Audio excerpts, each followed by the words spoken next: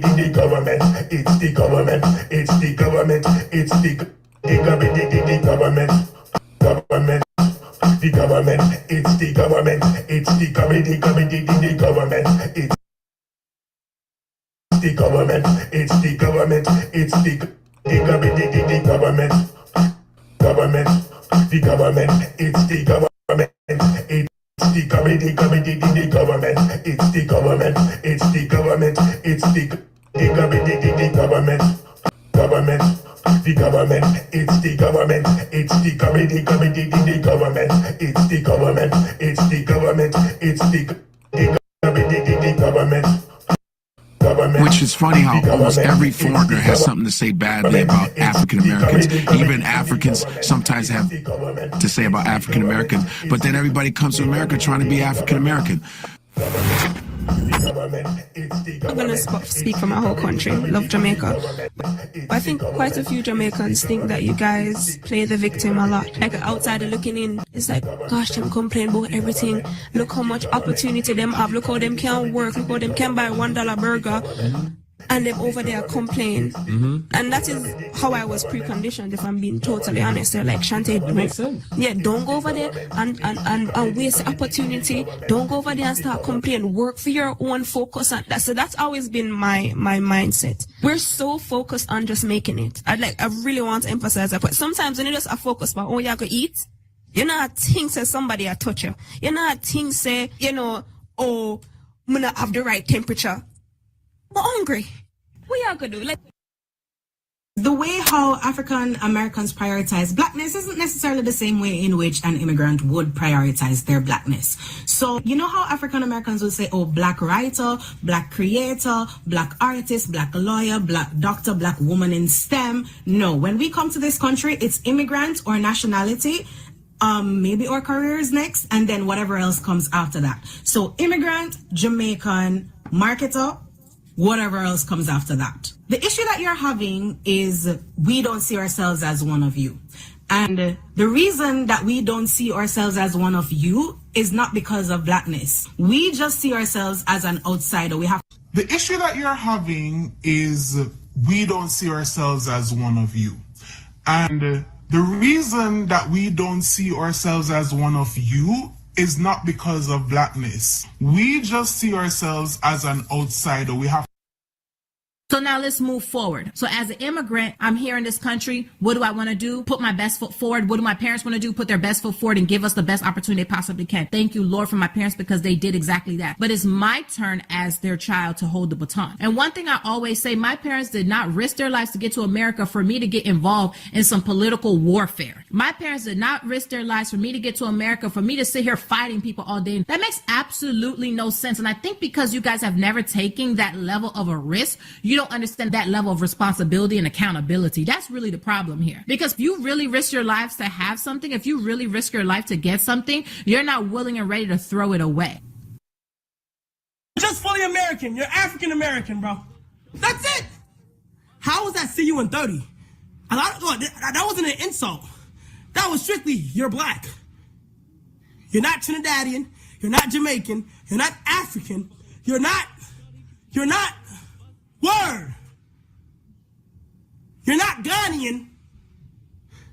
You're not Dominican. You're not Puerto Rican. You're not Cuban. You are American. I farted so loud. Black Americans people, I don't like them because they take lots of drugs. Really, that's what I think. But have you met any Black Americans in real life? No, like in the movies. I didn't meet them. Now, what do you think about the Black American culture? Fucked up. I'm sorry. Is it like okay, the fucked up humanity group that's Black Americans, yeah. And I actually feel bad for saying that. It's true. I know it's true. Now, why do you believe that? Because they mostly don't belong where they are. the Americans. We all know they're Americans. They know they're Americans, but they don't belong there because they are minor. One for that, they are minor, and the racism and everything. They don't belong there actually. So they belong here, and they are not here. So they are fucked up. That's really interesting. So, I had no idea. So I have this tweet by McBeanie _, and they said African Americans are by far the worst representation of Black people. They are obnoxious, self-righteous assholes that make people's lives a living hell anywhere they go. And then she got like 390 likes. Is she also Black? No, I don't know what she was. This is what she said. Yeah. Wow. Mm-hmm. That's really a lot of hate, I feel like. But like my mom would agree with that comment. She would agree with that post. She would say like, lazy, like loud, rude, all the negative connotations. That's interesting. So let's explore that. Yeah, that's really interesting. Yeah, but I also will say that like my parents definitely came over here with stereotypes about African Americans. When Africans are immigrating to the United States, their idea of African Americans, like, take away modern times where we have like the internet and everything, it's coming from TV, right? Where they're just seeing these rappers and these music videos, and you're seeing these movies and TV shows with people shooting guns and like cussing. Ignorance from our parents as well. Our parents say things to us in which, at least I can't speak for African Americans, but I know Africans, our parents say things to try to get us to stick with other Africans instead of branching out, and for that festered. So now it just lives on as we get older. So I agree with her in that aspect, but also another thing I feel like isn't talked about enough is the way our parents will talk about Black Americans. Because if we're being honest with ourselves, our parents are not respectful. They will say things to try to instill within us to divide away from them, but like being lazy or not as clean or stuff like that. And I feel like that also helps perpetuate the divide, which also needs to be acknowledged. Okay, so growing up, I had this ideology from the media, from people around me, that African Americans were these ghetto, noisy, arrogant, aggressive, just criminal. So I think this was the intent of my elders as they reminded me to stay away from akatas. Akata is a derogatory term for African Americans. I didn't understand why at the time, because I knew nothing about propaganda, media, or anything else we'll discuss today.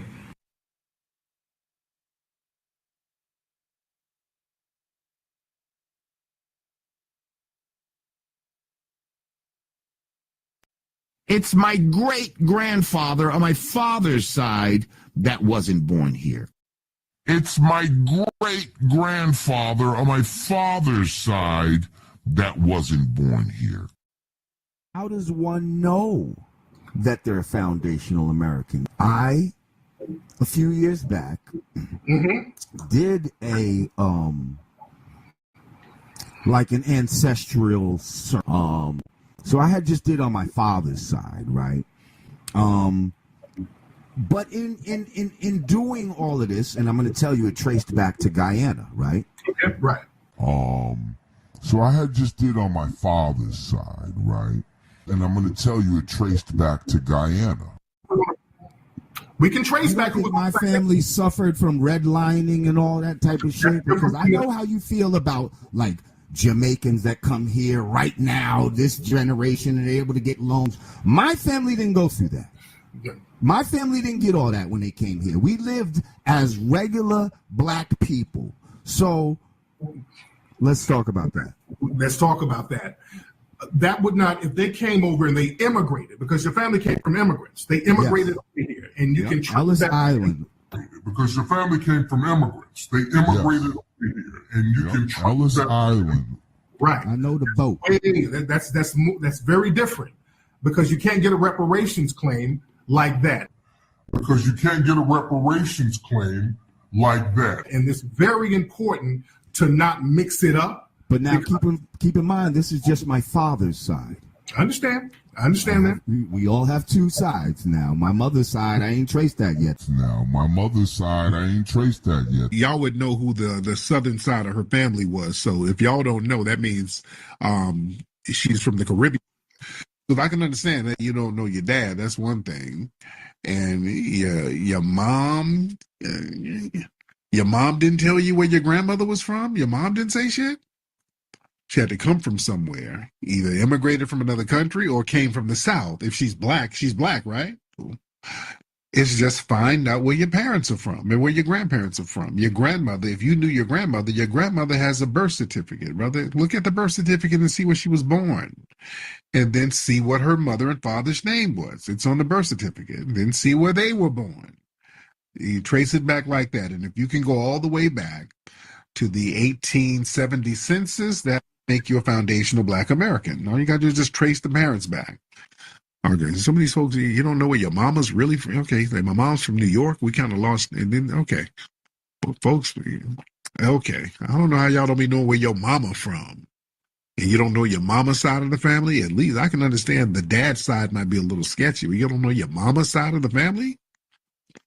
See, that raises red flags. That raises a lot of red flags when folks don't be knowing what their mama's side of the family is. All right? That's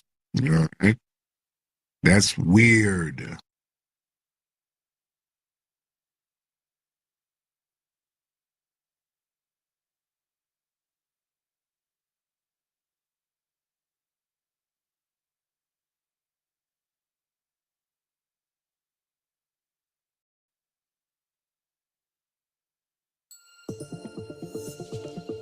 Go from homemade recipe to household name.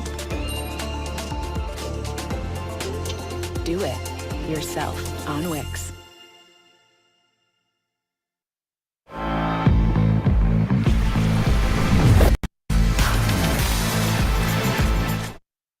Makoko, a vibrant community built on stilts above the water, is one of the most unique places in Africa. Located in Lagos, Nigeria, this floating slum is home to thousands of people who live, work, and play on the water. In this video, we'll uncover some surprising facts about Makoko that reveal the incredible resilience and resourcefulness of its residents. From innovative floating schools to bustling waterways that serve as streets, join us as we explore the fascinating life in Makoko and see how this community thrives against all odds.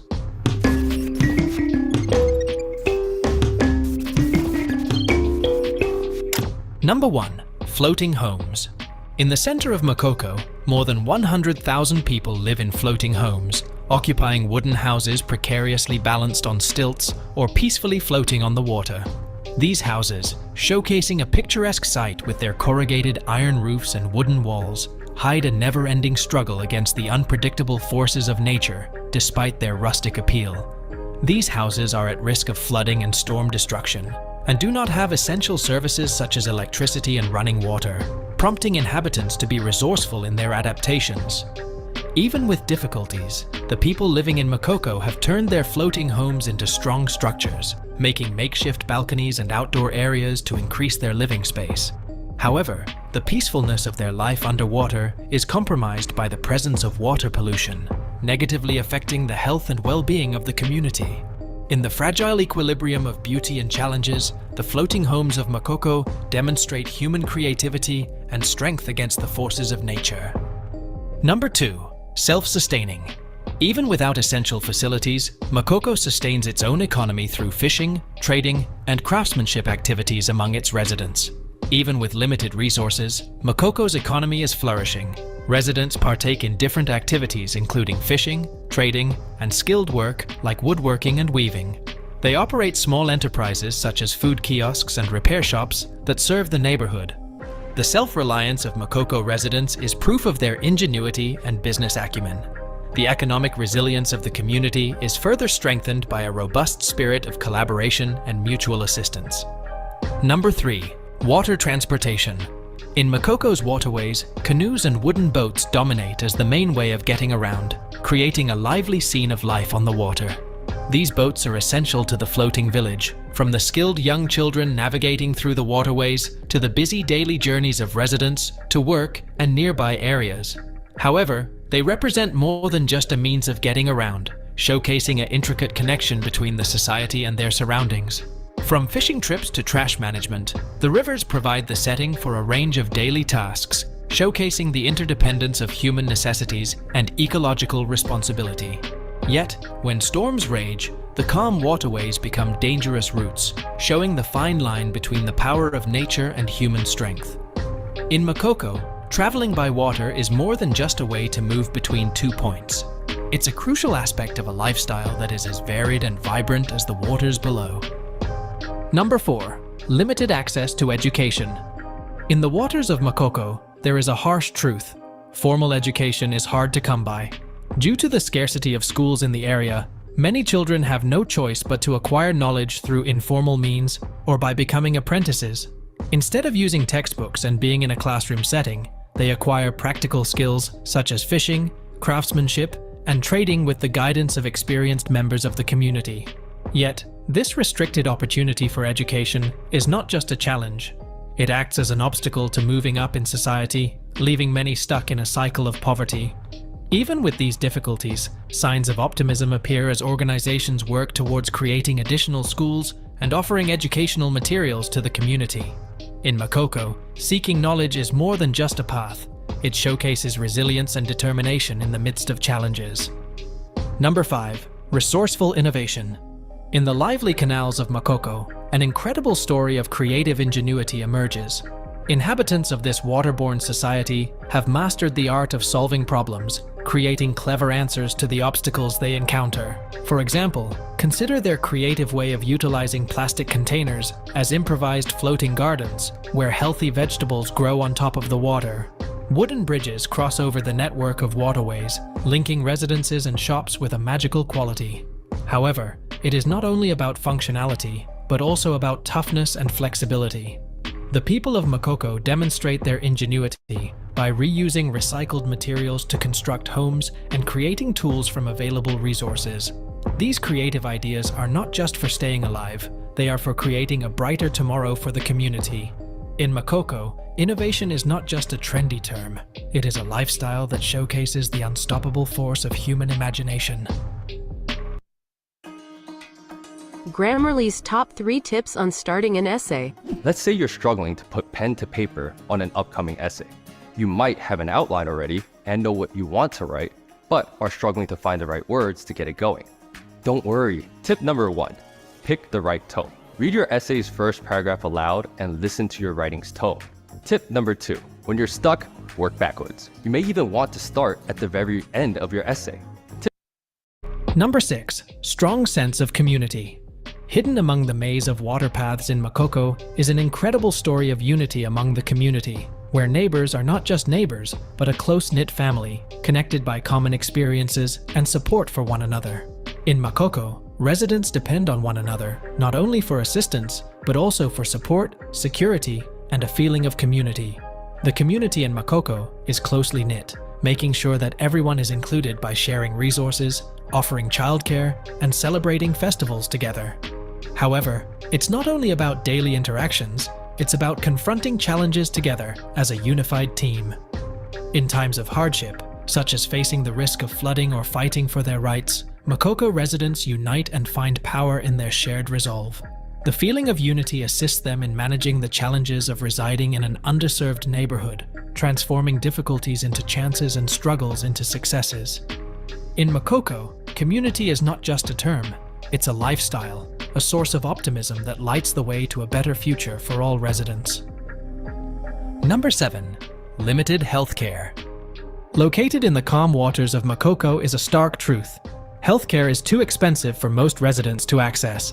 In this floating society, there are few medical resources available, similar to the rarity of a refreshing breeze on a hot day, forcing residents to deal with limited choices for medical care. Many people choose traditional medicine or travel to mainland Lagos instead of using modern hospitals or clinics, which not only costs them money, but also takes away valuable time from other activities. However, the absence of healthcare access is not simply a minor issue. It poses a looming threat. Without adequate medical resources, the community is at risk for various illnesses and injuries, with limited options for treatment and care. Not only do acute illnesses present a danger, but essential healthcare services like vaccinations and maternal health care are also scarce, making the community even more vulnerable. It is a stark truth that highlights the immediate necessity for taking action. However, in the midst of difficulties, there is optimism. Organizations and individuals are putting in extra effort to close the healthcare access gap and offer crucial assistance to the community. From mobile clinics to community health projects, these endeavors offer a glimmer of hope in an otherwise grim setting.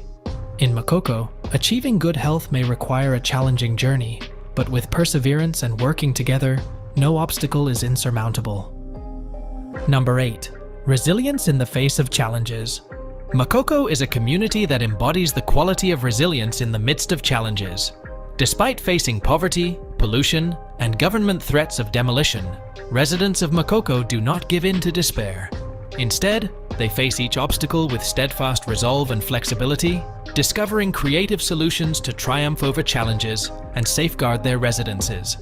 They show an incredible ability to deal with difficult situations and also work together to promote their beliefs. However, the strength of those living in Makoko extends further than just surviving. It is based on a strong connection to their own culture and history. In the midst of the busyness of everyday life, they discover comfort and resilience in their common customs and beliefs. Colorful celebrations, customs passed down through generations, and a deep connection with each other unite them, offering encouragement and unity during challenging times. The diverse cultural fabric of Makoko gives strength, enabling its people to stay strong in times of uncertainty. Despite the difficulties, a sense of determination and optimism fills the atmosphere in Makoko. Residents opt not to let their circumstances dictate their lives, but instead, they choose to approach each day with positivity and strength. Their steadfast determination acts as a guiding light in a world frequently obscured by darkness, exemplifying the strength of the human spirit to overcome challenges. In Makoko, resilience is more than just a term. It is a lifestyle, a reflection of the power and toughness of the human will. Watching the impressive strength of the people in Makoko serves as a reminder of our ability to face obstacles and move forward, regardless of the circumstances. Number 9. Cultural heritage. Resting beside the peaceful waters of Makoko is a beautiful display of different cultures that bring color to the community. Makoko is a community with a varied population, consisting of the Egun, Yoruba, and Igbo ethnic groups, blending their traditions to form a distinctive and vibrant cultural environment. Every cultural group contributes unique traditions, faiths, and behaviors, enhancing the tapestry of communal existence and promoting solidarity within diversity. Makoko's cultural heritage is defined by the different festivals and rituals that mark the community's annual events. These traditions, from vibrant fishing ceremonies to reverent ancestor worship rituals, offer stability by connecting residents to their shared past and collective identity. Makoko residents unite at these festivals to honor their cultural heritage, building stronger connections in the community and sharing traditions across generations. However, the cultural heritage of Makoko goes beyond its festivals and rituals and is ingrained in the daily life of the community, evident in its art, music, and traditional attire. Colorful artwork hangs in residences and shared areas, showing everyday life, traditional stories, and legendary tales. The streets of Makoko are filled with rhythmic drum beats and the melodic sounds of traditional instruments, creating a musical backdrop for everyday life. Traditional attire also holds a vital position in safeguarding and showcasing Makoko's cultural legacy. Elaborately woven textiles, decorated with colorful designs and symbols, stand as a visual portrayal of the community's abundant history and identity. Every piece of clothing narrates a tale, showcasing the wearer's ethnic heritage, societal standing, and individual preferences, all while acting as a symbol of pride and linked to the community's cultural heritage. In Makoko, culture isn't just something to be preserved, it's a living, breathing entity that shapes every aspect of community life.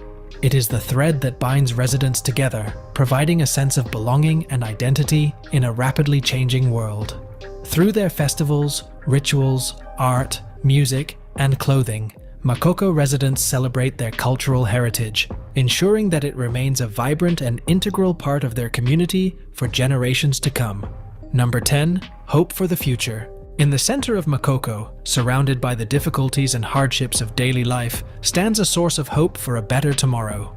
Despite encountering poverty, restricted access to healthcare, and insufficient infrastructure, the community remains determined not to give in to hopelessness. Instead, they continue moving forward with strength and persistence, driven by a shared goal for transformation. The Makoko Floating School and community-driven projects are leading the path for development, providing improved education, healthcare, and infrastructure for residents. Advocacy groups and dedicated community members are voicing their concerns and working tirelessly to meet the needs of Makoko residents. However, what is most motivating is the constant hope and persistence that fills the community. The community members are not simply observing from the sidelines, but rather playing an active role in determining their own destiny, driven by a determination to end the cycle of poverty and exclusion. The confidence in a better tomorrow is apparent, motivating them to keep moving forward despite challenges. In Makoko, hope is not simply a far-off aspiration, it's a concrete manifestation, showcasing the enduring fortitude and power of the human soul. Number 11. Environmental challenges. Located beside the Lagos Lagoon, Makoko deals with various environmental issues that endanger the health of its strong inhabitants.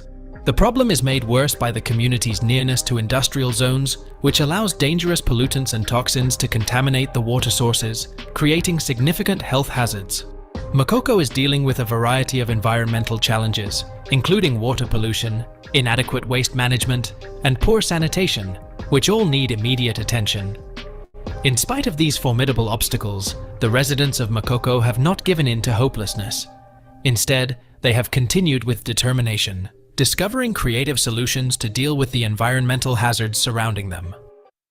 Living with opioid addiction can be a struggle, trapped in a cycle of opioid use, withdrawal, and cravings. Sublocade is for adults with moderate to severe opioid addiction, whose withdrawal symptoms are controlled by oral buprenorphine for at least 7 days and should be used with counseling. Sublocade may help them keep moving towards recovery. Sublocade continuously releases the medicine buprenorphine all month with no real daily ups and downs. Buprenorphine is known to reduce cravings and block the rewarding effects of opioids. Sublocade can cause serious life-threatening reactions and death if injected in a vein or if taken with... Creating temporary filtration systems for drinking water is just one illustration of the ingenuity and determination shown by Makoko inhabitants when dealing with challenges. Nevertheless, the journey towards environmental sustainability is lengthy and challenging. Inefficient waste management and improper sanitation practices persist in the community, resulting in increased pollution and health hazards. However, in the face of these difficulties, there is a small ray of optimism. The people living in Makoko are not just helpless in their situation, they are actively involved in molding the destiny of their community. By engaging in local efforts and community-based projects, they are dedicatedly tackling environmental challenges to build a cleaner, healthier environment for current and future generations. It is a challenging job, but one that is approached with steadfast determination and resilience. In Makoko, advocating for environmental justice involves more than just saving the planet. It's also about securing the health and prosperity of the community, ensuring that all individuals can prosper in a secure, eco-friendly setting. Number 12. Government neglect and threats. Makoko reveals a tale of strength in the face of government neglect and intimidation. Even though Makoko has a lively culture and energetic residents, it has faced ongoing threats of demolition and eviction from authorities due to concerns about illegal settlements and environmental damage. Nevertheless, the determined inhabitants have remained steadfast, asserting their entitlement to their residences and means of living via demonstrations and lobbying endeavors. However, the difficulties go further than just dangers, as Makoko still struggles with lack of attention from the government regarding crucial services such as healthcare, education, and infrastructure. This lack of attention causes the community to have difficulty obtaining essential amenities necessary for their health and development. In spite of these challenges, Makoko residents possess a strong sense of perseverance and are determined to not be silenced or overlooked as they strive for a better tomorrow. Their strength is evident as they come together, asserting their rights and putting in endless effort to create a better future for themselves and the generations to come, despite facing neglect and threats. I'm here. I first of all, I don't believe those astronomical numbers simply for the Okay, fact okay, that. all right. So let's just move on. But Okay, it, but no, it, no, no, but no, no. it, Okay, so now I got to meet you there because, bro, you're just cherry. At this point, you're just cherry picking. No, I'm not. I'm telling Yeah, you. okay, dude. The same these reports talk about the rapes, man. All right, and this is why I didn't want to talk about Rwanda anymore, and you kept trying to force it on me. All right, so let's go for it. Let's move on. Okay, but let me just say this one quick Nah, point. let's move on because Let me just say this one. no, if you're not addressing the rapes in a serious manner, I am no, though. I'm good. Let's just move on. Let's move on. I am. Because I wanted to move on before, and you kept forcing the conversation back to Rwanda. I wanted to move. Now, I'm moving on, man. I don't want to talk about Rwanda. Let's talk about something else. Um, like we exhausted Rwanda. I think we OD'd on Rwanda actually. Yeah, you started by saying Belgium had nothing to do with it. I proved they did. I never said that. Okay, we got to meet you because he's still talking about it. I never said And that. I proved France armed Okay, them. so he wants to keep. Yeah, this dude is sick, man. I said I wanted to move on 10 times, and he's still okay. But lastly, and then he lies and say I said nothing. I never even mentioned them. You mentioned them. Okay. France and Belgium was behind Rwanda, bro. Man, nobody even argues that. That was never a debate. That was my only point. Yeah, but that was nobody's debate though. That was somebody That was my only point. Okay. Nobody was debating that. All right, well since you want to do that, then why did the Nigerian government do their people dirty? Oh, didn't we just go over this the other day? No. Jesus Lord. No.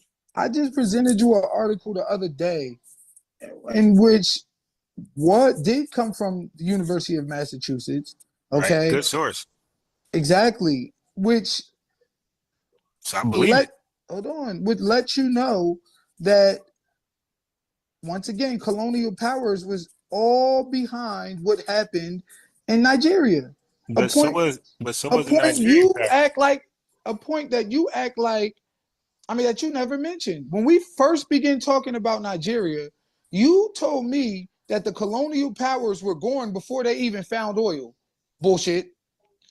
Then you went on to try to act like the only reason their oil was depleted was because Nigerians were just tapping in a pipeline, stealing their own oil and fuck the whole thing. No, but what you did not mention, okay, is that the 1914 Mineral Act allowed for so how did the 1914? Let me finish. I'm asking. You mentioned the 1914. So how did that act? I'm about to explain it to you. But you don't even know the question. How did that act end up coming to be? What parties were involved in the act? That's not the point that I'm making. Yes it is, because if there's parties involved, it's a legit contract. So what parties was involved in the 1914 Mineral Act? I'm sure it was Britain. What about Nigeria? Well, they were colonized. No. They were colonized at the time. Hold on. All right, I'm gonna just let you talk. Okay, right. Because when you about to get kicked in the stomach, you keep letting me talk. Dude, colonize is one thing. But when they bring you paperwork, you can sign or say, I don't want no parts in it. Okay, so nothing said that they had a gun to their head and said, sign this. Real quick, I gotta charge my 5 minutes, and then I'll get my 5 minutes after that. But I'm listening. Okay. All right, so I'm just gonna read the article. So this ain't even 5 minutes. I'm just gonna read the article. All right, so how did I? Okay, good. So let me share my screen. So this is DJ Focus article, by the way. Like as he proudly said. So his article, that means that he's responsible for it. So we're not gonna deny events here. This ain't an article. So we got the political and environmental effects of oil in Nigeria. – This is a good article, responsible source. And you see when he used a credible source, it usually kicks him in the butt. That's why I keep running to newspapers. Okay. And this is the EDU. So it says Nigeria became a protectorate under Britain in 1901 and remained under British colonization until 1960. During the early years, the British pushed for exploration to discover and extract valuable natural resources predicted to be present in the Niger region. So they predicted this. How did they predict this and then Nigerians didn't predict this? Finally, in 1956, oil was discovered in Liberian, and since then, oil has become a leading source of economic value. Let me make it bigger. Right, too small for the chat. For the playback. Okay, I think this should be big enough. Straighten. Hold on. Okay. So this is definitely legible. All right. So I'm right here. In 1960, Nigeria became independent and took control. No, I wasn't there. Actually, I was. Okay. So in 1960, Nigeria became independent and took control of most of its oil reserves. There you go. So DJ Focus, do you agree that Nigeria became independent and took control of most of its oil reserves in 1960? Or do you dispute that? Okay, so your silence means you agree. Okay, so due to the great success of the oil industry, Nigerians chose to move forward with both the legal and illegal. So now hold up, keep in mind, chat, they're no longer colonized. They're independent. Okay? And look what they chose to do with their INDEPENDENT. Do you know what that means? Look what they chose to do with their independence. Nigerian chose to move forward with both the legal and illegal extraction of oil in order to continue to maximize their wealth. These are some greedy bastards. Okay, they want to maximize their wealth. No, they're just as Can I greedy ask you one as question? yes, please. Okay, in 1960 they became INGE, right? But 1914 Mineral Act kept where Britain was in control of all the subsurface resources until 1969. So how Yeah, is yeah. INGE? But that's a You because don't even you asked the question. You asked hold the on, let me question. no. No. That's the question. 'Cause I'm reading the article. How you gonna come? How you step in the article? Ask a question about the article, and then start teaching. You asked the I question. want to So finish my question. okay, you asked the question. Come on, man. Not your question as long as your lectures. Oh, let me Okay, ask. no. I'm gonna finish reading the article, dude. And stop. You asked the question in the middle of the article. Please stop, Okay, I gotta mute you because I'm reading the article and you step right in. bro. I asked you to ask you a question. Okay. I want to Oh, finish my okay. So question. no. Don't So be no. confused. How about this? Ask the question when I'm done with the article because I didn't know you was gonna step in the middle. Bro, can you stop, man? Stop muting me for real. Yeah. Well, stop cutting in. I'm reading the No, article. for real, like it's pissing Okay. me off. Okay. Well, stop cutting in, man. Let me finish the article. I want you So to answer the question. ask me. Write it down. I'll answer after the article. Okay. Tell me I can So ask the question and start muting me. yeah, because you asked the question, then you never gonna fit. I'm still asking the question. Like, how long a question gonna be?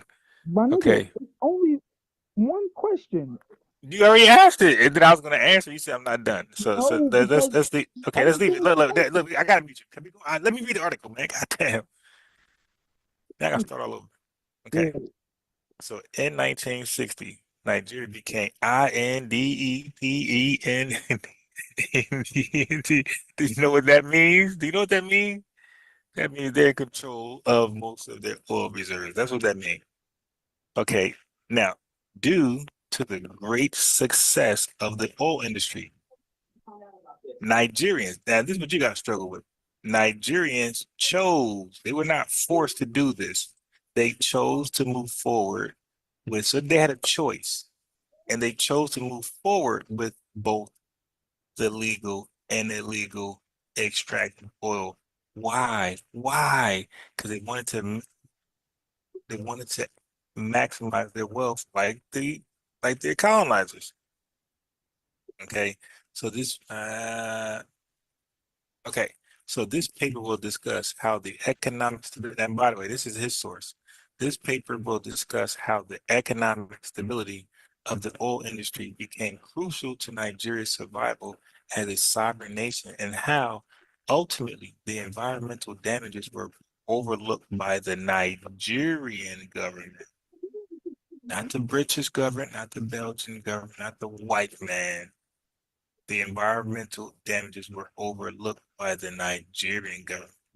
Okay, so the colonization of Nigeria was a direct result of the Berlin Conference 1884 and 1885. Okay,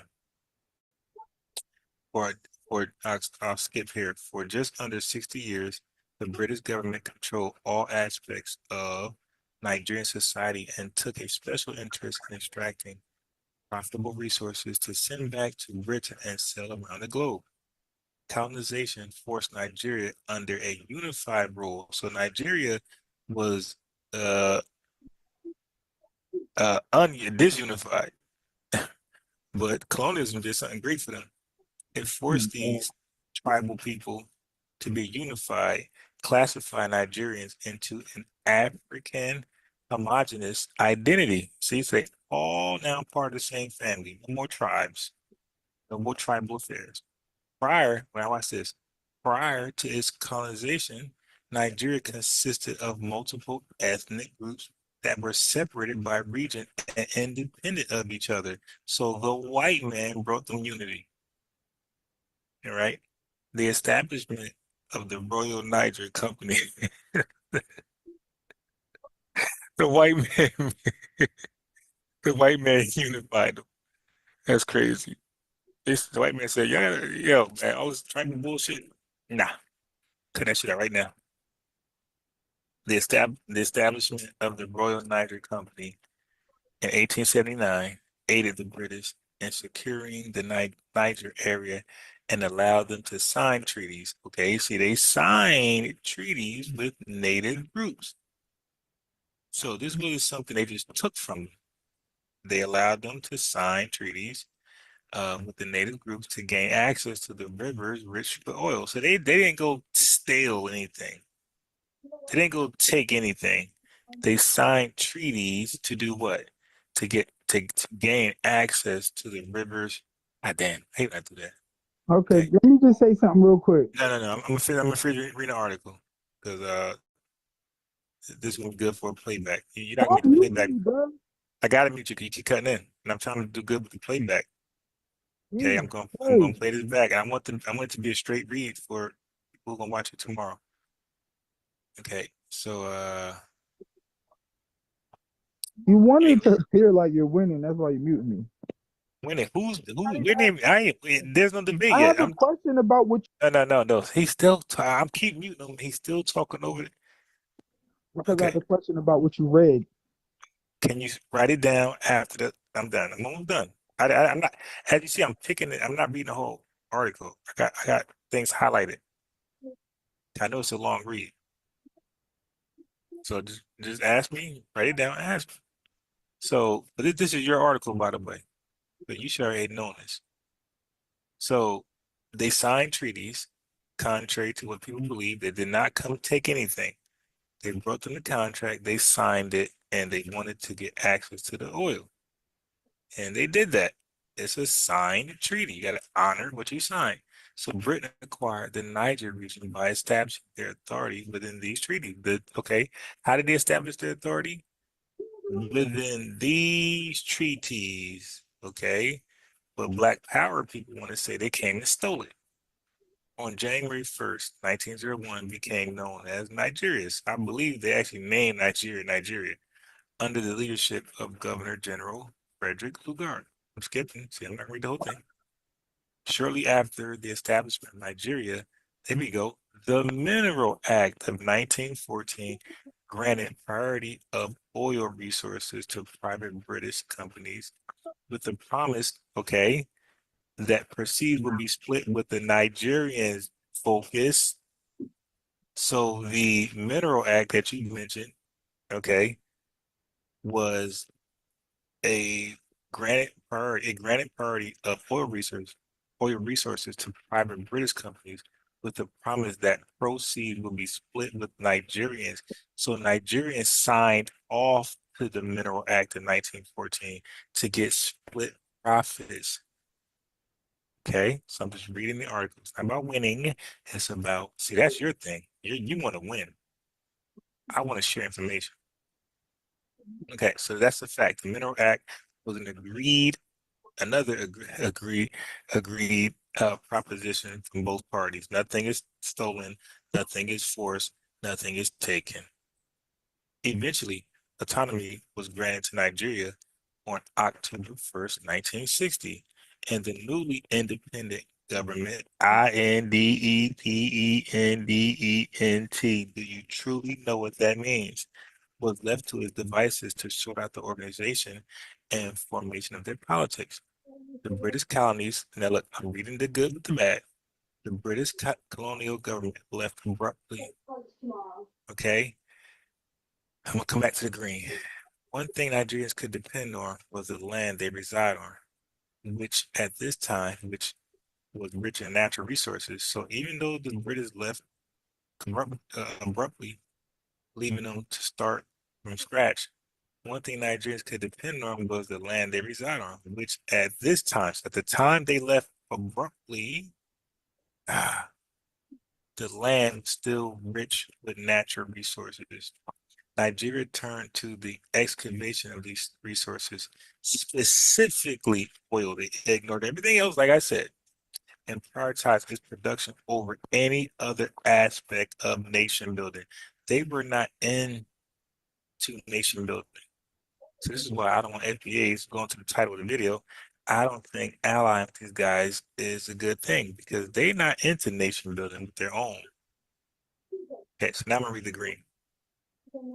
The British colonial government left abruptly, leaving the newly formed country of Nigeria to navigate the creation of its own modern governmental system, legislation, and societal values. Nigeria was tasked with building an entire country from scratch. That's bad. Okay, they were left naked, basically. Okay, and then we read that what they could depend on is the natural resources. So now, but out of the natural resources, they only wanted to make oil. They didn't prioritize its production over they prioritized the production of oil over any aspect of nation building. They were not involved in infrastructure or nation building. Okay, the lack of attention on creating a solid system of government left Nigerian politics in a highly vulnerable position as the nation struggled to institute a formal system of government. So they sacrificed their government for oil. They didn't give a damn about government, politics, strong government representation. They didn't care. Watch this. Without a consistent level of authority, the Nigerian government failed to supervise resource extraction. So there was no regulatory body like we have over here in America and most European countries. They understand that it's important to have a regulatory government body to supervise and regulate daily activities, okay? Making sure you don't poison your own people. Right now, nobody white was here. These are choices the Nigerian people are making themselves. Nobody forced them to don't focus on building a strong government. This was their thing. They wanted money. Okay, we're almost done. See, only this is highlighted. Up until 1968, the Nigerian government had limited involvement in the oil industry and restricted themselves to financial involvement through taxation of oil companies and collecting royalties. All they wanted was money. Money. Okay. Skip. As Nigeria faced division within the transformation, so now they're dividing amongst themselves. Okay. No white man. to an independent IN nation, it held on to its most profitable attribute of oil. Oil companies acknowledged Nigeria's struggle and Shell offered to invest in the transformation to an industrial Nigeria. So now watch this. You see? So they keep offering things. They're not taking anything from Nigeria. They're offering them deals. They don't have to take it like, look, however, Nigeria preferred its agrarian-based society and refused to industrialize. So they turned them down. They don't gotta take the contract. They don't gotta sign the treaty. However, they agreed to a relationship with Shell, one in which Nigeria offered them continuous exploitation of oil and in return receive financial support. You see, it's all about the money. A portion of whatever money Shell made from Nigerian oil had to be given back to Nigerian government. So they didn't care what Shell did with the land as long as you pay me. However, with the oil boom in the 1970s, Nigeria found their way to the Organization of Petroleum Exporting Countries, OPEC. In 1979, Nigeria decided to nationalize the assets of the British Petroleum Company, a step towards greater oil control, however, did not particularly lead to better management of the oil extraction process. Despite gaining authority in the Niger Delta, Nigerian officials did not seek a more environmentally friendly approach to extract the oil. So they didn't give a damn no different than the British. The Ogoni people, a native group located around the Niger Delta, relied on the land for income and the nourishment of their community up until the extraction of oil in the region. So these are the only people in Nigeria I feel bad for. These are the only people in Nigeria I feel bad for. These are the only innocent people that if we're going to build an alliance with somebody, I will rock with these guys right here. But the rest of Nigeria, no way. You'll never get me with these people. In addition, the Ogoni were contracting skin diseases as a side effect of the polluted water. Now that's messed up. These are my people. This is my family. This is my family right here. Not the Nigerians though. Not only were indigenous groups being negatively affected, and my boy Godfrey. Not only were indigenous groups being negatively affected by the process of oil extraction in their region, but they also were not getting any profits made. So they was making their Ghana people suffer for all the side effects of pollution and destroying their way of life. And they didn't get one red cent. Skin diseases. This is the Nigerian government behaving just like the British government. Okay? You know why? Because hurt people hurt people.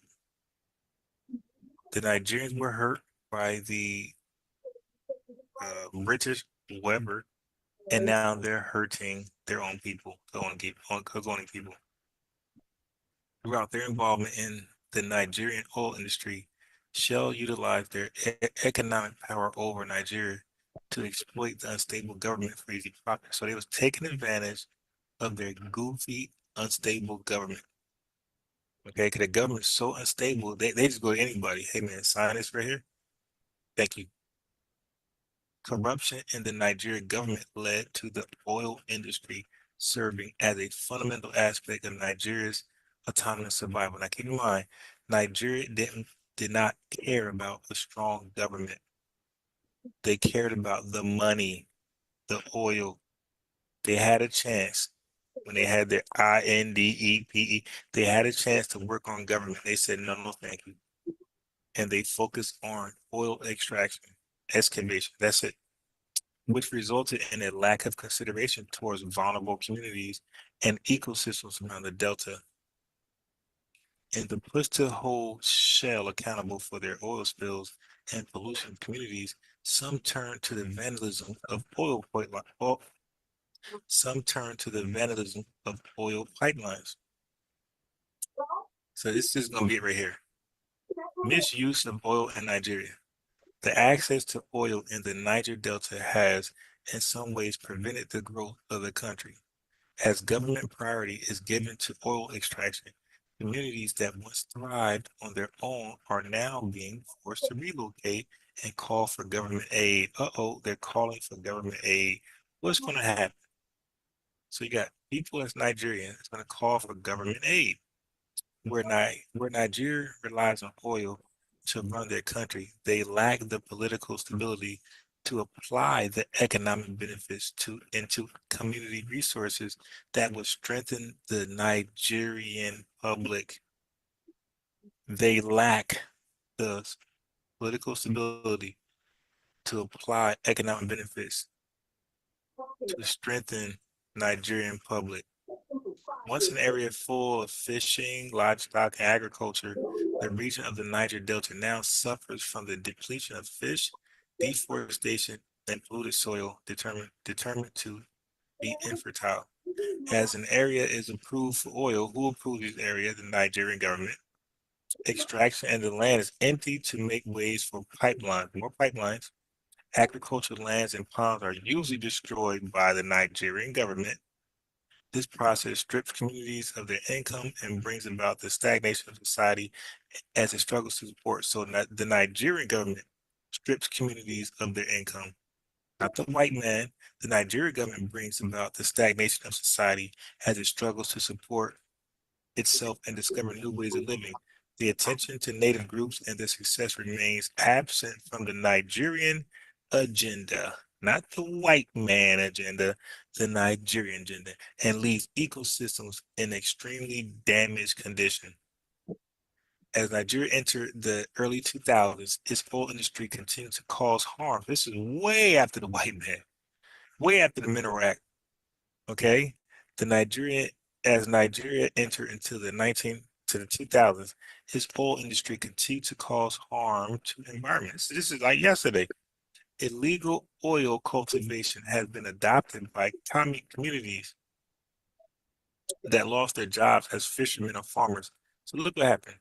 This illegal practice of oil caused these guys to lose their fishing and farmer jobs because they killed the land and the water. That's crazy.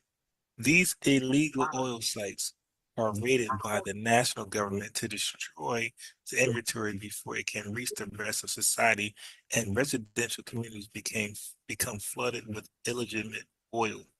Communities already polluted by oil spills and gas flaring are forced to participate in the extraction of oil to receive some form of income and in turn extend the destruction of the environment.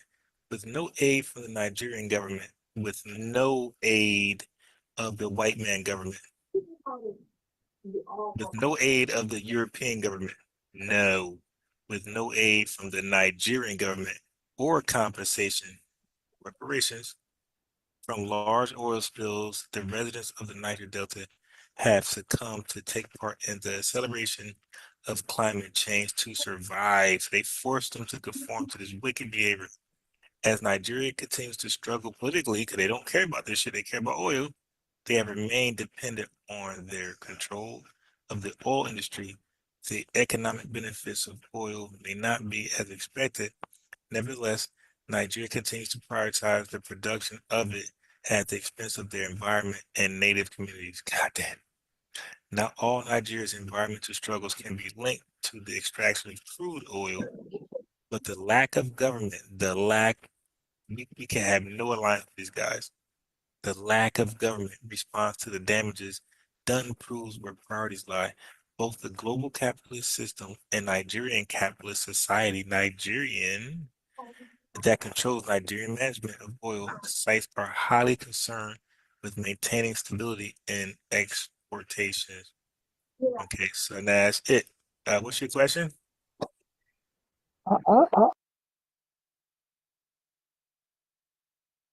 What if I were to tell you that one single business could take over an entire nation, poisoning a country's water supply with cancer-causing substances, destroying the nature and livelihood of millions? A business in control of a major nation's own national military, with full control of their government, using propaganda and killing protesters who get in their way. Well, this is what's been happening with Shell in Nigeria. Shell, a business who's owned by some of the biggest royal families in the world, has now quite literally colonized an entire country. They have developed a blueprint for companies around the world to take over nations. This is a story that has been covered up internationally. Propaganda runs deep, because if people knew the true extent of the story, there would be global outrage, and it's time we talked about it. So how could one single company take over an entire nation? Well, there's several steps you have to take. The initial and most obvious step when taking over a foreign nation is first deciding which one will be the target. The location needs to have untapped resources, whether it be people, minerals, or oil. If you can get all three, that's perfect. And it's even better if these are the things that the majority of the country's revenue comes from, whether it be solely bananas, diamonds, copper, or the most prolific of all,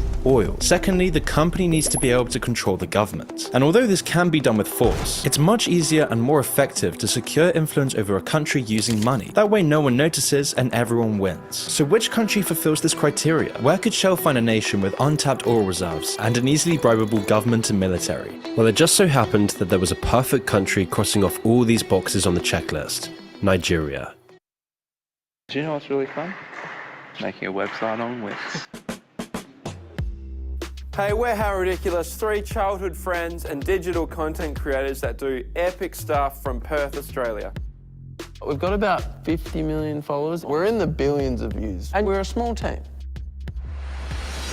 We always felt like our content was all about entertainment and being fun, but there was also this, sort of professional business side. One of the things that we So now it was time for step 2, making Nigerian officials completely dependent on Shell. So how do you get Nigerian officials dependent on a single business? Well, you have to control their main export, and in the case of Nigeria, this is oil. So the process was simple. One of the main ways that Shell would take control of Nigeria was by controlling the oil extraction infrastructure. To do this, Shell would tell the Nigerian government that we will develop your country, give you loads of jobs, give you tons of foreign investment if we're given permission to build the oil extraction infrastructure. This seems like a great deal for the Nigerian government. Being a poor country in need of foreign direct investment, they want foreign companies to build up Nigeria's infrastructure. Because if they do this, it means there's more investment in the country, there's more jobs, more prosperity, more tax, and the better the country develops. So having this big multinational company offer to develop better extraction methods for your main export does seem like a win-win. However, this didn't come without a price,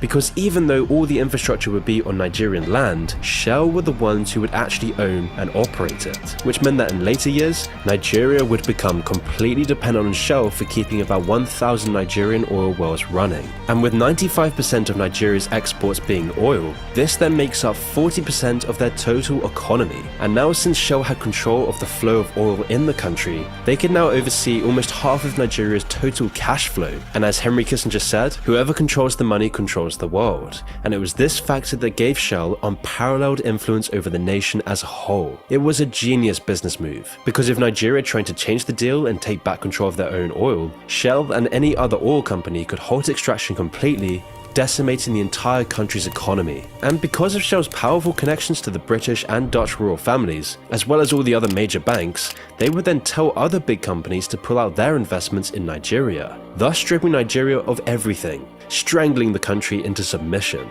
Shell also controls the distribution network for the oil. So even if, by some miracle, Nigeria managed to gain control of the extraction process, they would still need Shell to export it out of the country. And this oil money doesn't just fuel Nigeria's economy, it also makes up over 65% of the Nigerian government's revenue, which means Shell is the Nigerian government's daddy. It's this reliance on Shell's infrastructure that really mirrors an abusive relationship, where the company can do whatever they want and the Nigerian government is powerless to stop them. If Shell ceased their oil extractions, it would push the economy into a deep recession, all while leaving the government penniless and unable to do anything. This problem would then quickly lead to civil unrest and revolt, a fact that the Nigerian government is very aware of. But then why is the Nigerian government so passive to Shell? Why did they even let this happen?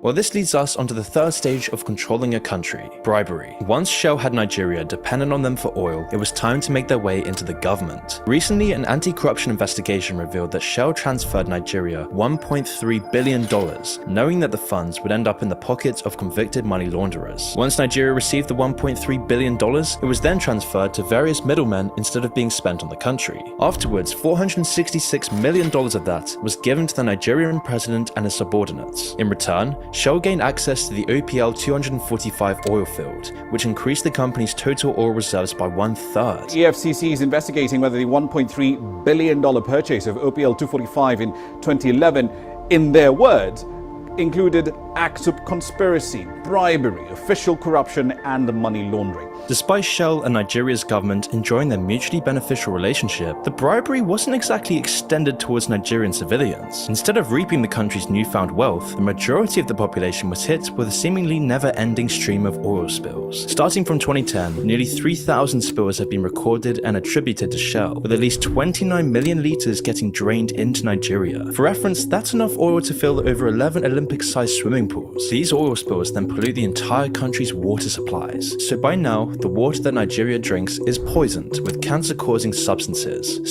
that also kill the surrounding nature, taking away the nature, farming and fishing industries that many Nigerians are dependent on. The oil operations also contaminated the water supply and agricultural land, killing wildlife and destroying economies that were based on subsistence farming and fishing, further impoverishing and poisoning the Nigerian people, making the Nigerians more and more dependent on Shell to give them money. As you can imagine, the local population wasn't all too happy with these constant oil spills, which leads us on to step 4 in taking over a country, controlling the civilians. While the methods of achieving this can vary from location to location, Shell has perfected controlling the populace. How could you make a country passive to your wrongdoings? How could you make them content with drinking cancer-causing water and having their entire country controlled by one company? If Shell couldn't control the civilians soon enough, their control of the country would collapse, people would revolt, and time was ticking. Shell needed to come up with a plan soon. And so what did Shell do? Well, they kept their head down and denied any wrongdoing. All the 4 cases were sabotage, so not actually done by Shell, they were actually by criminals who steal products. In fact, up until 2011, Shell only claimed responsibility for less than 40,000 gallons of oil spilled, or around 0.5% of their actual number. And with the growing money and power Shell was harvesting from Nigeria, but denying any wrongdoing wasn't gonna last. Shell needed to act like all good dictatorships, using all their power to squash any dissent with propaganda. Using the money they extracted from Nigeria, they would use this to crush the population. Now, Shell has a long history of trying to sway public opinion in their favor, but this hasn't been strictly through traditional means. Back in the 60s, Shell would secretly fund Dove Man Plus Care Whole Body DO protects you everywhere.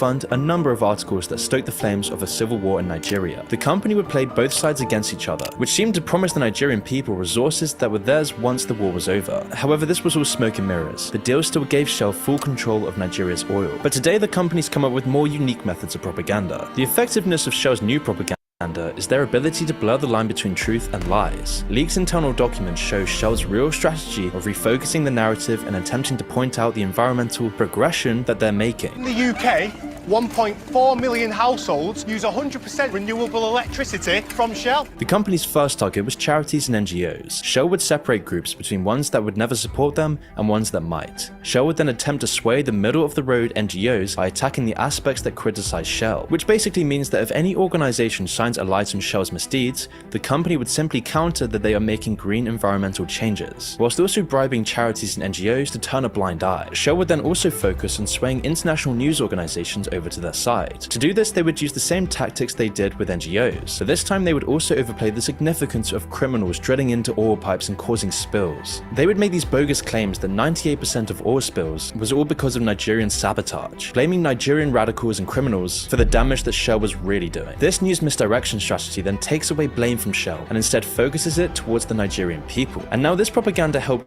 internationally, but this PR maneuver wasn't swaying the Nigerian civilians. While it was effective in publicly muddying the waters, there was still massive civil unrest in Nigeria. People were sick of Shell exploiting all their resources, their nature, their jobs, impoverishing their people and giving them cancer. The country was rising up and Shell was in big trouble. The time was running out for Shell. They needed to do something drastic. How could they keep the populace quiet? How could they force the population to be passive? This was a hard thing to do as Shell was openly destroying the country. Tens of millions of people relied on fishing for their livelihood, yet these constant oil spills were poisoning the coast and devastating Nigeria's fishing operations. All this bribery and propaganda just wasn't enough, which brings us on to the fifth and final stage of Shell's takeover of Nigeria, and this was to eliminate any opposition with force. You see, by this point, the Nigerian civilians were on the brink of revolution. People were realizing they had been colonized by one single company, and so the Nigerian population began to protest. And one of these protesters was a man named Ken Saro-Wiwa, president of the Movement for the Survival of the Ogoni people. From the very beginning, even though I was young, I could see that nothing was coming to the Ogoni people from the oil. This organization led a non-violent campaign against Shell's tyranny of Nigeria, and so of course Shell wasn't particularly fond of these protests, or Sarawiwa. This sort of pollution, to live with it in an area where land is in very high demand, is completely destructive of the community. In fact, they were threatening Shell's complete control of the country, and so Shell allegedly tasked the Nigerian military to do their dirty work. You see, throughout Ken Sarawiwa's life, there had been around 7,000 oil spills that contaminated the country's nature. This is just one of the places where decades of devastating environmental damage and pollution has been caused by the oil company Shell. The UN report released last week says it will cost $1 billion and 30 years to clean up the mess. Sarawiwa eventually had enough. He was sick of the Nigerian population becoming impoverished, sick, poisoned, and the nature surrounding him collapsing. And so he would organize multiple non-violent protests against the exploitation of Nigerian land, in addition to the lack of civilian financial benefits. This was causing Shell to start pulling their hair out. They were never going to give in to Mossop's demands. And yet getting directly involved in crushing these protests would be bad for optics. Charities and NGOs could no longer support Shell if they started crushing dissent. The international community would shun Shell forever. Shell might even get a bad ESG score, so Shell had to get the middleman to do their dirty work. And luckily for Shell, the Nigerian military had no problem getting their hands dirty, as long as they were getting those juicy bribes. According to Amnesty International, the firm's executives encouraged a brutal crackdown to silence protesters in the Nigerian region of Ogoniland. And so after around 5 years of the protests, Shell finally turned. They finally had enough, and ordered the arrest of Sarawiwa and 8 other tribal leaders. Despite the protests being peaceful, the men were charged with incitement to murder and were subsequently executed by the government. I said yesterday that I thought this was a fraudulent trial, a bad verdict, an unjust sentence, and it has now been followed by judicial murder. Everyone knew that Shell was responsible for this, and so the company agreed to fork over a relatively meager $9.6 million in an out-of-court settlement. After cutting off the head of these protests, life for normal Nigerian civilians hasn't really improved at all. In fact, this has just further cemented Shell's control of the entire country, which is why radical dissenters have begun taking matters into their own hands. Groups around Nigeria have started sabotaging pipelines in Nigeria, leading to even more spillage throughout the nation. This is inadvertently giving Shell more of an excuse to control the protests. Additionally, numerous oil company staff were kidnapped and held for ransom by a new militia called the Movement for the Emancipation of the Niger Delta. Although a ceasefire was called in 2009, this also didn't help matters either, as the Nigerian government would go on to announce an all-out oil war in the country. Shell and the Nigerian government against the impoverished, poisoned population. Because Shell is an almost monarchy in Nigeria, it's going to take an entire revolution to get them out of the country. And to do this, it's going to almost certainly require third-party intervention, since the government and military are entirely in Shell's pocket. And there's no sign of Shell slowing down anytime soon, as the military conflict regarding their oil operations in the Niger Delta is only getting worse. Violence is commonplace in the area, whether it be piracy, kidnappings, bombings, or other insurgency campaigns, all while Nigeria's resources are being poisoned by the day, with the population becoming more and more impoverished. All while the Western media praises Shell for their progressivism, helping the environment and helping stop climate change. I mean, Shell has literally taken over complete control of Nigeria, and yet there's still no real backlash in the West. So if you're a company planning on economically subverting a country, following in Shell's footsteps isn't a bad place to start.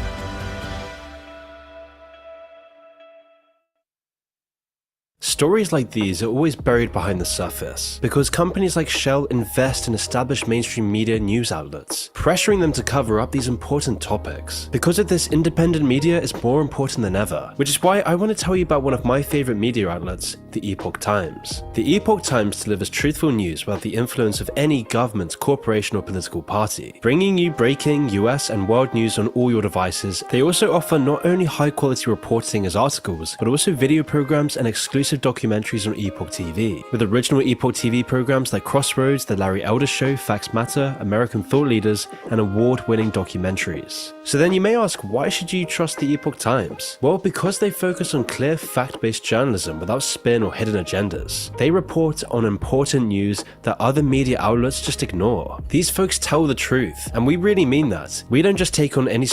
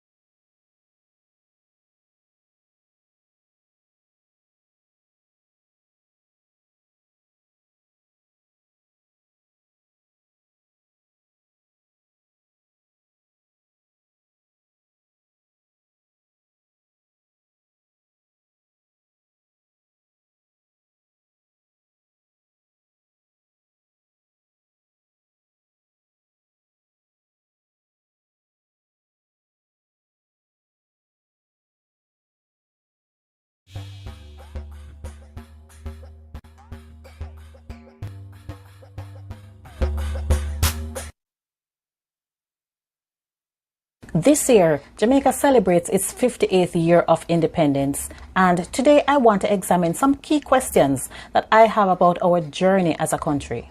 The first one is, are we really an independent country? This pandemic has laid bare some harsh truths, one of them being that our political independence in 58 years has brought little, if any, economic independence. I don't feel good about our overwhelming dependence on tourists, mainly white people from colonizing countries, coming to experience old world charm as one hotel chain advertises itself.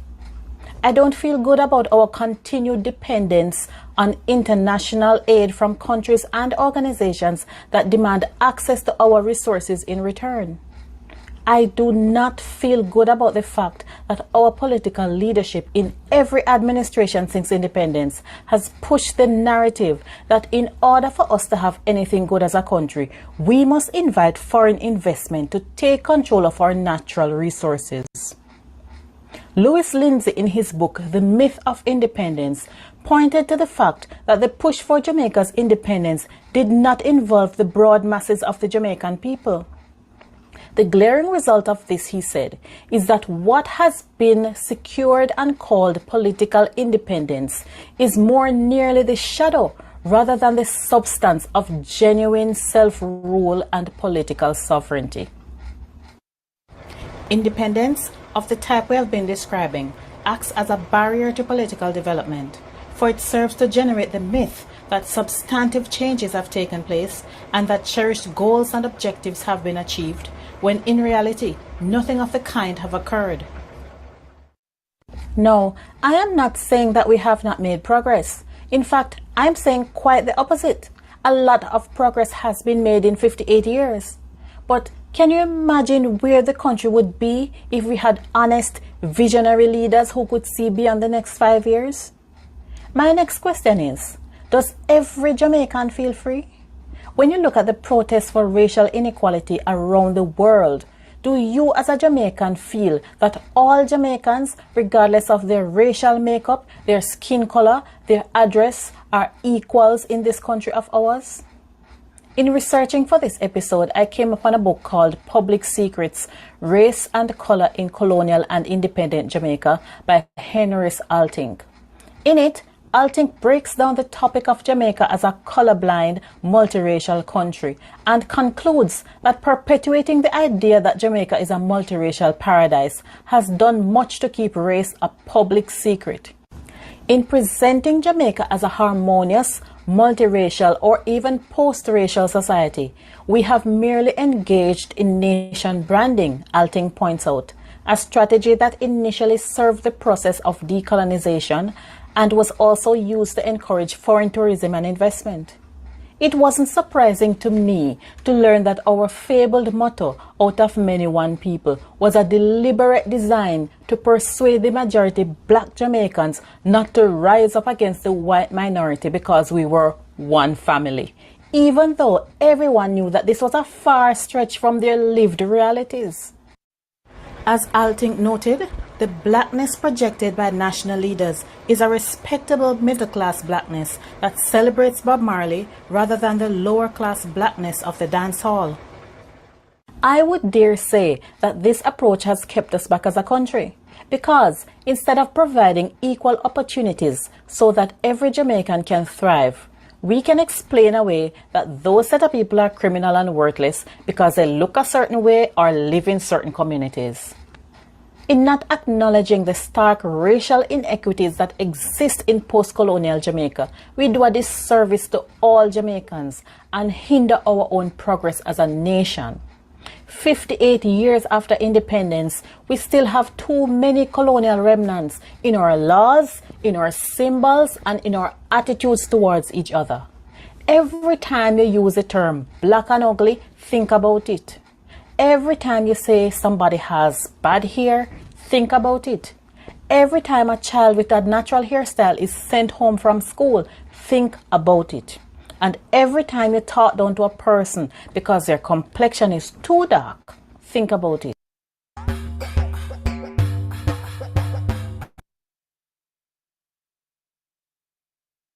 If I were to go to heaven tomorrow, I would want every diabetic, including you, to know this.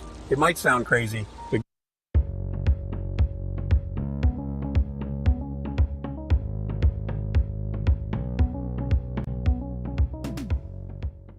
the similarities between Jamaica's and US politics make me so uneasy because both countries have pushed a brand of nationalism that is completely unhinged.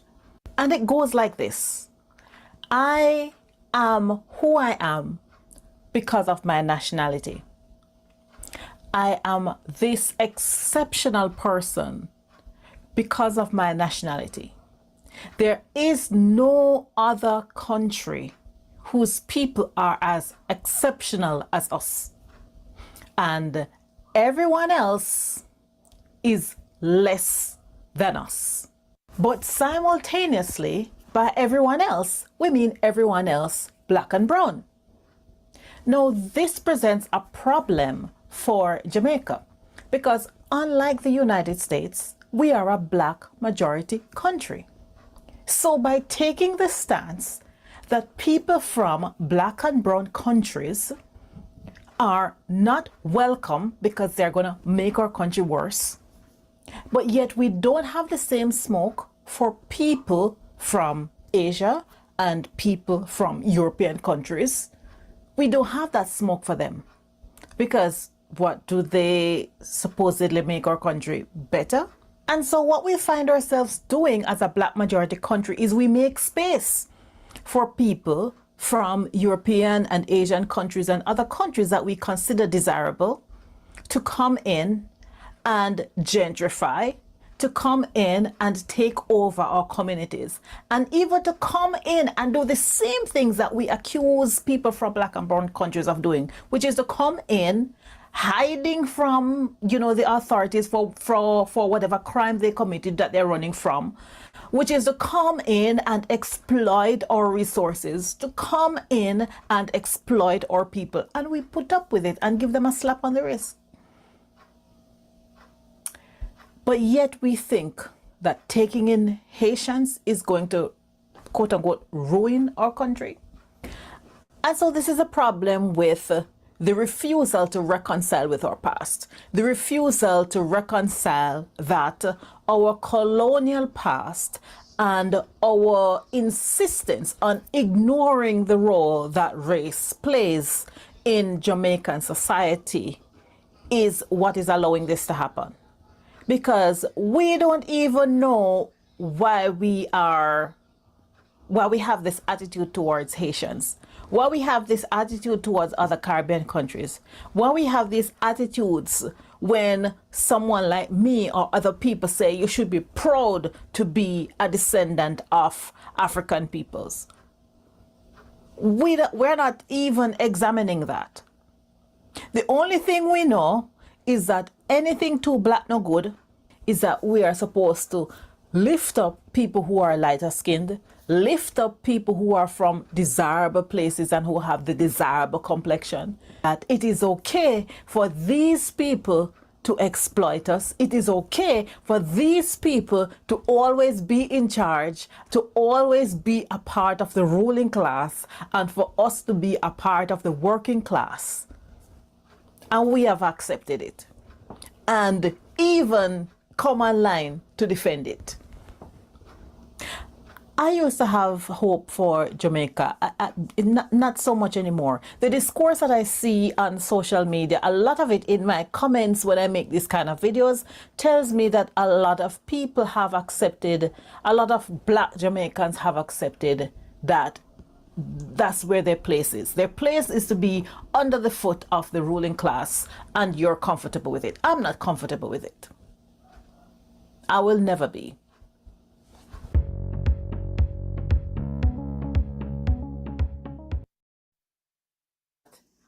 A lot of Jamaican men get jacket, and because they get jacket, they feel that they have to have relations with the child who probably turned out not to be their child to get their revenge on the mother.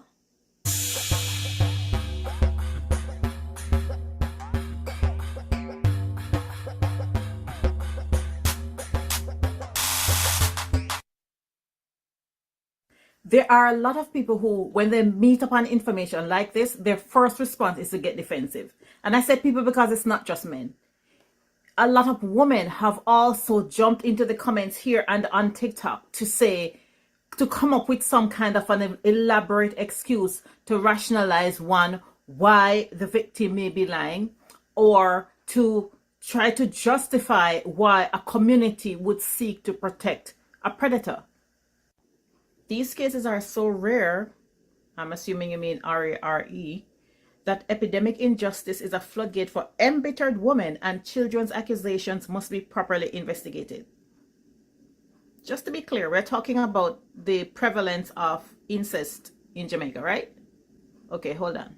This was published in the Jamaica Observer 2 days ago. Cops concerned about emerging trend of fathers and stepfathers sexually abusing daughters in Trelawney. With children being the complainants in 36 of the 46 sex offense cases heard by the Trelawney Circuit Court last term, Commander of the Police Division for that parish, Deputy Superintendent Winston Milton, says cops are now worried about an emerging trend whereby fathers and stepfathers are primarily the perpetrators in the area which has struggled with pedophilia historically. He says police have been seeing more of this occurrence, which is offset by an even more worrying factor of complicit relatives who would prefer that the victimized children keep silent. The worrying concern for us in relation to this is that sometimes we see these victims being victims twice, meaning they are victims of a sexual crime, and there is also pressure by family members not to pursue the matter in court, and they are seen as pariahs when they do. The Observer also spoke to an attorney who said, it's not a failure on the part of the police to respond or to act. The matters are before the courts, so the police must be doing something, but the communities are complicit. The people who live in these communities are just so accepting it's the norm. In the face of all these reports, in the media, and in the face of police telling you,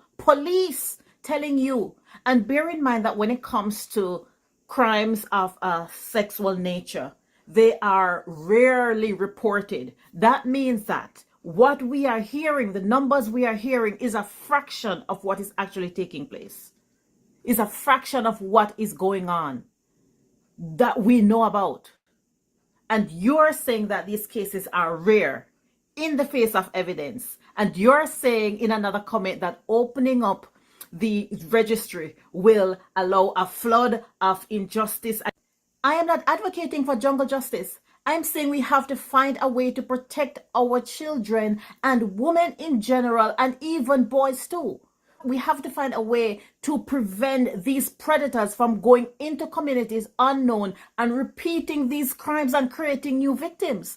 A lot of these people are not first-time offenders. A lot of these people are not one-time offenders. If we are really serious about dealing with this problem, then we have to find a way to get these predators out of our communities, or at the very least, create a system that prevents them from creating new victims.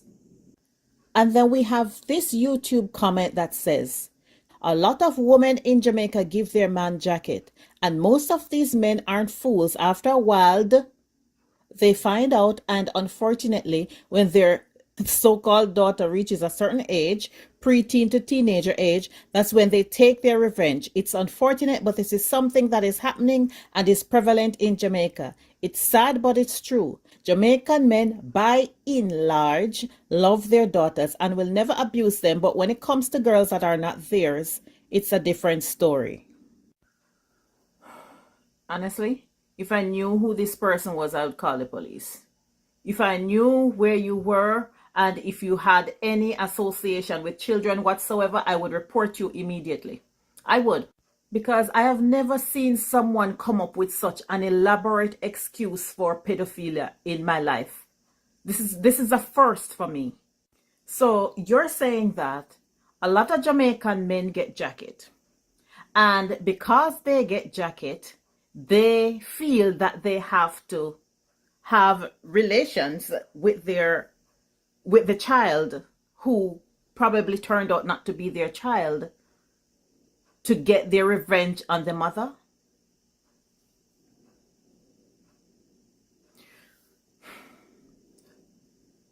So now it is me telling my audience a picture that according to you is inaccurate because the police are wrong with the figures that they have.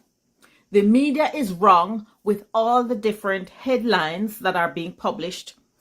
The court is wrong because all of these fathers and stepfathers are being arrested. No, more frequently. Everybody is wrong. And it is the fault of women for quote unquote giving men jacket why all of this is taking place. Did you read through this before you press send? I think you did. I think you wrote it from your heart and you read it and it is okay with you. And that is what is concerning. That is what is concerning, is that a man felt that it was okay to type this, press send, and read it back. And so in your reasoning, it is okay for a man to abuse a child that is not his to get back at the mother. And according to you, men who love their daughters will never abuse them. Oh my. The numbers do not agree with you. And all these women walking around with a heavy heart, knowing what they endured at the hands of the father whose DNA they carry, will not agree with you. Will not agree with you. The evidence does not lie. And I think what it shows is that many of us don't think that children deserve to be protected. Many of us just like to grandstand, but we don't really believe that children should be protected, especially from adults in their family. And we believe that parents and adults in general should have complete control and authority over children in every situation. Because I cannot fathom trying to rationalize and justify the abuse of a child as a form of revenge on the mother. I cannot fathom that. And I cannot fathom trying to justify in any way why a father would think that he has a right to the body of the child who carries his DNA. The fact that there are so many people who are able to justify these behaviors, who are able to rationalize away these behaviors, it's really heartbreaking because it shows how deeply embedded it is in the culture. It comes so natural to some of you to paint children as liars, to paint the victims of SA as liars, to form a shield around predators in your communities, that you're doing it right now in an online community and you don't even recognize it. And until we fix this culture where we stop shielding predators in our communities, then no amount of police work, no amount of publishing the sex offender registry, no amount of people like me running our mouth online, no amount of publicity in the media, nothing is going to address this problem until we get to the root of it, which is men and women in communities shielding predatory behavior.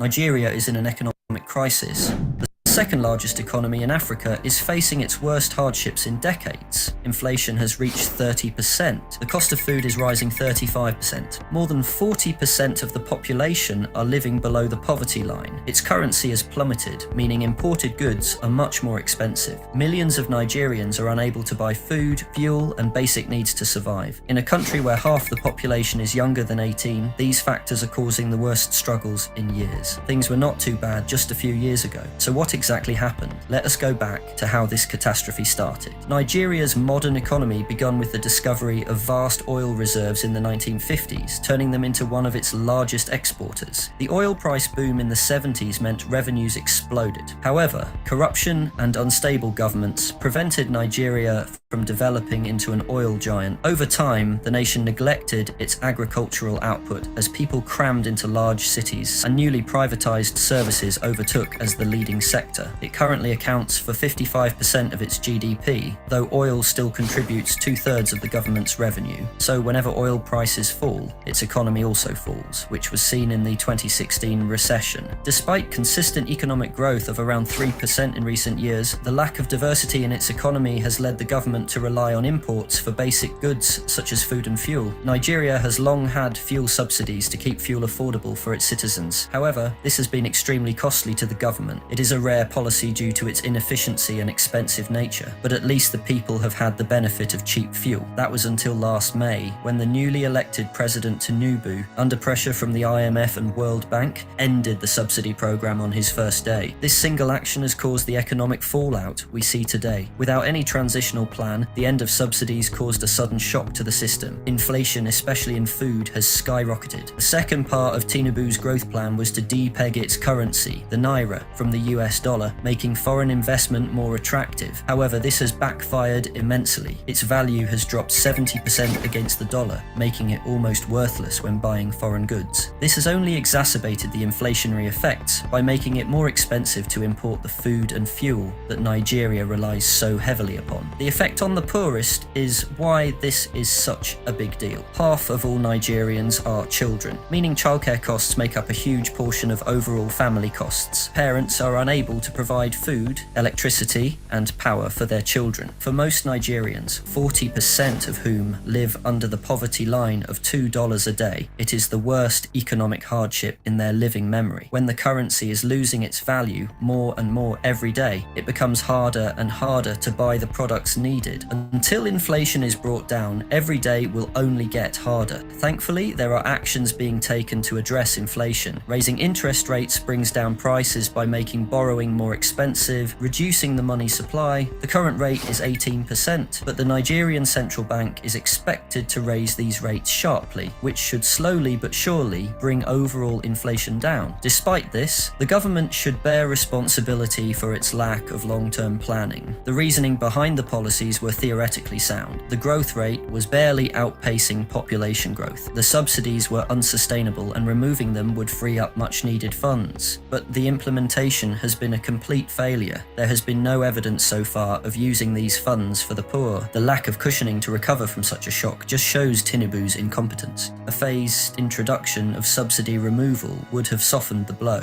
Instead, he opted for shock therapy. As a result, he has thousands of protesters lining the streets to show their anger. They are asking whether they will see the promised benefits or whether the money will continue to fall into corrupt hands. They are also concerned that their cash could become totally worthless over the next months. A key problem here seems to be a lack of transparency and communication. Distrust between the public and government has never been higher, so future reforms and policies will likely be met with the same skepticism, particularly if they involve citizens bearing the brunt of costs. The future of Nigeria's economy hangs precariously in the balance. The current crisis, fueled by mismanagement, could ignite social unrest. Yet, within this turmoil lies the possibility for a turning point. If the government, whether it remains or is forced out, can learn from this crisis, the seeds of recovery can be planted. Let us not forget that Nigeria is the 6th most populous country on the planet. That is a huge amount of potential human capital. If utilized correctly, Nigeria can really become an economic dark horse. Until then, they must navigate this turbulent near future.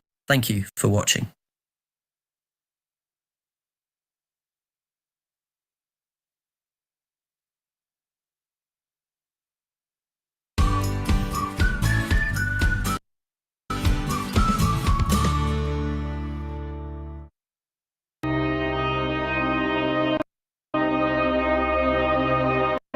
Nigeria is the richest country in Africa. There is no doubt about that. But did you know Nigeria is often referred to as the poverty capital of the world? Why is that? This is because, out of every 10 people living in poverty in the world, there are 9 Nigerians among them. Yes, surprising, isn't it? Nigeria, despite being the richest country in Africa, has the poorest people in the world. How is that possible? In this video, we are going to be seeing why Nigeria is so rich and at the same time has the poorest people in the world. Nigeria is an oil-rich country. When we say rich, we mean billions of dollars rich. Not just a small oil-producing country where oil contributes to a small part of its GDP. Nigeria is the 6th largest exporter of petroleum in the world. Nigeria is a wealthy nation majorly because of its oil, but over 100 million people in the country live in poverty. The major reason for this inequality is because wealth is so concentrated among the rich, so much so that the top 5 richest people in Nigeria have enough money, power, and resources that can actually end the poverty in Africa's most populous nation. So why is Nigeria, Africa's richest country, still poor despite having these elite rich individuals?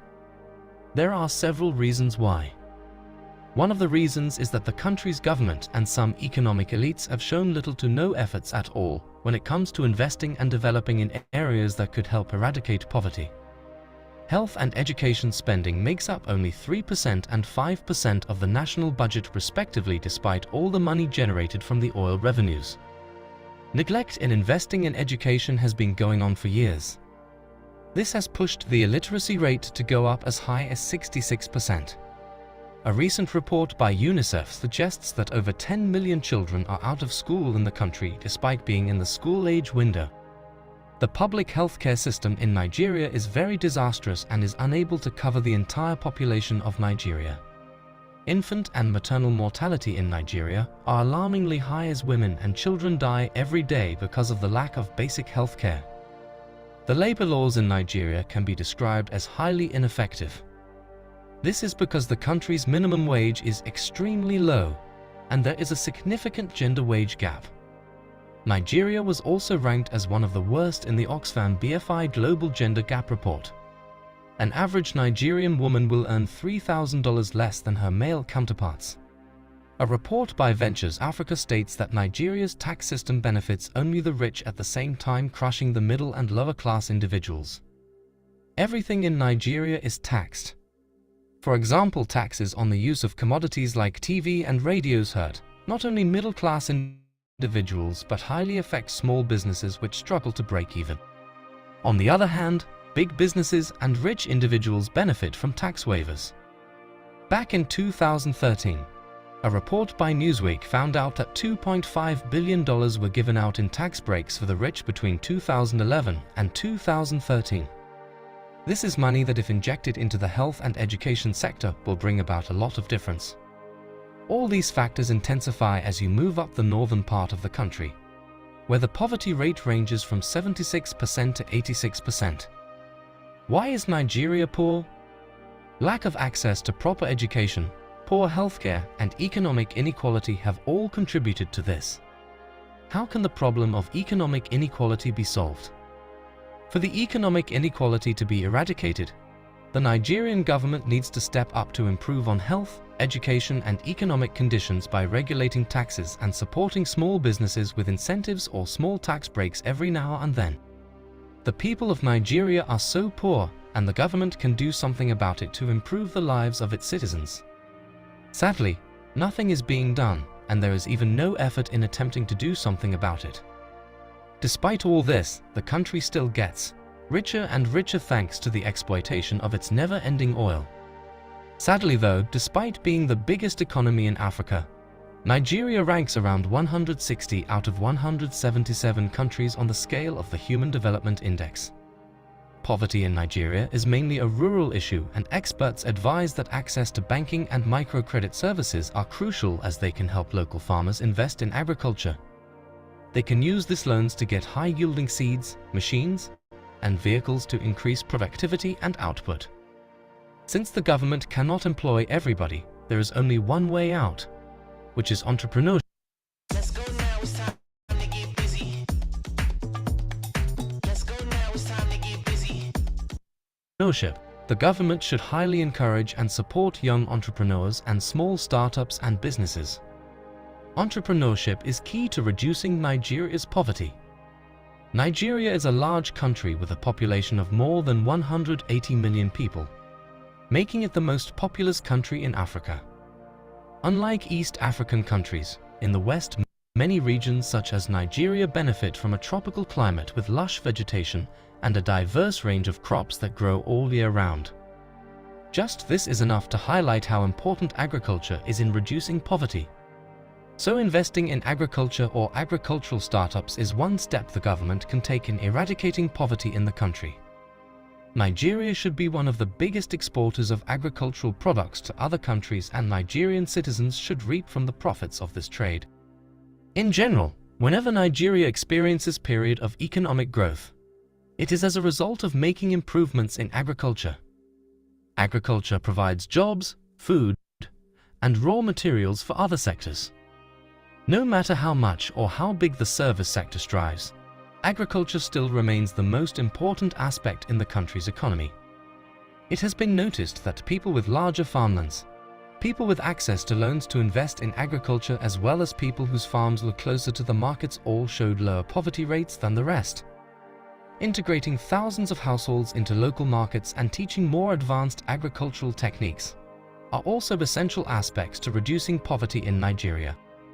In many ways, this implies more government intervention, at least to invest in the basic infrastructure such as roads and cheap public transportation, so that people are given the opportunity to go to town and sell their crops.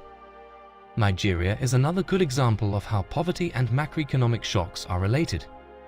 It has been just as relevant to the recent global economic crisis as it was to previous crises in the 1980s. Back then, it led to a massive surge in poverty from 20% to 40%, with unemployment, inflation, debt, and a fiscal deficit. Despite the oil money that started flowing in, where did that money go? Nigeria is part of that group of African countries that has no real reason to account for its perpetually high poverty rates. No other reason than corruption or incompetence, perhaps.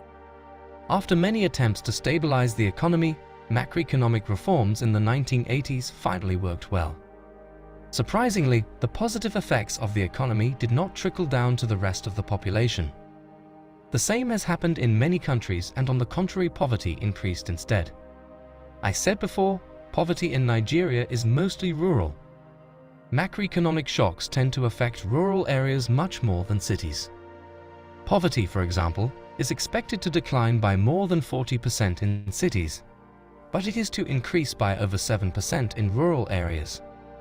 Click video showing on your screen to see the 10 richest states in Nigeria. If you enjoyed watching this video, please leave a like and also a comment down below. If you aren't subscribed to our channel, then we would appreciate it if you would hit the subscribe button as well and turn on the notification bell, so you can be regularly updated on our future content. Thanks for watching, and see you in another edition.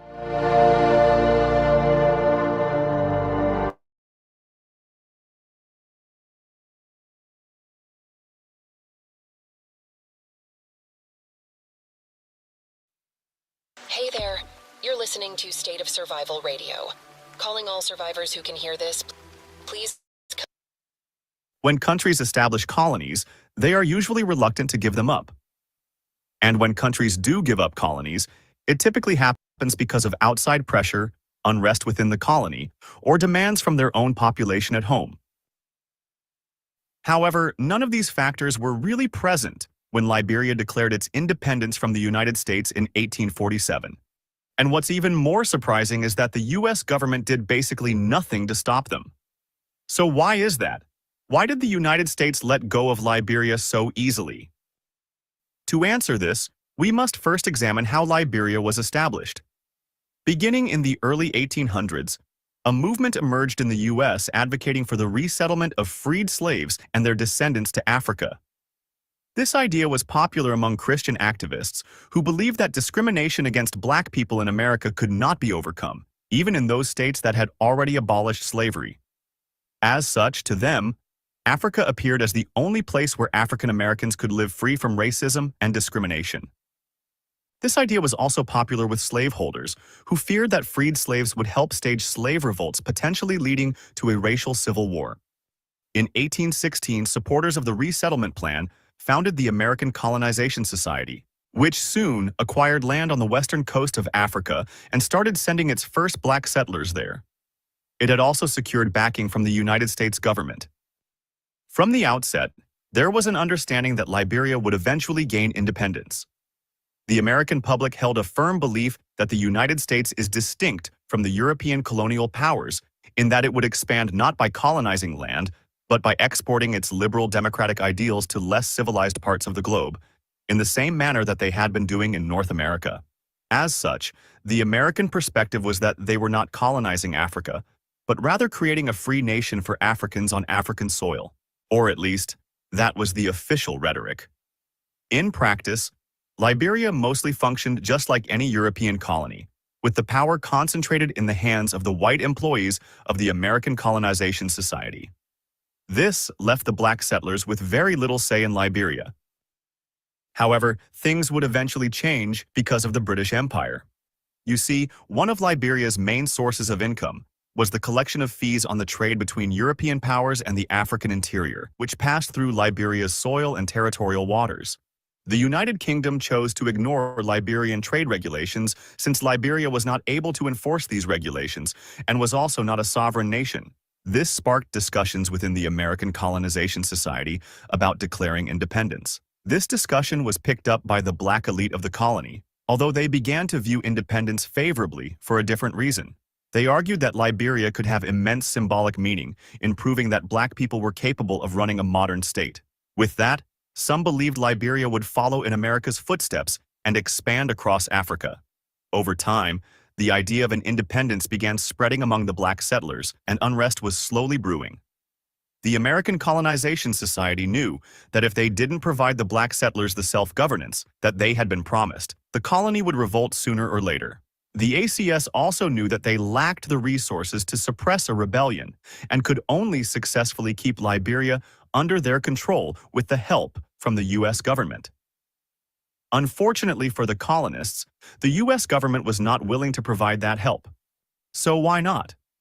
Well, simply put, it had no interest in doing so. Economically speaking, the colony had never been profitable, and even if Britain did start respecting the fees that Liberia imposed, the prospects of economic growth in Liberia were rather grim. And internally, there would have been little support among the American public if the U.S. Army went off to Liberia to suppress a revolt. The American Colonization Society had successfully framed Liberia as a second United States in Africa, and fighting the settlers to keep the colony under its control would have been highly unpopular among the Americans. Similarly, it would have been a disaster for America's standing among the other nations, as Liberia's War of Independence would have had many parallels to the American one and would undermine the United States' ideological foundation. As such, faced with no choice, the ACS tasked a group of prominent black settlers with drafting a constitution for Liberia, and on July 26, 1847, Liberia became independent. Thank you for watching. And a big thank you to my supporter on Patreon, Rostislav, 1917. Now Taxes is getting the TurboTax app and filing your taxes yourself 100% free if you didn't file with us last year.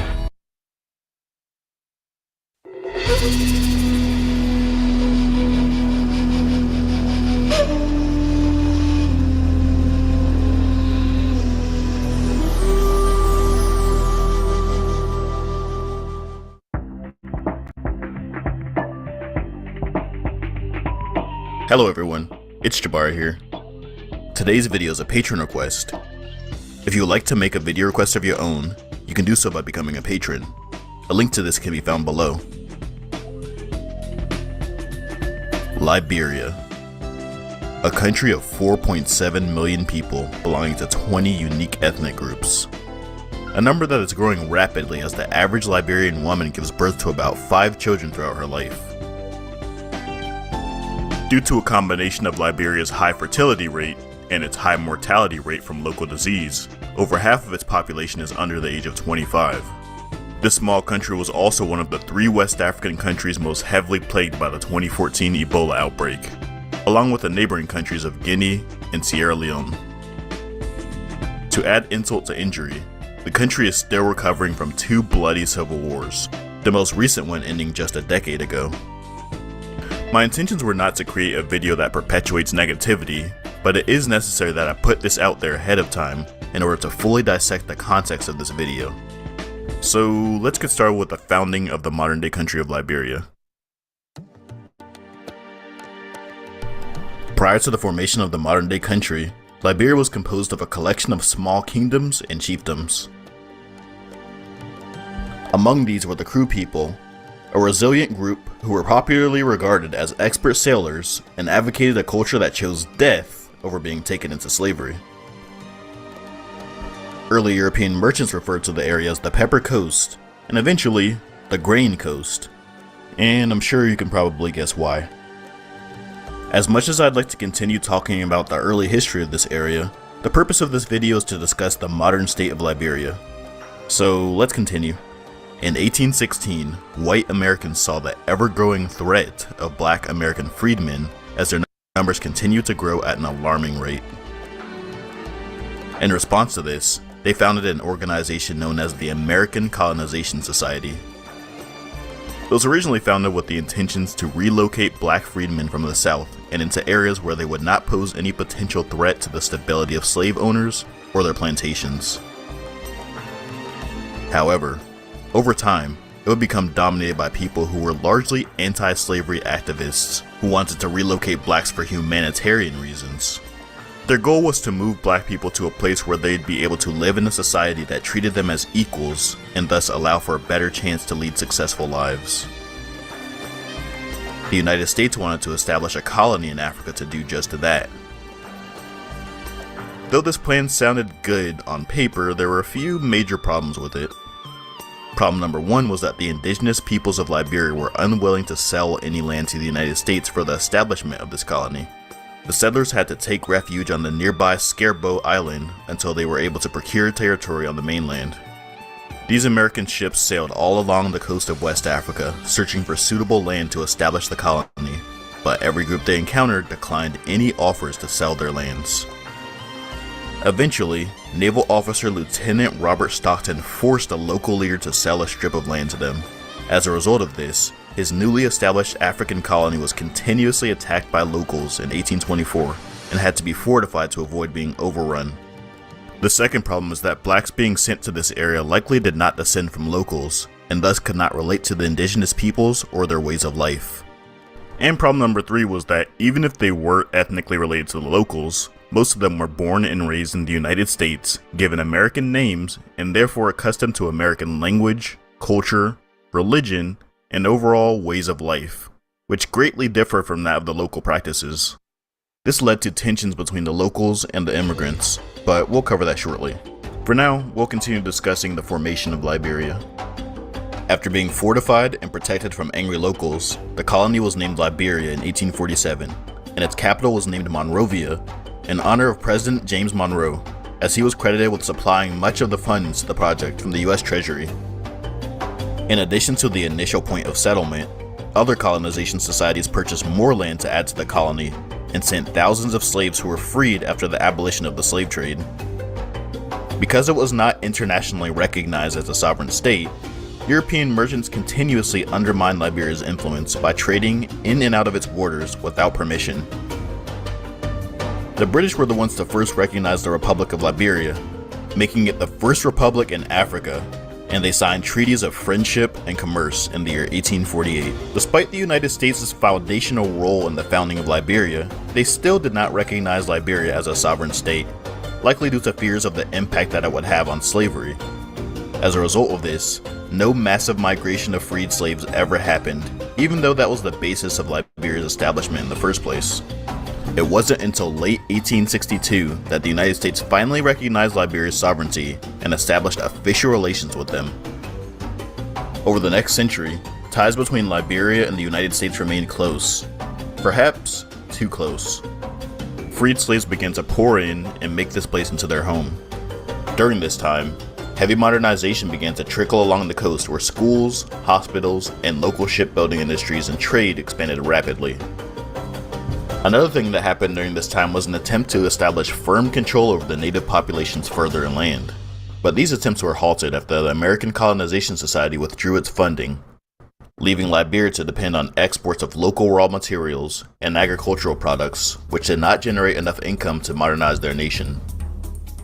As a result of this, they were forced to take out massive loans from foreign lenders to compensate. In 1909, the Liberian government officially declared bankruptcy, with assistance largely from the United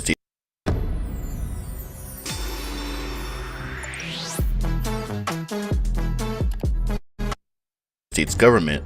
Liberia was able to climb out of its hole, but followed up with poor economic decisions and relied heavily on foreign leases and loans to bring revenue into the country. These foreign leases and loans only served to worsen Liberia's financial burdens. To make matters even worse, tensions between the American descendant blacks and the indigenous peoples were high throughout the history of Liberia. The ruling minority, for example, was composed entirely of Americo-Liberians, which was an ethnic group that descended from the founding wave of freed slaves in the early 19th century, who composed just 5% of Liberia's population, yet controlled the majority of the government and its wealth. These Americo-Liberians built their government and economic structure to mirror that of the United States, utilizing the same language, architecture, laws, government, and social hierarchy. Even the flag of Liberia mirrors that of the American flag. Liberia also shows clear American influence in the fact that it has not yet adopted the metric system. This brings me to another problem to add to the list of problems that I brought up earlier. Americo-Liberians viewed themselves as a distinct and superior ethnic group to the locals, in a system similar to that of the Jim Crow laws in America or apartheid of Southern Africa. They did not integrate with the local Africans and largely married only other Americo-Liberians exclusively, all the while retaining their own ethnic identity, culture, and ways of life. Perhaps through centuries of brainwashing by their white masters back in the United States, their government, architecture, society, and culture showed clear influence from the plantations of southern United States, and what had been done to them by whites was now being done by them to the locals. Throughout their history, they did everything they could to keep their people in power, all the while subjugating the locals to intense discrimination, in addition to persistent attempts at civilizing them and promoting Western morals and values. One of the worst examples of this happened during an economic crisis in the year 1930, where they utilized indigenous people as forced laborers, in a system hardly distinguishable from slavery. Shortly after, the government was overthrown and the president was replaced by Edwin Barclay, who proceeded to re-evaluate the laws of Liberia. Over the next few decades, new mineral wealth was discovered, which increased government revenue and allowed for modernization to continue along the coastal regions. However, the interior populations that were almost entirely composed of indigenous people remained neglected and underdeveloped by the government. In 1944, President William Tubman allowed locals to participate in mainstream social and economic offices, and even allowed them the right to vote. Despite all of these changes, the Americo-Liberians still controlled the vast majority of the wealth and power of the nation, and the gap between them and the locals only widened. So he took more questionable approaches, such as allowing himself to have 7 consecutive terms in office, where he could remain until his death in 1971. By this time, the patience of the indigenous people grew thin, and they became increasingly less tolerant towards their Americo-Liberian rulers. Since most of the country lived in poverty, President William Tolbert tried to promote local industry by raising prices of imported goods, which were met with intense criticism from the locals. As a result of this, a 1980 military coup led by Samuel Doe murdered the president and 13 of his cabinet members, establishing a new government which they called the People's Redemption Council. This government, however, proved to be arguably even more corrupt than the former, as the leader of the coup, Samuel Doe, was unpopular and actually declared himself the winner of the election that took place 5 years later, despite the fact that he had actually lost. This new government was also inexperienced and unfit to rule. He also showed obvious biases towards the Krans, the indigenous ethnic group to which he belonged. This was done in a manner no different from the corrupt Americo-Liberians that this coup had overthrown. He then proceeded to shut down newspapers and political activity, and further stirred the pot with other indigenous ethnic groups who were formerly peaceful towards one another. Disgruntled with yet another corrupt government, thousands of people sought refuge across the Liberian border into the Ivory Coast. There, Charles Taylor, a former deputy minister who allegedly was imprisoned for theft of government funds, organized and trained 100 of these refugees. In 1989, he marched his force into Liberia, where thousands of Liberians from all backgrounds joined him. Within a year, Taylor's army captured and executed Samuel Doe, which led to a full-on civil war. After 5 years of brutal warfare, the Economic Community of West African States, the UN, the United States, the European Union, and the Organization of African Unity got involved. Yes, a lot of people involved. And convinced Charles Taylor to agree to a ceasefire, which only lasted 2 years. Charles Taylor then went on to win a presidential election in 1997. During his election, the violence slowed but did not completely end, and it is believed that he was working out deals secretly from neighboring countries to hire guerrilla mercenaries and purchase arms and luxuries for himself and for former members of his army. The war resumed in 1999 before finally coming to an end in 2003, with Taylor's exile after the United States offered a $2 million reward for his capture. Finally, in 2006, Ellen Johnson Sirleaf was elected as the president of Liberia, becoming the first ever female head of state anywhere in Africa, in what would be declared as one of Liberia's least corrupt elections ever. She began her term with a lot on her plate, as she was tasked with cleaning up the massive damage to the country's infrastructure and economy that had taken place during the Civil Wars. Despite her involvement in Taylor's rebel army, she proved to be an effective leader, virtually removing all of Liberia's national debt and establishing an organization called the Anti-Corruption Commission in 2008 to counter the country's corrupt government. In January of 2018, she was succeeded by George Weah, a former soccer player who was criticized for having no formal education in politics. He famously responded to these remarks by saying, "With all of their education and experience, they have governed this nation for hundreds of years. They have never done anything for the nation." Liberia is now slowly experiencing recovery to its infrastructure and economy after decades of warfare and plagues, and only time will tell how the country fares with power being more evenly distributed among the locals rather than being firmly grasped by the Americo-Liberians. The newer leaders of the nation seem to have taken a stand against repeating the same corrupt patterns of the past, and instead paving a fair and progressive path for their future. Thanks for watching, guys. If you enjoyed this video, please like and subscribe. Also be sure to join the Empire from Nothing, our Discord community where you can hang out and chat, where topics like these are discussed 24/7. The link can be found below. And always remember, we don't come from nothing.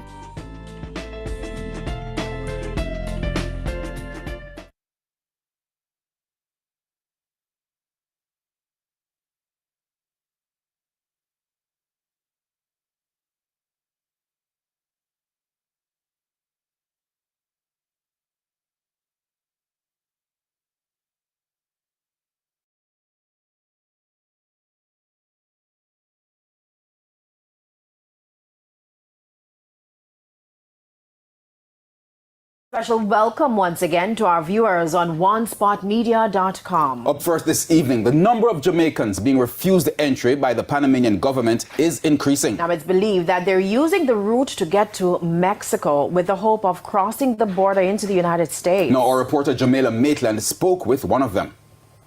Getting to the United States by any means necessary. It's the story of several Jamaicans who've been using the alternative means to get to the U.S. It has forced the government of some Central American countries to be wary of Jamaican travelers. According to the Passport, Immigration and Citizenship Agency, PICA, between January 1, 2018 and March 31, 2023, 2,167 Jamaicans were refused entry by the Panamanian government. 2,055 of them occurred at the beginning of 2020. During that same period, 143 Jamaicans were refused entry by the Mexican government. We spoke to a woman who we'll call Pam, who was among the statistics. People with criminal offenses in Panama don't accept them. So we can't use Panama to go to a next country and we can't come into them country, period. But that's not stopping Pam, who is in her 50s, from trying again. She revealed that several of her friends have successfully crossed the border and are now working at sending money back home. You will use all your money, and when you reach Mexico, Mexico still don't accept you. You understand? Some of the country, they must accept you, so it's a risk, and you just have to pray and just hope everything just work out. But once Mexico accept you, you feel more, you understand, because you're nearer to your goal, you're nearer to your journey. And he said, will you be taking another trip again to try to see? Yes, a trip after trip after trip till I reach right in. I'm not staying. Not staying in Jamaica because of the lack of opportunities for people her age, the level of crime and violence, and the cost of living. However, according to Foreign Affairs Minister Kamina Johnson-Smith, it's not only a dangerous trek, but it can affect legitimate travelers. She revealed that several Jamaicans are also detained in immigration centers in the U.S. after being arrested at the border. Actions and decisions like this, they really do fight against the efforts of the government, and they do affect the reputation of the passport and the immigration experience of our lawful travelers. Minister Johnson-Smith listed several programs that the government has embarked on for youth. But for Pam, she explains it's not enough. Crime have a lot to do with it too. But then you have people who have a lot of kids who don't want to see them kids, you know? They want to have stuff. People want house, people want car, people want to live lavish. And you don't think you can achieve that in Jamaica? Jamaica money, the value. Jamaica money don't have any value. You have to work the whole of your life if you even own something. It's hard up there to cause people are ball the same way, but I mean, it's more opportunity. It's bigger, it's wider. It's 52, 53 states. I mean, you could go you're here and nothing not happen for you, you try somewhere else. But everything better, everything. The environment, the houses, your clothes, your appearance, everything is way different to me. Jamila Maitland, TVJ News.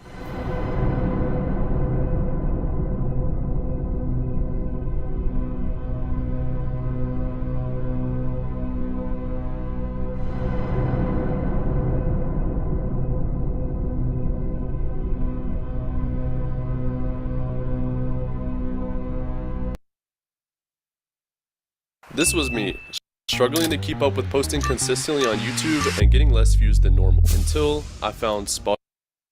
Hey guys, what's happening in Jamaica? It's good to be back with you. Well, as the US prepare for elections, Jamaicans in the US as well, at least those who are undocumented, are told to be prepared because Trump is going to send you back home. And so they've been told to be prepared. This came out today, and someone sent it to me. So I said I would come here to talk to my Jamaican audience. It says undocumented Jamaicans want to take Trump's deportation threat seriously. Jamaican American immigration attorneys here have warned their undocumented compatriots to take seriously threats by Donald Trump to deport millions of illegal immigrants should he return to the White House after tomorrow's presidential election. Of course, you've been hearing a lot about deportation in the US. And remember that about 20-something million people had come into the US illegally. So whether you're Haitian, Jamaican, Barbadians, Vincentians, St. Lucians, Grenadian, whoever you are, wherever you're from, Trump has made it plain that he is going to remove you from the US. It's going to be actually the biggest mass deportation ever in the US history. And of course, each country has to know how much burden it can bear.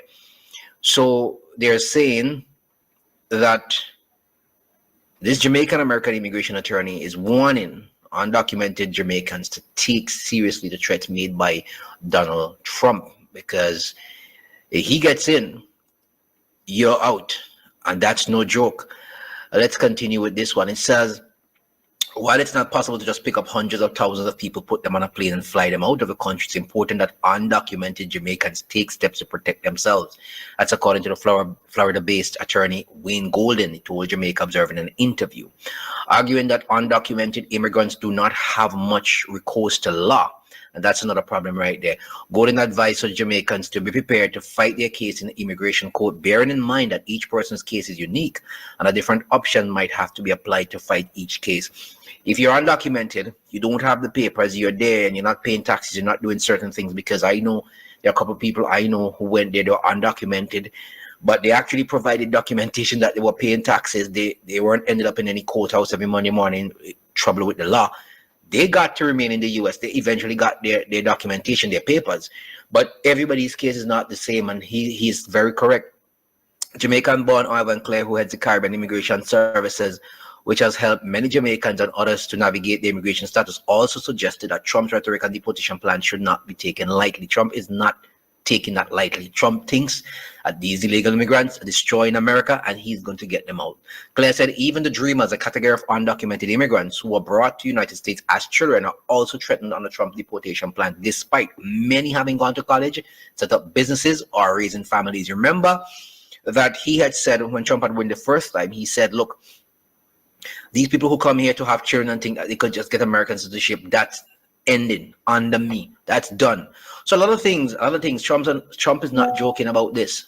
He also worried that deportation on the scale being contemplated by Trump could cost Jamaica dearly in reduced levels of remittances.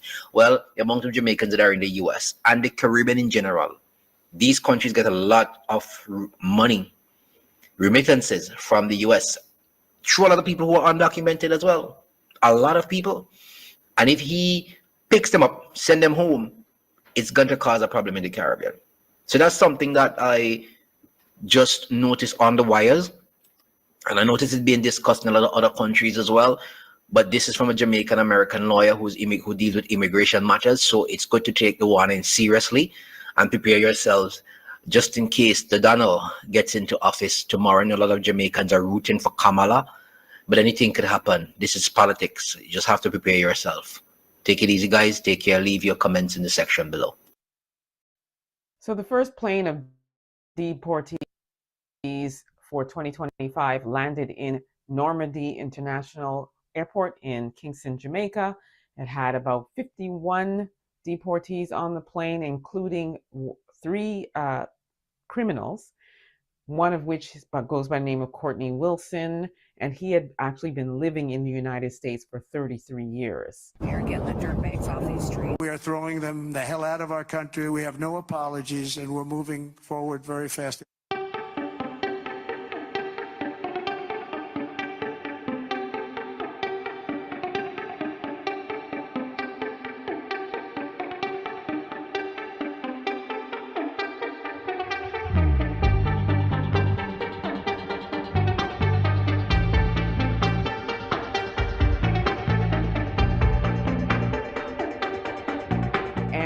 The Jamaican government is saying it's not necessarily under the new order by Trump, but it was a monthly routine maintenance arrangement that had already been in the works.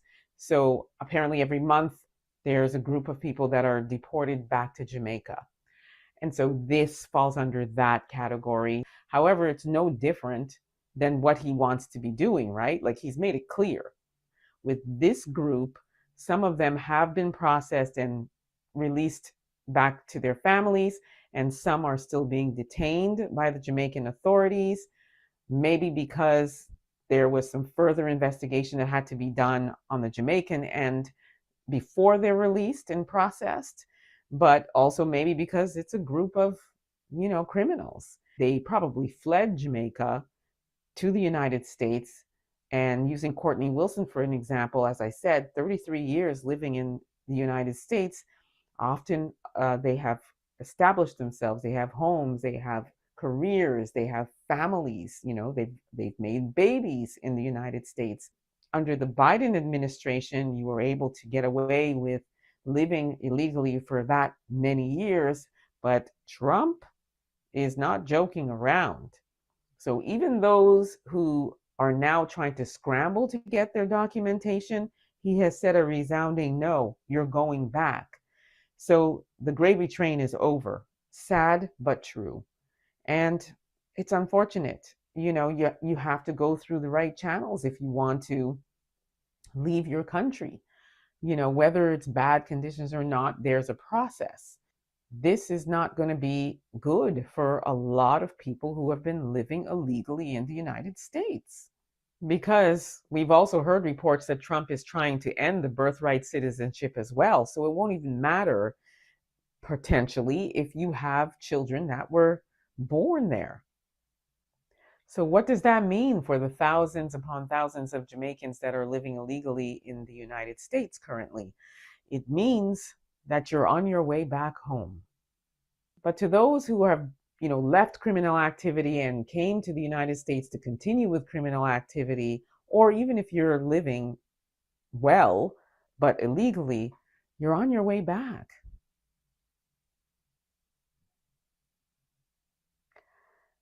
Anyway, let me know what you all think about this. Don't forget to like, subscribe, share this content. Also, don't forget to download the African Diaspora News app. You can grab it at the Google or Apple store. You will not be disappointed. Also, subscribe to my YouTube channel, The Black Experience with Emma. File your taxes 100% free in the app if you didn't use us last year. Just file with TurboTax Do-It-Yourself by February 18th. All tax forms and tax situations. Make the switch to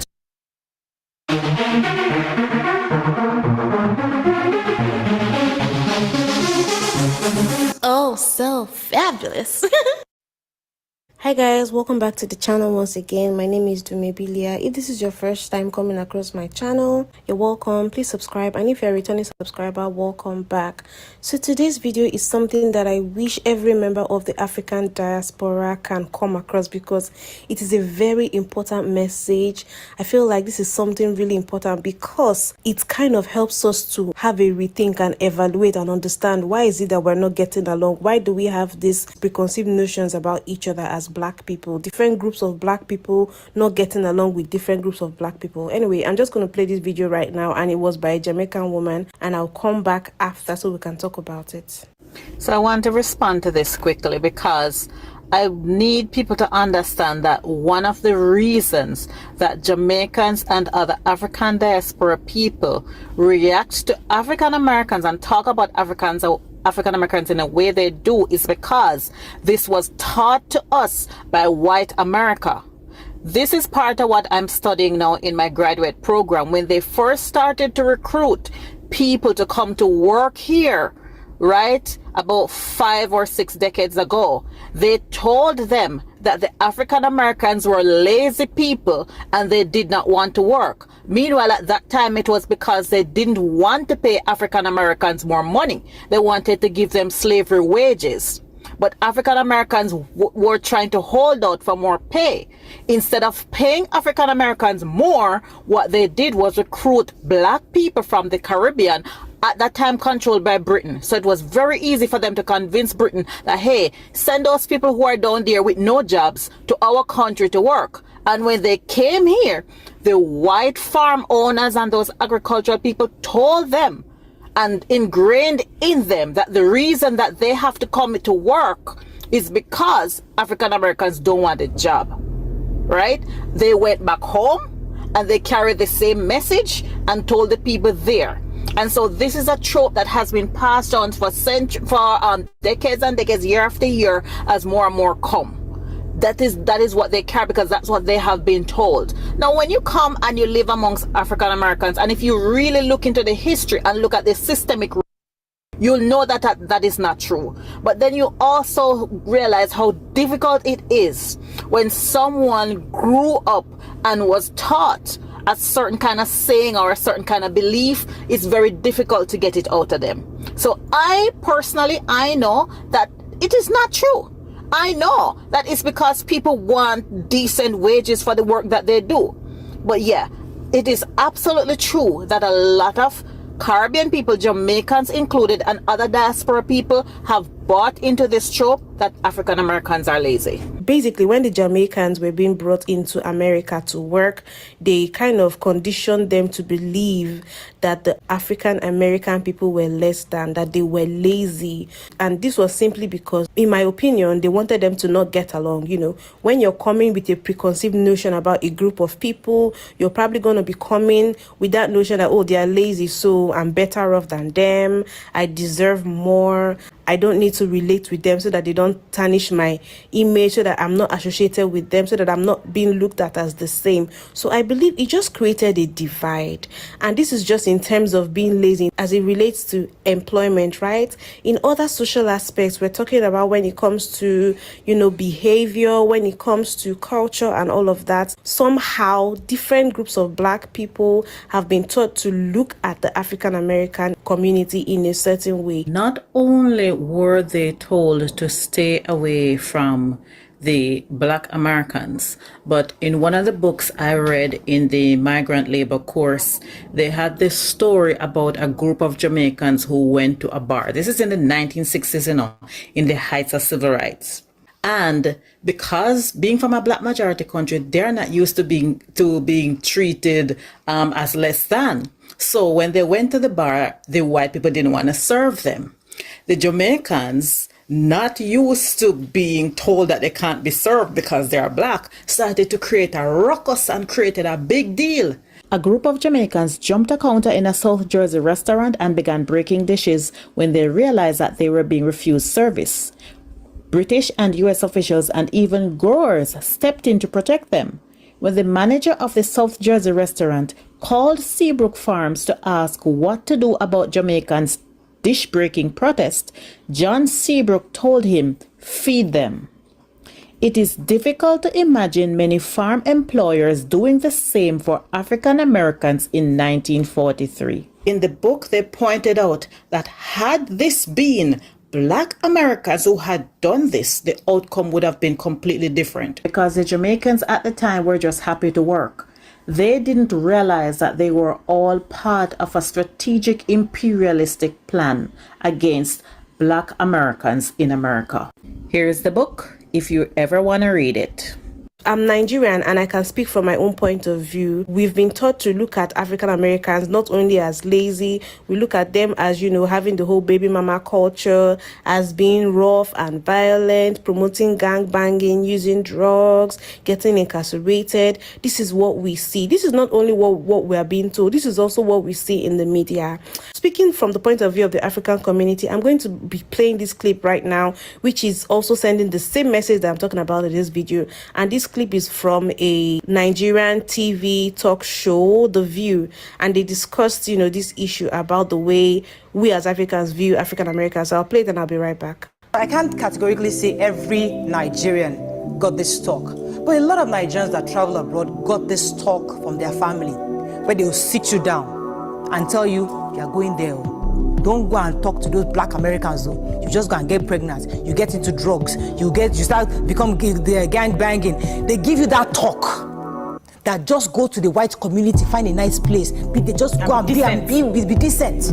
Stay with the white people. They give you that talk. So when you enter America, you already have a perception of African Americans. You've judged them. And of course, they can see that judgment in your behavior towards them. And they see how you are almost like yes master to the Oyinbos. They see, they're not blind. So when they have that feeling of when they become defensive when you're in their presence, it's because they see that perception you have of them. So I know I got that talk, and a lot of Nigerians got that talk. So we are over there, we are doing well, we are doctors, we are building houses, we are feeling like, so we come to the land of the living, we are the land of the plenty, and we are doing well. Forgetting that some people sacrificed for you to go there in the first place. So is that acknowledgement that the African American community are expecting of us, especially those of us living in America? Okay. So you guys see that it's quite sad, like to think that it's so bad to the extent that if you're maybe a young person going to America to further your education, maybe for university and all whatnot, when you're being seated down by your parents, like for the farewell pep talk, they will tell you how you should avoid the Black Americans. Don't try to be like them. Don't copy their lifestyle. Don't try to talk like them. We do not want you getting into their kind of lifestyle, the baby mama culture. We do not want you going into gang banging and all of that. Why would they say that? They will say that because that is already the way we perceive them. That is the way we have been taught to view them. These are the stereotypes that have been ingrained in us. And I'm grateful for the fact that now the world is a global village, being that you can actually make use of the internet and see real life Black American people, African American people, and you realize that these people are not as bad as they make them look. I've never been to America, but thankfully, because of content creation, I've been able to mingle with other content creators, thanks to the internet, and I realized that these African American people are not half as bad as they make them look. Some of them are well educated, some of them are hardworking, they are go-getters, they are nice, they are friendly, really, so I'm like, so where are these stereotypes coming from? Where are they coming from? And I know where. It's media. And I won't even blame it on white media. No, it's not. I won't say that, because even till today, pop culture is also part of the problem. Pop culture actually perpetuates a lot of these stereotypes. You see a lot of the baby mama thing happening. Even in the rap music, you see they talk about gangsterism and, glorifying a lot of things that should not be glorified. You see a lot of the reality TV shows. You see people jumping on each other. You see them fighting, screaming at the top of their voice, doing a lot of things. So yes, pop culture, present day media has contributed to these stereotypes. It's only now that thanks to the internet we have the opportunity to have a feel of what other black people in the diaspora are like, and we realize that some of these stereotypes are not true. And the funny thing is, these stereotypes and these lies that we were told about the African Americans was also told to the African Americans about us. African Americans, and talk about African Americans in a way they do is because. So go watch that video. What is really difficult for me to take away in hearing people say that as rationale is that they said the same things about you. How does someone believe a person or a group of people knowing full well they said and say the same things about you? Why would you believe them? And I wonder how many people stopped and said, wait, this person that's also oppressing me is saying these bad things about these people? Maybe I shouldn't believe them. Maybe I can give grace to older generations, right? Maybe I'll give grace to that. But it is difficult for me to say in the year of our Lord 2022, people are still believing this. I need people to understand. This reminds me, I went to Africa, and my idea of what Africa is supposed to look like was shattered when I finally saw Africa. I was like, yo, this is not what I recall. So I get what she's saying. Media, Western, media tells us the most negative things about us. And I think on both sides, this is what gets me, is because now we have so much access to each other that we shouldn't be having that. I know the older generations, they still have that struggles. I mean, even, here in America, they still have that struggle. But when I hear younger people say it, it's like, that's not true. Especially if you live over here, just because your parents say this means it's not true. Like, we have so much interaction with each other for you to even say it. So I'm glad someone's throwing it out there, because it's just dumb. In the media, when they portray Africa as one very poverty-stricken community filled with half-naked babies, having kwashoko and all of that. And that is not the way it is. So it's just funny to me that these lies are being told to the African diaspora in the Caribbean community, and also told to the Africans back home here in Africa. And I feel like it's all a divide and conquer technique. When you make us believe that we cannot relate to each other because we're better than our brothers and sisters, when we really are not. They know that we're going to eventually have an opportunity to come together as a people, and we're going to be stronger as a people. So what do? They do divide and conquer. They tell us, these ones are lazy, don't relate with them. They just formulate lies and tell you guys that this is the way we are. And without even having any interaction with each other, we just hate each other right off the bat. You now have one black community feeling like they're better than the other black community. At the end of the day, we look at ourselves as competitors. We look at ourselves as rivals. We look at ourselves as being better than the next black community, which should not be. If anything, when black people move to the diaspora, there should be a diasporic unity. There should be that harmony. When we see each other as brothers, when we see each other as cousins, it's just really sad to me, because I feel like this is why we will always not be united as a people. As long as these stereotypes exist, as long as these lies exist, we will always be segregated. All these things, all this segregation basically just promotes white supremacy. That is what gives them that pedestal. That is a thumbs up, subscribe if you haven't, and I'll see you guys in my next video. Bye.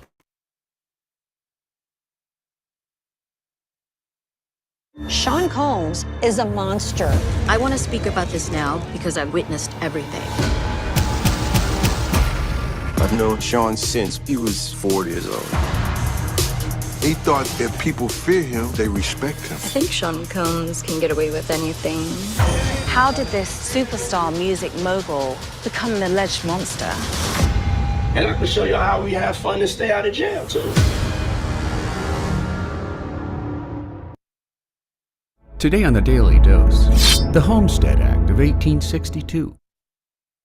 During a February 1861 speech in Ohio, President Abraham Lincoln said that a Homestead Act was worthy of consideration, and that the wild lands of the country should be distributed so that every man should have the means and opportunity of benefiting his condition. At Lincoln's behest, Congress signed the Homestead Act into law on May 20th, 1862, which would stand for the next 124 years, resulting in 10% of the nation's land claimed and settled by American pioneers and speculators. Open to all U.S. citizens and prospective citizens, the Homestead Act allowed settlers to obtain no more than 160 acres of land, which eventually saw 1.6 million deeds awarded, in the process forcing Native Americans onto designated reservations to make room for the flood of western-bound settlers. Homesteaders paid $12 up front, $10 for a temporary claim on their chosen land, plus a $2 commission to a land agent, followed by a $6 payment for a clear title, after certain conditions had been met. Before a clear land title could be obtained, homesteaders required 2 neighbors or friends to attest that the homesteader in question was 21 years of age, had lived continuously on the land for 5 years, while building a home or other structures to improve the land. Union soldiers, on the other hand, could circumvent and shorten the 5-year residency requirement by serving in the Civil War. Land titles could also be purchased outright for $1.25 per acre after 6 months of verified residency. In the end, due to ambiguous clauses in the Homestead Act and its congressional revisions, most of the land went to land speculators, cattlemen, miners, lumbermen, and railroads, a practice which was allowed to flourish due to a shortage of investigators. Of the 500 million acres dispersed by the General Land Office between 1862 and 1904, only 80 million acres went to homesteaders. For the most part, homesteading ended with the signing of the Taylor Grazing Act of 1934, while the Homestead Act was finally repealed in 1976 with the signing of the Federal Land Policy and Management Act, which mandated that public lands be retained by the federal government. Homesteading was allowed to continue in Alaska for a decade more, making the Homestead Act an important instrument in westward American expansion. And there you have it, the Homestead Act of 1862, today in the Daily Dose. If you like learning something new every day, subscribe to the Daily Dose on YouTube or sign up for emails at dailydosenow.com. The months following the Civil War and the start of Reconstruction offered African Americans in the South hope for equality. It also offered the possibility of owning land. Within months, African Americans would be betrayed by a harsh reality. You probably heard the phrase 40 acres and a mule. Here's what happened. In January 1865, a meeting in Savannah, Georgia, between Union military leader General William Tecumseh Sherman and a group of 20 black ministers resulted in a plan to redistribute confiscated and abandoned Confederate land from South Carolina to Florida. They called the land Sherman's Reserve. Newly freed slaves would be allocated 40 acres of land along with a mule. The phrase, which became well known even then, spread quickly. The plan had the potential to revolutionize race relations in the South and the economic future of the African American community. The significance about formerly enslaved being given the land that they had actually worked was that they would be able to generate wealth as well as create wealth generationally. By the summer of 1865, thousands of black families had settled on portions of the Sherman Reserve and were excited to plot their futures. But later that year, as part of his Reconstruction plan, actually intended to appease the former Confederacy, President Andrew Johnson abruptly canceled the order, giving the land back to its previous owners. The United States had the opportunity to make it possible for the formerly enslaved people to be economically independent, and the country failed to do it. That initial meeting more than 100 years ago between General Sherman and Savannah's leading black ministers was historic. At least for a brief moment in history, the opinion of black leaders had led directly to a radical public policy initiative. Remarkably, over a century and a half later, on June 19, 2019, the House of Representatives held a hearing on H.R. 40, a bill named in honor of the famous phrase, 40 acres and a mule. The bill would establish a commission to study the concept of reparations for slavery and Jim Crow segregation, including the merits of a formal apology by the United States government.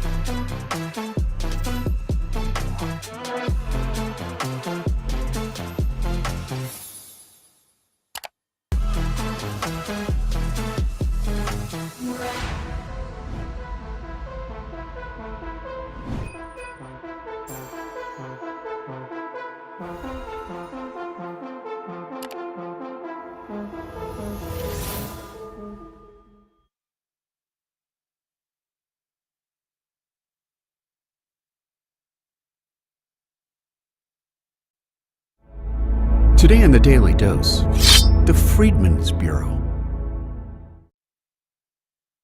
Established by an act of Congress on March 3, 1865, 2 months before the Confederate surrender at Appomattox Courthouse, the Freedmen's Bureau was conceived as a temporary agency to last the remainder of the war, plus 1 year to follow.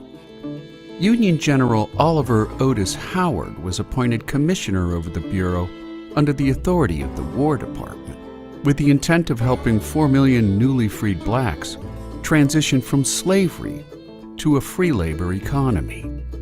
While many historians believe that the Bureau was groping in the dark against stiff opposition from white Southerners and President Andrew Johnson, Howard nevertheless organized the Freedmen's Bureau into districts covering the 15 former slave-owning states, each district headed by an assistant commissioner.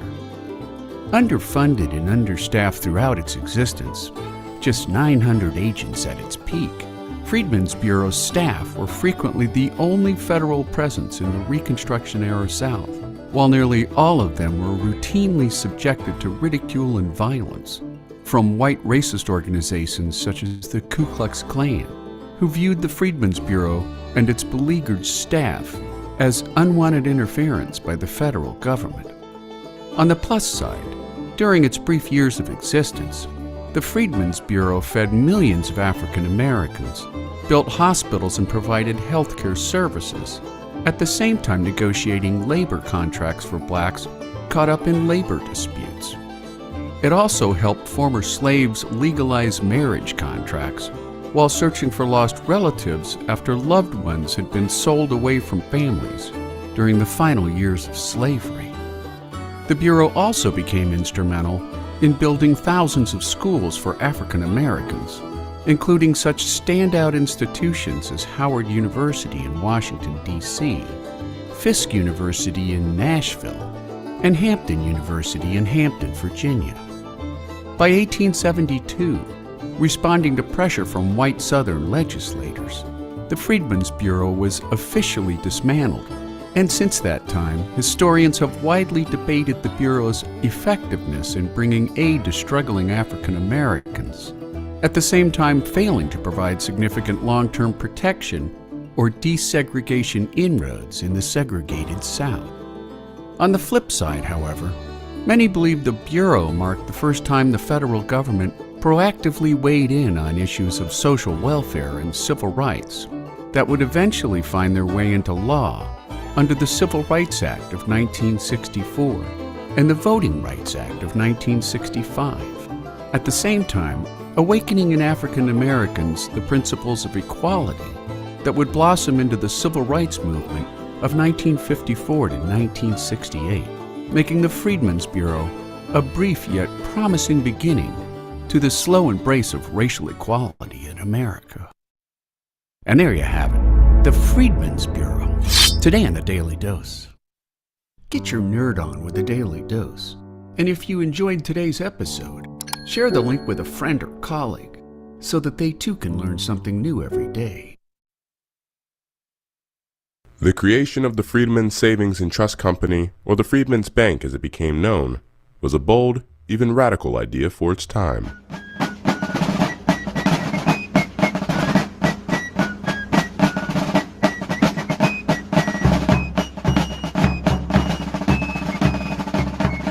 With the end of the Civil War in sight, a group of white Northern abolitionists, philanthropists, and business leaders met in New York in January 1865 to explore the formation of a permanent bank to help African American Civil War soldiers and the African American community. Having wages for the first time in their lives, newly emancipated men and women needed a safe place to deposit their earnings. On February 13, 1865, a bill to incorporate the Freedmen's Savings and Trust Company was brought before Congress. Just 3 weeks later, President Abraham Lincoln signed the bill into law. The bank was crucial to help create opportunity for African Americans to build assets. It created a sense of protection for their money and welcomed them into the financial mainstream. Freedmen's Bank was a symbol of a stronger economic future for emancipated men and women at a key turning point in American history. 37 branch offices in 17 states and the District of Columbia were opened. In 1870, the bank's headquarters moved from New York to Washington, D.C. to the southeast corner of Lafayette Square, across the street from the White House and the Treasury Building. Most bank depositors were primarily low-wage earners, laborers, cooks, janitors, nurses, porters, seamstresses, and soldiers. But African American churches, businesses, schools, and other organizations also put their money in the bank. In addition, depositors included individuals who had been freed long before emancipation, such as physicians from Freedmen's Hospital, now Howard University Hospital, professors at Howard University, attorneys, and notables like Frederick Douglass, Captain O.S.B. Wall, and many others. It is estimated that over the 9-year life of the bank, approximately 100,000 individuals and institutions opened accounts with bank deposits totaling more than $57 million. That is equivalent to $115 billion today, based on its relative share of gross domestic product. During its first 5 years, Freedmen's Bank operated as a well-functioning institution. However, an amendment to the bank's charter led to risky asset investments. This, along with the lack of proper oversight, led to fraud, mismanagement, and abuse. In 1873, the United States experienced the financial panic, and Freedmen's Bank was not exempt from its impacts. Lack of confidence by the depositors led to runs on a bank that was already weakened. In 1874, Frederick Douglass was recruited to serve as the bank's president. He believed that the failing bank could be saved, and even invested his own money to revive it. But these efforts came too late. Freedmen's Bank closed its doors on the 29th of June, 1874. When it failed, depositors lost their savings. About half eventually received some of their money back. Others received nothing. It was a bitter conclusion to such a promising venture. The Freedmen's Bank building was sold and demolished in 1899, and in 1919, a new building that became the Treasury Annex was erected on the site. Despite its unfortunate end, the Freedmen's Bank embodied the hopes for equality and inclusion in America's economic mainstream. Its legacy must be our continued quest for inclusive prosperity for every American. On January 7, 2016, Treasury Secretary Jacob J. Lew named the Treasury Annex in commemoration of the 150th anniversary of the establishment of the Freedmen Savings and Trust Company. It is now the Freedmen's Bank Building.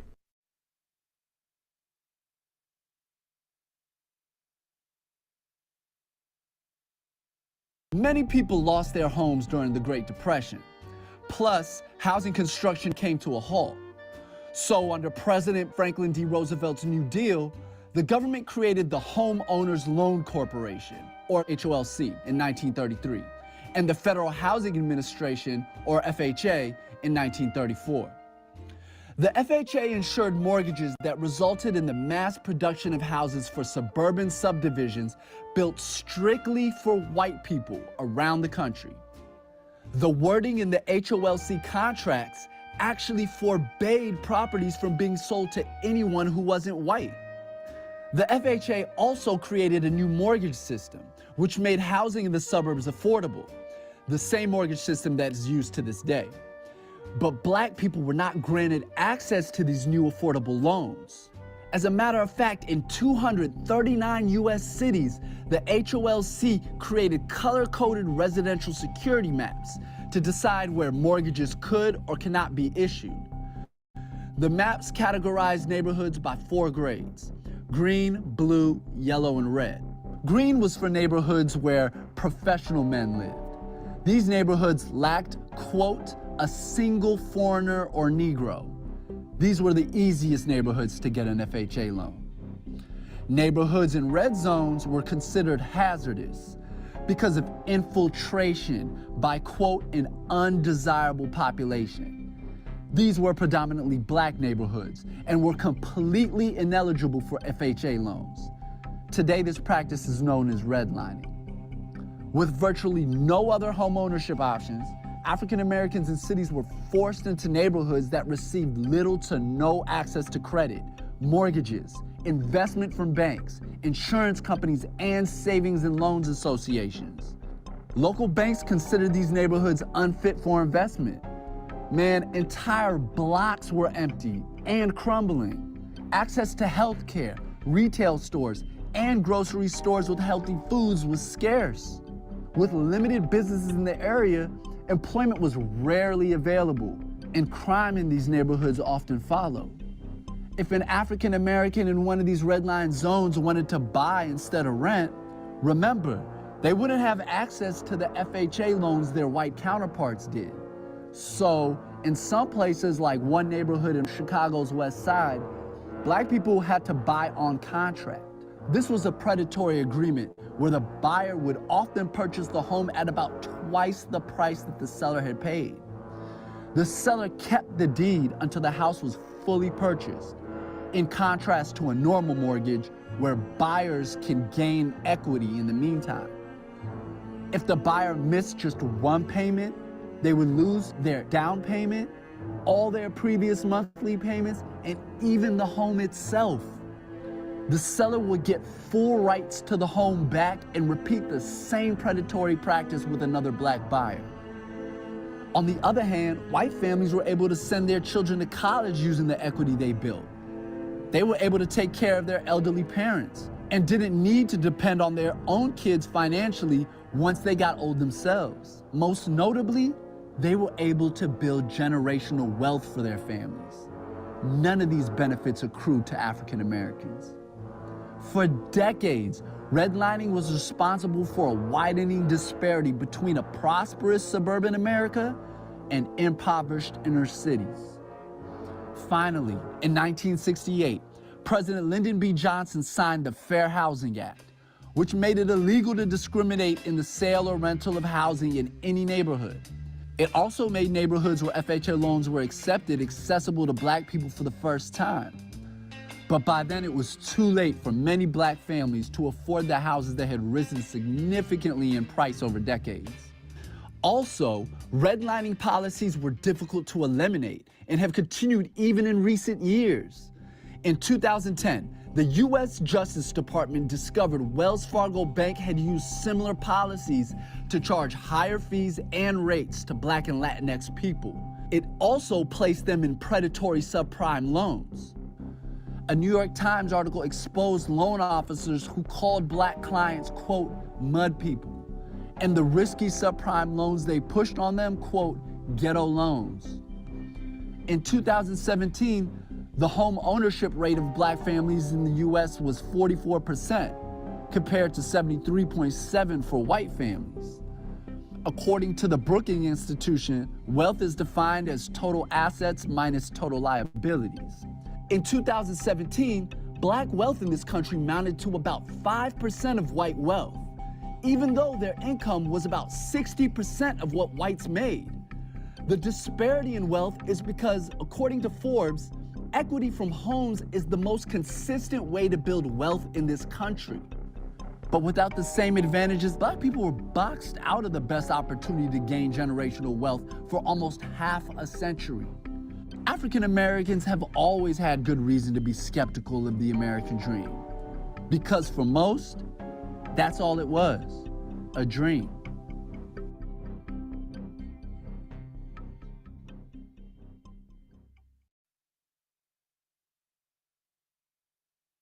At what point does a salad become a salad? Is it when you add fried chicken, wontons, citrus vinaigrette? Or is it when you top it all with an egg roll?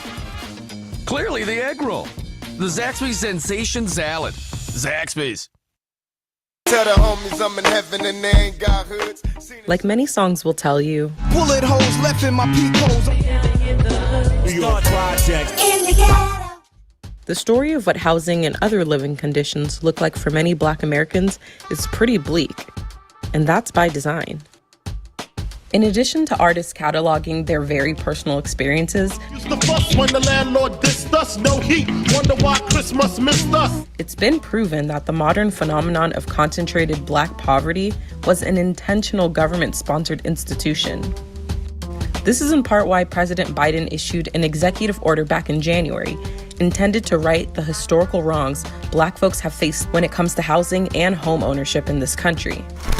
But first, let's take it back. The dawn of the 20th century, African Americans in major cities lived scattered throughout the city. They weren't segregated particularly. It's only with the Great Migration of 6 to 7 million African Americans north and west escaping the South, the predominant response of the United States government and state and local governments to the Great Migration was to contain Black people in their own neighborhoods. And HUD, the Department of Housing and Urban Development, was particularly a part of this role. But the precursors to HUD introduced and encouraged racially restrictive covenants, redlining of every major city where African Americans landed. The federal government was a sponsor of urban renewal, infamously called Negro removal by the great James Baldwin. Urban renewal, which means moving Negroes out. It means Negro removal. That is what it means. And the federal government is an accomplice to this fact. That so-called urban renewal also included a federally sponsored interstate highway system, which was intentionally designed to mow through vibrant Black neighborhoods. Take Miami, for example. 2 highways, I-95 and I-395, bulldoze right through the predominantly Black and low-income Overtown neighborhood, previously called Colored Town during segregation. The Department of Housing and Urban Development and the federal government writ large in the first 7 decades of the 20th century invested billions of dollars in racial segregation and concentrated poverty. Each time this country created a peculiar institution that subordinated Black people, slavery, Jim Crow, it created and dismantled it. They replaced it with another one. And the iconic Black ghetto, I don't use that as a pejorative, I use it as a descriptor, was a follow-on institution to slavery and Jim Crow. That's the legacy that every new administration inherits, and the Biden administration has as well. Today, I'm directing the Department of Housing and Urban Affairs and Urban Development to redress the historical racism in federal housing policies. This executive order is just one of 4 signed by President Biden, designed to address racial equity in the United States. And while this progress is a step in the right direction, there's still a lot of harm to undo. segregation started coming down after the passage of the Fair Housing Act of 1968, which actually only got passed in the wake of Dr. Martin Luther King's assassination. In 1980, 8 out of 10 Black people would have had to move in order to be evenly integrated within metropolitan areas. Half of Black people who live in metropolitan areas still live in neighborhoods of high segregation. So we've had modest improvement, but segregation persists. And economic segregation has spiked since 1970. The so-called American dream is only working for a relatively small slice of the population that can afford to buy their way into what I call gold standard neighborhoods that have the best of everything. And everybody else struggles, and the Black poor struggle the most. So what happens now? Well, some advocates are hopeful. Home applauds this executive order for really focusing on historical patterns of racial segregation and discrimination in housing, while others remain cautiously optimistic. Here's Professor Cashin's suggestion. I don't take credit for this, but I applaud it. There should be an equity analysis. The federal government spends so much money, it should track who's getting it by neighborhood, and it should pursue racial equity in the distribution of resources. There's been a lot of movement at the local level on this. I offer the example of Baltimore. They did an equity analysis and found that they were spending 4 times as much money in majority white neighborhoods as in majority Black ones. I think we're in this moment where people are waking up, sad to say, because of the slow execution of George Floyd, to the realities of systemic racism. And I believe there is an ascending majority multiracial coalition that wants something better than a separate unequal nation that overinvests in some neighborhoods and disinvests and preys upon people in other neighborhoods. I'm hopeful, but you can never stop working for and organizing for the country you want.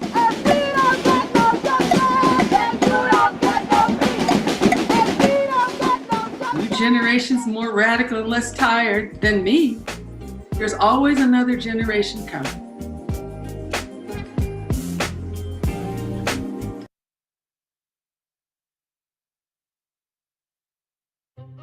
How peonage kept blacks enslaved in America. Slavery was incredibly profitable. It supported America's economy in its infancy and after its abolishment by the 13th Amendment to the U.S. Constitution. The effects of all the laws and systems that were adopted in place of slavery continued to deny black descendants of American chattel slavery the citizenship rights granted to them by the 14th Amendment. The Southern states adopted black codes or grandfather clauses, and access to civil, political, and social rights was not much better in the North, where segregation remained the norm. After Congress ratified the 14th Amendment to grant civil rights to Black Americans, the Supreme Court narrowly interpreted the 14th Amendment to guarantee only federal enforcement of the privileges and immunities of citizenship. However, states were left free to determine the citizenship status of their residents individually. The Supreme Court further restricted the power of the 14th Amendment in the 1883 civil rights cases by ruling that the 14th Amendment barred only discrimination in state action, but that private racial discrimination was an unprotected social matter. In effect, the U.S. government was sanctioning divisions between civil, political, and social rights when the citizens affected were Black Americans. With the U.S. government refusing to meaningfully enforce the constitutional grant of civil rights to Black Americans, it was hard to be genuinely free from enslavement. So many Black American agricultural workers returned to virtual slavery in a system known as peonage. Now, peonage, also called debt slavery, is a system where an employer compels a worker to pay off a debt with work. Legally, Congress outlawed peonage in 1867 with the 13th Amendment, along with slavery. But without the U.S. government enforcing the constitutional amendments, Black farm workers returned to work at the plantations that had previously enslaved them and agreed to work for money that was often printed by the plantation owners themselves and usable only at the plantation owner's store. These Black farm workers became indebted through unfair sharecropping arrangements. They often lived in shacks on the plantation. Plantation owners would deduct rent for these shacks from owed wages at rates that also kept the black workers indebted. Sham accounting practices were common, and some plantation owners even entered into contracts with black farm workers with no intent to ever pay them. There were also local and state governments that contributed to keeping abusive peonage alive by picking up black men for minor crimes or on trumped-up charges. The men would then be assessed excessive fines and court fees, and then forced to work for a local employer who would pay their fines for them. Southern states also leased their convicts en masse to local industrialists, but then conveniently lost records of the debt, trapping some convicts in leases that never ended. The peonage system endured well into the 1940s thanks to state statutes that protected it, and many black Americans found themselves in a continuous work without pay cycle. They were still building wealth in America for others, not themselves. Video courtesy of the freemaninitiative.org. Donate to freemaninitiative.org today.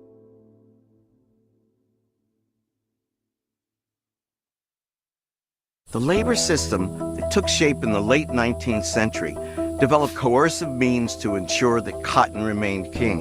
It was called convict leasing. Get arrested on a minor charge or a trumped-up charge, you could find yourself locked up and then hired out to a corporation bidding on inmate labor. The pipeline from prisons to profits in this country has deep roots. The aftermath of slavery was in some ways worse than slavery itself. Unlike before, when someone who owned you, driving you too hard was counterproductive because you would lose your investment. Convict leasing was different. You could get them cheaper, and if you actually drove them to death, there was more where that came from. In the 13th Amendment, which ends the institution of slavery, of course, there is a loophole. Convicts who have been convicted of a crime, they actually can be forced to work for free. In Alabama in 1850, 99% of the people who were incarcerated were white. In Alabama by the 1880s, 85% of the people incarcerated were black. So we could have a debate about how many of those black people were actually innocent, or we could have a conversation about the use of the criminal justice system to target both the innocent and the guilty alike. That continues all the way to the present, where even today, about just under 40% of the nation's prisoners are black, and yet the African American population is about 13%. They are snatching up bodies everywhere to fuel this system.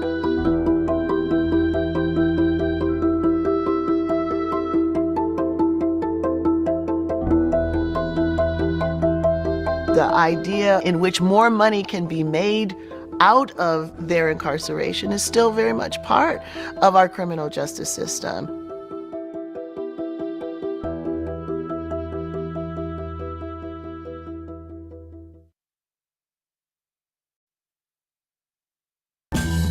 Adobe Creative Cloud enables me to work for myself on lots of different projects. It's always important to try new things in your work. It stops you getting bored. It makes things fresh. It opens up a whole other world. It makes you feel like a complete creative.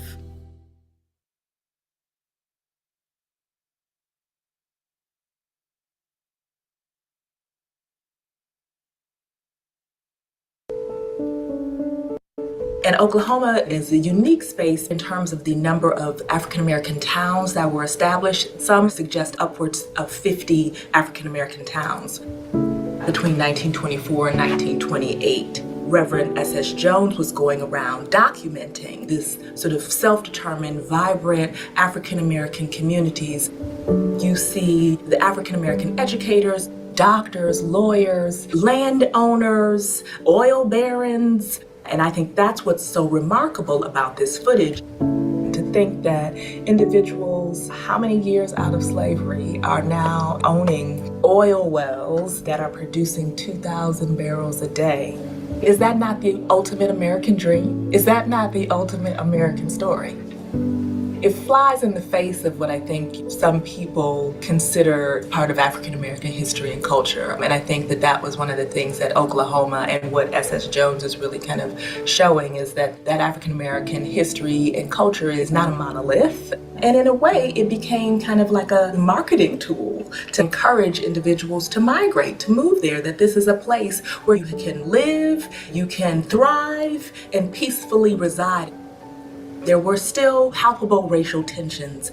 There are lynchings, there's Jim Crow, segregation, there's all of these things, and you still have an African American community, or many communities, that really speak to the fortitude and resilience of Black people in this country.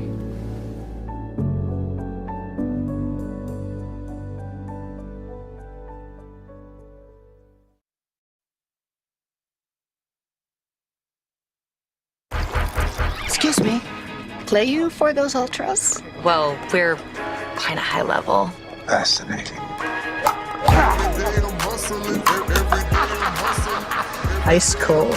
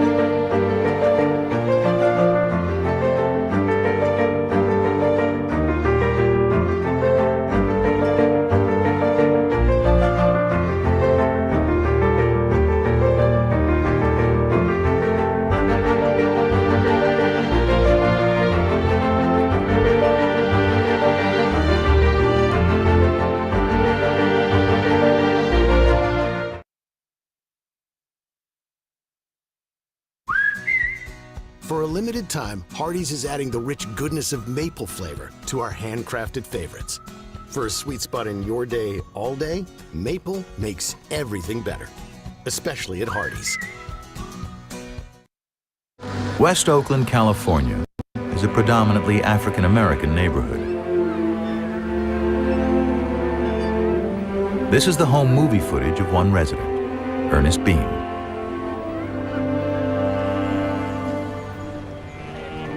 The Beans are unusual for the time, a family moving up to the middle class. Ernest is fortunate. He has a steady job. During the Depression, unemployment for blacks is at 50%, twice the rate of whites. Jim Crow laws mean segregation is still widespread. Even the New Deal discriminates against African Americans. Whites get the pick of the jobs and a higher wage.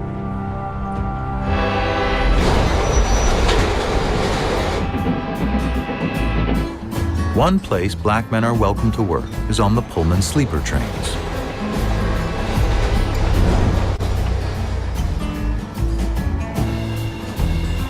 Each luxury car is staffed by uniformed porters. The majority are African American.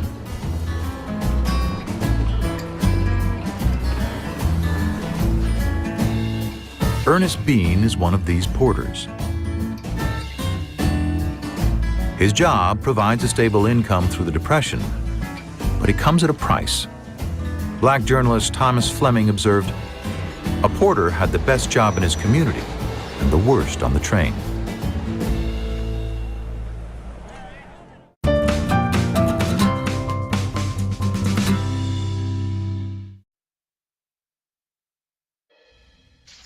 Welcome back. We want to dive in deeper. As we saw earlier, reparations is a hugely divisive issue. A Pew Research poll taken in late 2021 found that by a more than 2-to-1 margin, Americans oppose reparations for African Americans. And look at the racial split. Whites overwhelmingly oppose reparations, 80%. But the numbers are almost exactly reversed among African Americans who strongly support the idea. So joining me now is Cornell William Brooks. He's a professor of the practice of public leadership and social justice at the Harvard Kennedy School. He's also a former president and CEO of the NAACP. And Coleman Hughes is a columnist and host of the Society and Culture podcast, Conversations with Coleman. Both of you have agreed to essentially lightly debate this issue with me as playing my role of moderator here. So, Cornell Brooks, let me start with you. You've been studying this for quite some time, and you've been working with some religious leaders to come up, I think it's fair to say, a modern blueprint of what you think, what would reparations look like in the 21st century? Make the case. That's right. So I've had the pleasure and honor of working with both the National Council of Churches and the Union of Reform Judaism and a group of Harvard Kennedy School students who are working with these large religious associations all across the country, representing over 40 million people, to create a moral discourse on reparations. Why? Because we know that in many corners of our republic, it's being politically weaponized. And they're endeavoring to make, I'd say, 3 key points here. The first of which is, with respect to reparations, you often hear that the harm was too long ago, it's too expensive, and too impossible, too difficult to do. What we find is the harm was not long ago, right? So in other words, yes, slavery ended in 1863 and 1865, but the convict leasing system, representing 1 million people enslaved, lasted up until the opening days of World War II, right? And all of these systems of oppression continue into the present, point one. Point two, with respect to reparations being too difficult. I want to know something here, Chuck, that's critically important. My colleague, Linda Bilmes, who's a public economist at the Harvard Kennedy School, we've done a study, and we looked at all of these programs across the federal government, and we make the case that we're already doing reparations. We simply don't call it that. So in other words, there's a norm in government which essentially says, if an American has been harmed through no fault of their own, the government will often step in to try to make them whole. We do this not only with respect to Japanese Americans who were interned after World War II, but we also do it with respect to veterans, with respect to people who suffered in a natural disaster. We do it with respect to children who've been harmed by vaccines. We do it with respect to pensions that are insured. So we do this over and over again, which says that we can do it. And lastly, we do it at the level of millions, billions, even trillions of dollars. So we can't afford to do it. All right, Coleman Hughes, let me bring you in here. You testified before Congress in 2019 against the idea of reparations. You said paying reparations to descendants of slavery would, quote, only divide the country further. And you thought it would insult black Americans by putting a price on the suffering as well, and would make black Americans like yourself victims without their consent. I hope I captured that correctly, but you take it further. Make your case against. So let me just make a distinction off the bat. I support reparations for redlining, right? Because there are many victims of redlining that are still with us. They're still alive. And Cornell, all the examples of successful reparations for other groups that you highlighted were examples of reparations given to directly the victims of these human rights abuses in their lifetimes or their immediate family members. That's why I support reparations for redlining paid directly to the victims, as they're doing in Evanston outside of Chicago. I make a distinction between that and reparations for slavery, which ended in 1865. I know of no examples where groups are getting reparations for historical crimes that are over 150 years old. And unfortunately, the opportunity was tragically missed to pay it to the slaves themselves or their immediate families. But claims like this time out, right? And this is timed out. And let me say one more thing. Martin Luther King had a plan for addressing the legacy of slavery, which he laid out in his book, Why We Can't Wait. And he called it the Bill of Rights for the Disadvantaged. The Bill of Rights for the Disadvantaged was not a race-based policy. It was a class-based anti-poverty program that would benefit the black poor and the white poor and the poor of all races. That's what I support in terms of addressing the legacy of slavery. That's what I feel is the wisest path forward for this country. Let me follow up a little bit, Coleman, because it is interesting that there are some forms of specific areas where you believe a reparation of sorts should be put there. How do you distinguish Jim Crow? And what is the right amount of time? And I say that Germany is still paying reparations to now descendants of Holocaust victims. So what is the timeline where you feel like where you would draw the line? So I think reasonable people can disagree on this, and I don't claim to have the last word on the subject, but I think we can all agree reparations should be paid ideally in the lifetime of the victim. If the victim dies, it should be paid to their spouse or to their children. Once you get to grandchildren and beyond, my personal view is that that's beyond my line. But like I said, reasonable people can disagree on this, but there's no doubt that, in my view, crimes from the 1850s and 60s are beyond the statute of limitations. Do you see this where services can sort of be what is reparations? So maybe it is free college, maybe it's discounted college, maybe it is tax breaks, however you want to describe it. Is that an acceptable form in your opinion? It is an acceptable form. And when we look at what we call reparatory compensation programs in government, they use a variety of strategies to help make people whole. But let's go to this point about indirect victims. When we look at the policies, when we look at government, when we look at history, we actually do compensate people who have suffered a harm indirectly and their heirs. Think about this. So in Tulsa, Oklahoma, right, Black Wall Street was bombed from the air. Homes were burned on the ground. No compensation, including for victims who are over 100 years old today. But when we bombed islands in the South Pacific, as in the U.S. government, we paid compensation to direct victims, indirect victims, and their heirs as a consequence of an American government bombing people on the ground. The point being here is when you look at reparatory compensation programs, what you find is there are a variety of direct and indirect victims who are compensated for nearly every group but black people. I want to play a clip from Ronald Reagan after he signed a bill to repay Japanese Americans who were detained during World War II. Here's what he said in August of 1988. Stuck with nasal congestion? We've all been there. Afrin No Drip is here to help. Wow! Get ridiculously powerful nasal congestion relief in seconds. Stays right where it's sprayed. Whether it's allergies or a cold, Afrin is your go-to solution. Afrin, the wow is real. Use as directed.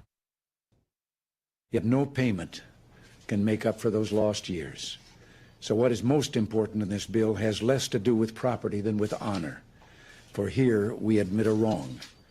Here we reaffirm our commitment as a nation to equal justice under the law. Coleman, is that a model for how America should deal with this? Could it be a model for how we dealt with Japanese Americans?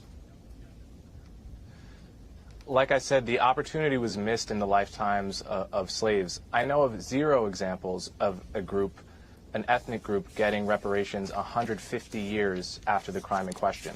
Now, when it comes to honor and symbolic apologies, I completely support those.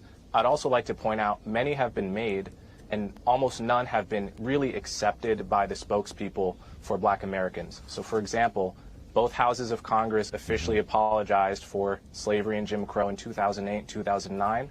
The Senate officially apologized for lynching in 2004. Slavery is, of course, a state's issue, as you know, and at least 8 different southern states have issued official apologies for slavery. We have a beautiful museum in the nation's capital, which opened with an extensive exhibit on slavery in the Middle Passage, which was overflowing with patrons when it opened.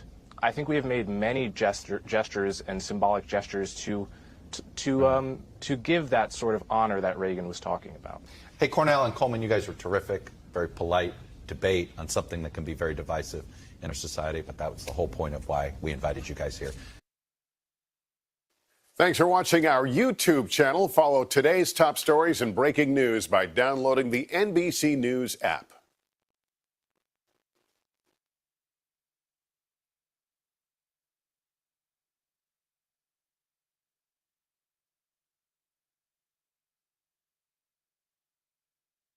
Raymond Winbush is the author of this book, Should America Pay? Slavery and the Raging Debate on Reparations. Good morning. Welcome to the Washington Journal program. Morning, Steve. Should we pay? Yes. Reparations are as American as apple pie, and there's a history of reparations to several groups in this country. The most recent, which we all know about, it was in 1988 under President Ronald Reagan, where this country paid $1.2 billion to the incarceration of Japanese Americans during World War II.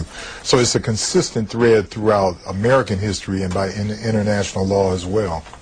Let me put one figure on the table. This is on page 313 of the book, in a series of conversations you did with people supporting and opposing the idea for education reparations, a budget of $128 billion.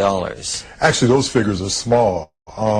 We've got Richard America of Georgetown University, an economist, has said that the entire wealth in terms of unpaid labor by African Americans in this country is somewhere between $5 to $10 trillion. Another study that was done in Africa just a few years ago computed the entire cost of enslavement, extraction from Africa, minerals, everything, the entire colonialism, enslavement at $777 trillion. So we're not talking about small numbers here at all. Shelby Steele, who's included in the book that you edited, says, quote, today, 70% of all black children are born out of wedlock. 68% of all violent crime is committed by blacks, most often against other blacks. 60% of black fourth graders cannot read at grade level, and so on. When you fight for a reparational uplift, you have to fit yourself into a victim-focused protest identity that is once angry and needy. You have to locate real transformative power in white society and then manipulate white guilt by seducing it with neediness and threatening it with anger. Can you elaborate? Yeah, absolutely. I think what Steele and opponents of reparations do is oftentimes fail to connect historical dots, how things that were lead to things that are. And I think with regards to the impact, we want to feel as a country that somehow enslavement has no contemporary impact on African Americans. In fact, it does. And so when we talk about crime rates, when we talk about out of wedlock births and so forth, we don't connect those dots. The other thing I think is that many conservatives have co-opted the use of the term victim. You can be a victim of a tornado and rebuild. Rosa Parks was a victim in Montgomery in the 1950s, but she did something about it. So I think that the idea of victimhood is something that we need to reconsider, and we try to do that in the book.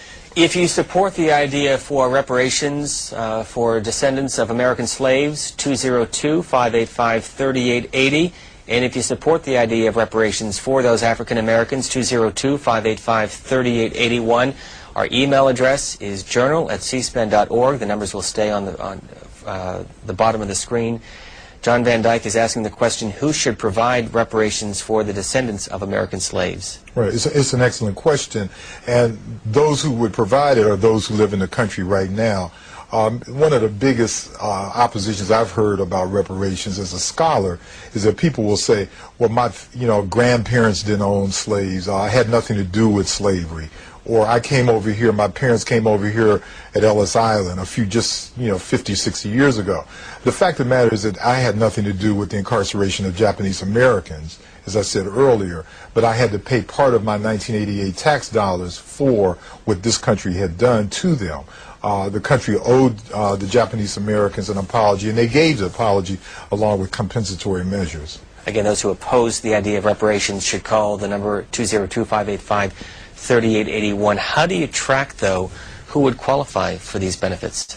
It's not as hard as people think. One of the things that Congressman John Conyers has called for is a study, and he's been calling for the study since 1989.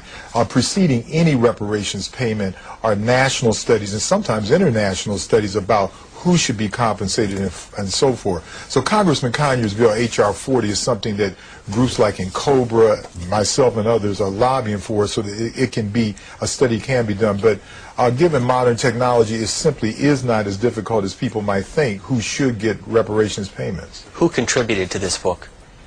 Several people. We had over 20 authors, Deidria Farmer-Pellman, Ya Santwa Nzinga, a variety of teachers, educators, scholars, lawyers, and so forth. Brandywine, Maryland, good morning for Ray Winbush. Morning. I wanted to make a couple of quick points. I think the idea of, I called on the support line, and I support the idea of some sort of recognition of the continuum of oppression and what the gentleman said earlier about what was affecting what is. But most importantly, I think the country needs to recognize that this is still a country where being white is an advantage. It always has been. That advantage is unearned. It has nothing to do with merit, hard work, or anything else. It has nothing to do with qualifications, which is always an issue where discussions of affirmative action take place. And that something has to be done about that. Thank you, caller. And let me read you this email from a viewer in Alabama, Michael Miller, who says, isn't affirmative reparation actions enough for these American Africans? We've lowered qualification standards so they get preferences in college. Possessing darker colored skin gets them hired despite inferior aptitude. What else could they ask for? Well, it's like I heard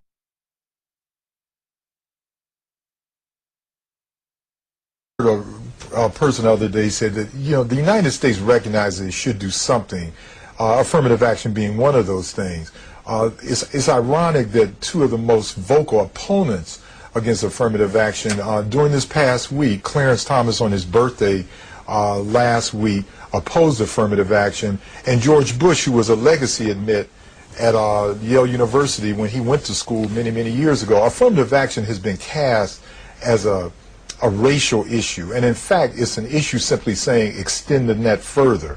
And so there's a little bit of disingenuous about people who say that haven't these people gotten enough, because again I think Americans in general and white Americans in particular simply don't understand the history and their own connections both directly and indirectly to enslavement.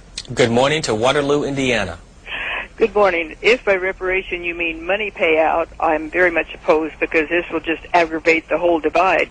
However, I do think equal treatment for equal talents is a different story. And before you come up with any kind of conclusion, I think we're all going to have to get busy and do a bunch of family histories to confirm whether we were or were not. I have some ancestors who came from Europe.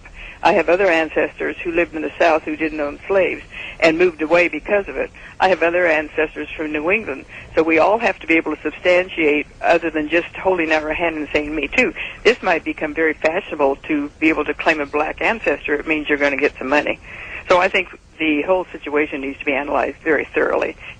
Well, I agree with you, and I think that's why Congressman Conyers' H.R. 40 bill is so important in terms of doing a study on enslavement. But again, I think that one of the things you said, it may not be true, is that, you know, we have no responsibility connected to enslavement. Again, I repeat the example. I have indigenous people in this country, Cherokees, Choctaws, and others have gotten reparations, and in the form that they have gotten, both in group and individual, I, as an American taxpayer, had to pay for that. Next call is Cleveland, Ohio. Good morning. Oh, good morning. I want to thank Mr. Wimbush for his research and his determination in keeping this issue at the fore. I think the word Christian has been co-opted. The Christian Coalition, these people call themselves Christian, but they want to pick and choose the rights and the wrongs and use them for themselves to justify what they want. As far even as this war on terrorism, we have been, as African Americans, plagued by the Klan for 200 years. And then we went to Jim Crow and separate and unequal, and people don't know the history of the country. Oklahoma, back in the 1920s, the government, the whites in power, bombed the black areas as a show of white supremacy.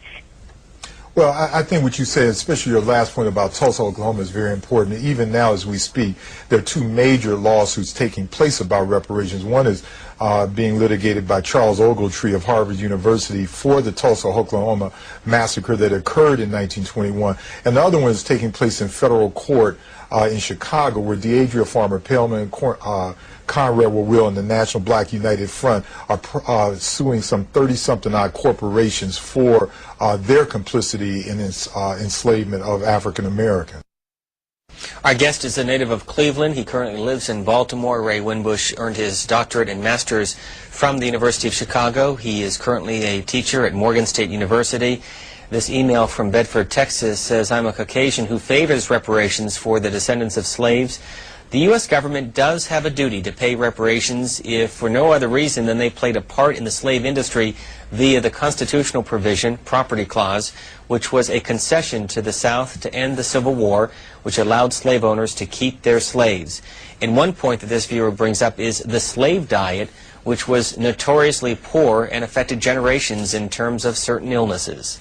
Absolutely, and one of the things that we include in the book, Steve, is a discussion about the health consequences of enslavement. We know for a fact that American gynecology was founded on the experimentation towards African women and who were enslaved in this country, and those operations were performed without sterilization or anything else of that kind. I think that what we do in America, Michael Eric Dyson, the educator, says that when it comes to slavery, we may well be called the United States of amnesia. We don't want to remember slavery. We want to remember the Alamo. We want to remember the Maine and other things like that, but we don't want to remember slavery. We want to talk about it. And I think reparations will also be a healing for this country in terms of getting blacks and whites talking more logically and truthfully about enslavement in this country. Lawton, Oklahoma. Yes, if we're ever going to achieve true racial equality in America, we're going to have to eliminate all of these laws that favor or discriminate against anybody because of their race. Now, the black race is favored at the present time by a number of laws, as is the Indians, and we need to eliminate all these laws that favor or discriminate because of race. Now, as far as slavery goes, it was a terrible institution, but most of the blacks who live in America today indirectly benefited from slavery by being brought to America and not left in Africa, where many of them would have starved to death, as many of them are still doing. Well, this is not as amazing as some of your listeners might believe, that people actually have said to me, well, isn't it good that we were enslaved since we were brought from a continent that was undergoing poverty? And again, it shows the lack of understanding of African history and African American history. The fact of the matter is that civilizations such as Timbuktu, Songhai, and Ghana were flourishing beyond that of Europe during the Middle Ages, and that people want to forget about that and somehow jump to the incredible conclusion somehow slavery was good for African Americans. Again, I think that this is mostly based on an ignorance of American history as well as African history, which we all need to deal with. Where is your family from? My mother is from Kentucky. She was great-granddaughter of a slave owner in Kentucky. My father was relatives are from Pennsylvania with roots in Virginia. This email from a viewer who said, I'd be for reparations if the Supreme Court did not just say it's legal to discriminate against white people. Well, it's amazing those who are opposing, quote, discrimination against white people somehow have gotten religion about the racial past of this country. The fact of the matter is that, as Clayton and Bird have said in their book, American Health Dilemma, only about 11% of the time that African Americans have spent in this country have been, quote, free.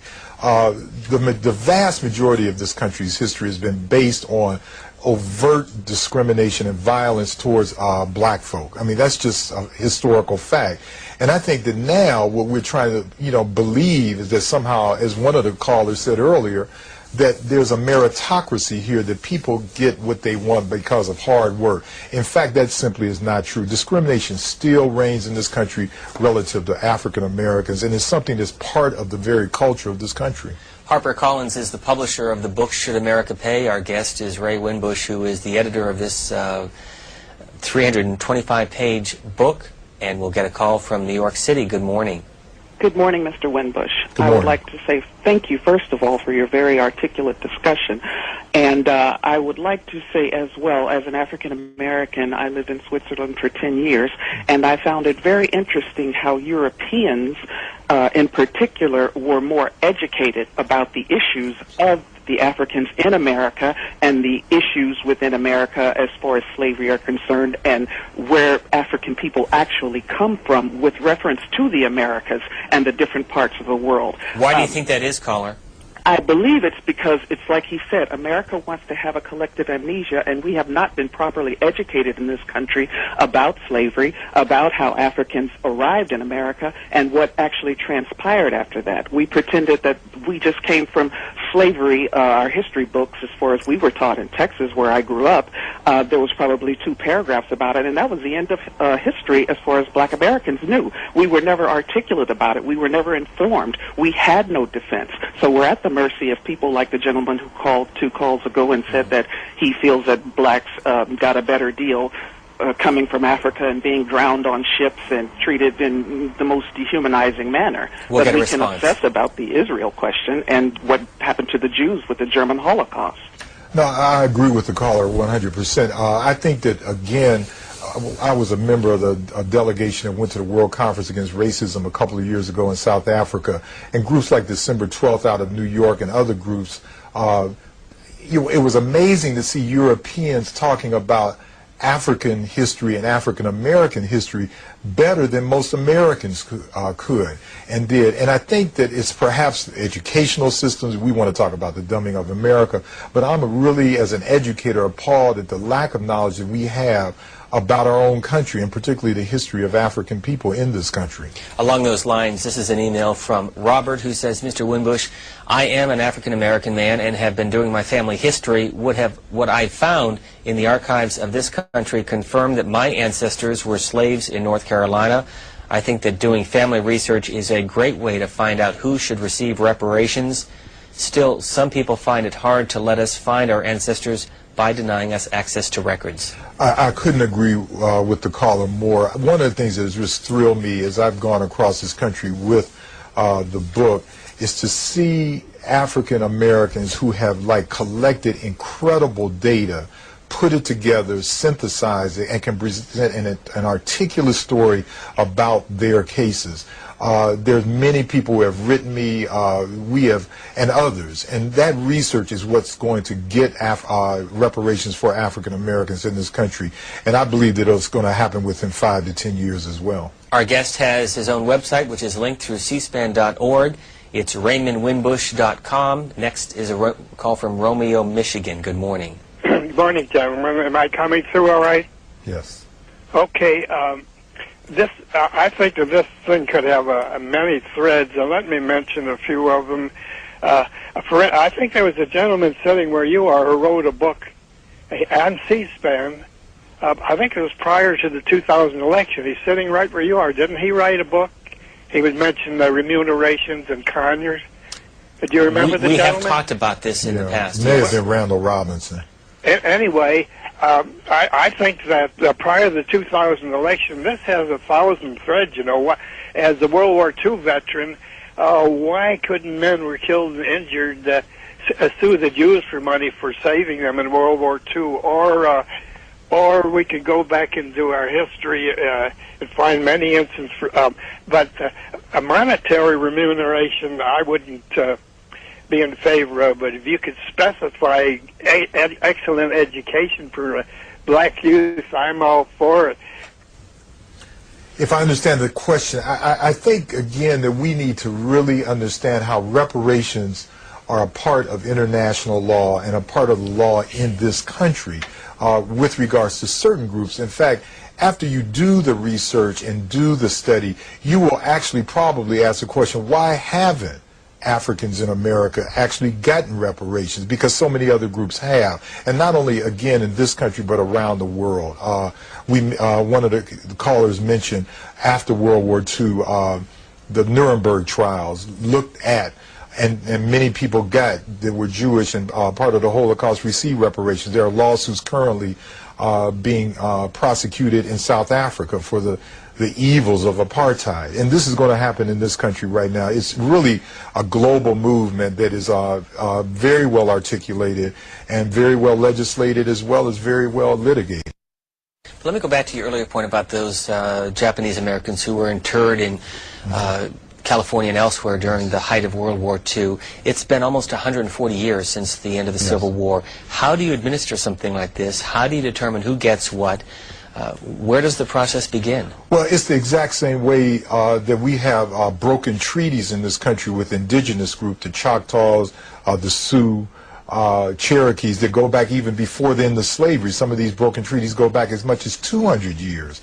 But the administration is what has occurred with those groups, and the same thing can occur with Africans in America. But specifically then, how do you determine who gets what?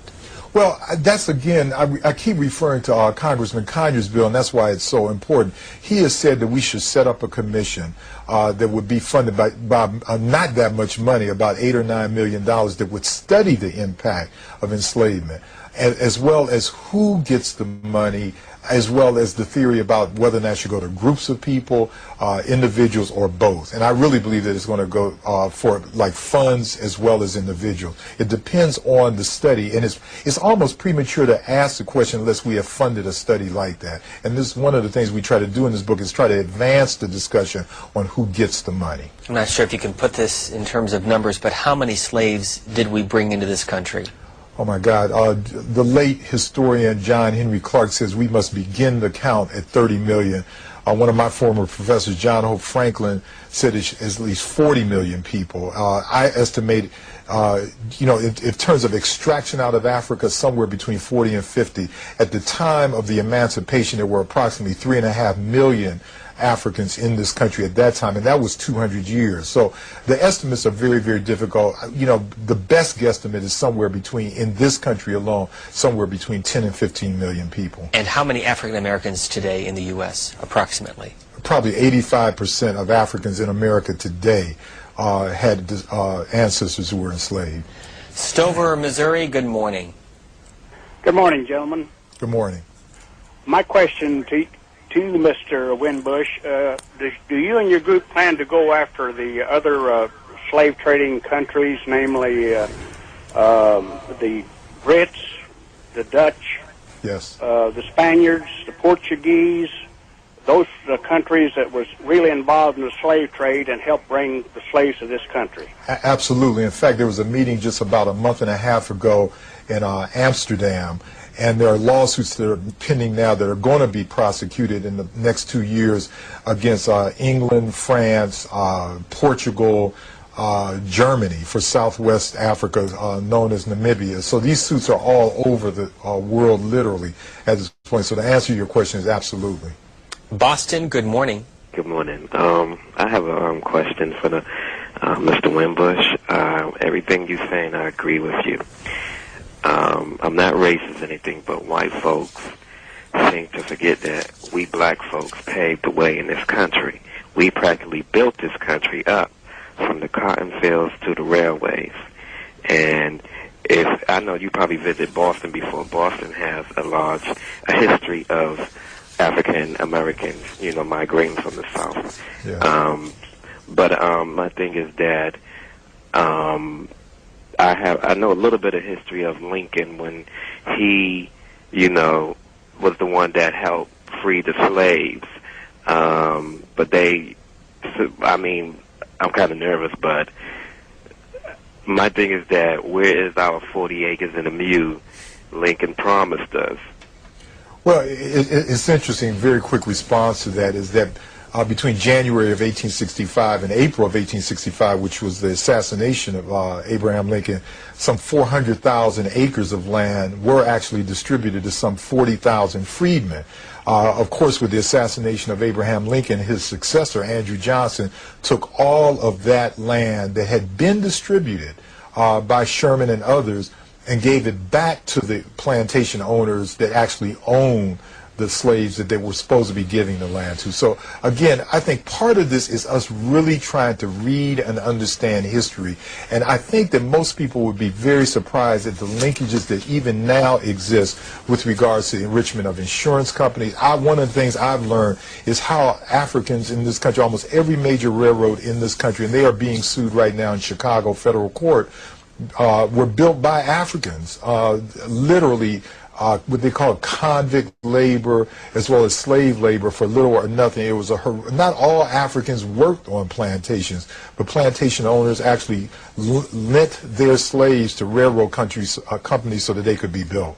2 emails. There is no raging debate on reparations in this country. It will never happen. This country has no responsibility to hand out money to black people. What you should be doing is working on cutting the rate of black children born out of wedlock, cutting down on crime of black people, seeing that black children have a father and a mother in a home, and seeing that every black child gets a good education. That from a viewer in Arizona, and also this from Laura Marriott, who says, please ask Mr. Wimbush if he really believes handing money to some blacks will end the out-of-wedlock births, STD high rates, sexually transmitted diseases, especially for HIV/AIDS, which blacks account for 50% of all cases, and other black-on-black crimes. Well, I'm really struck by the fact when people write letters like that and say things like that. What's amazing is how we could go to Northern Ireland right now and talk about Catholics and how they are just irresponsible people. Or if it would be like going to Kosovo right now, or for that matter, something even more relevant, Iraq right now, said these people are just lazy, they don't know how to run their country, they have out-of-wedlock births, and look at their economy, it's all in shatters.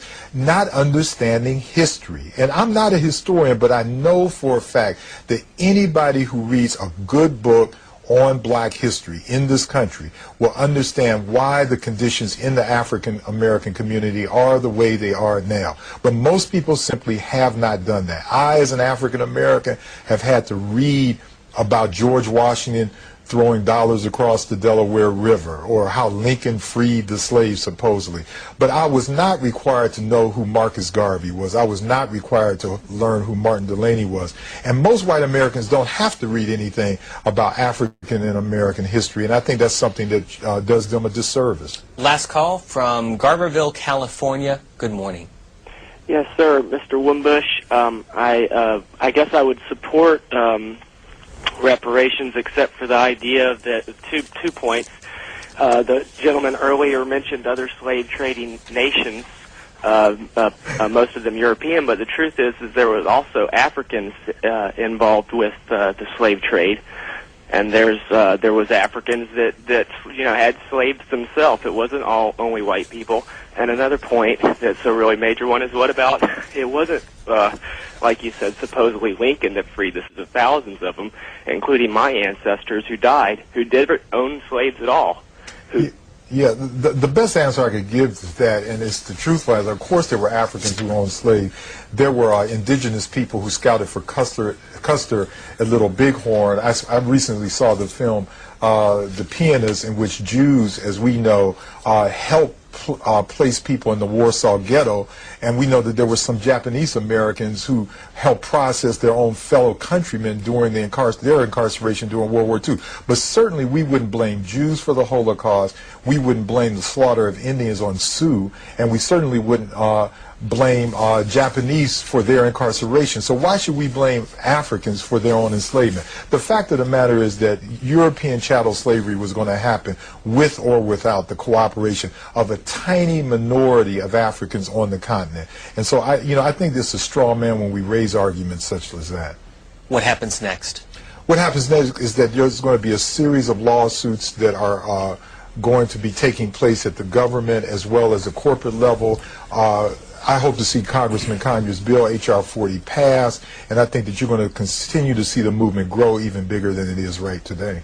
Dr. Winbush is the editor of this publication, Should America Pay? Slavery and the Raging Debate on Reparations, a series of articles on the issue published by HarperCollins. Thanks for being with us. Thanks, Steve.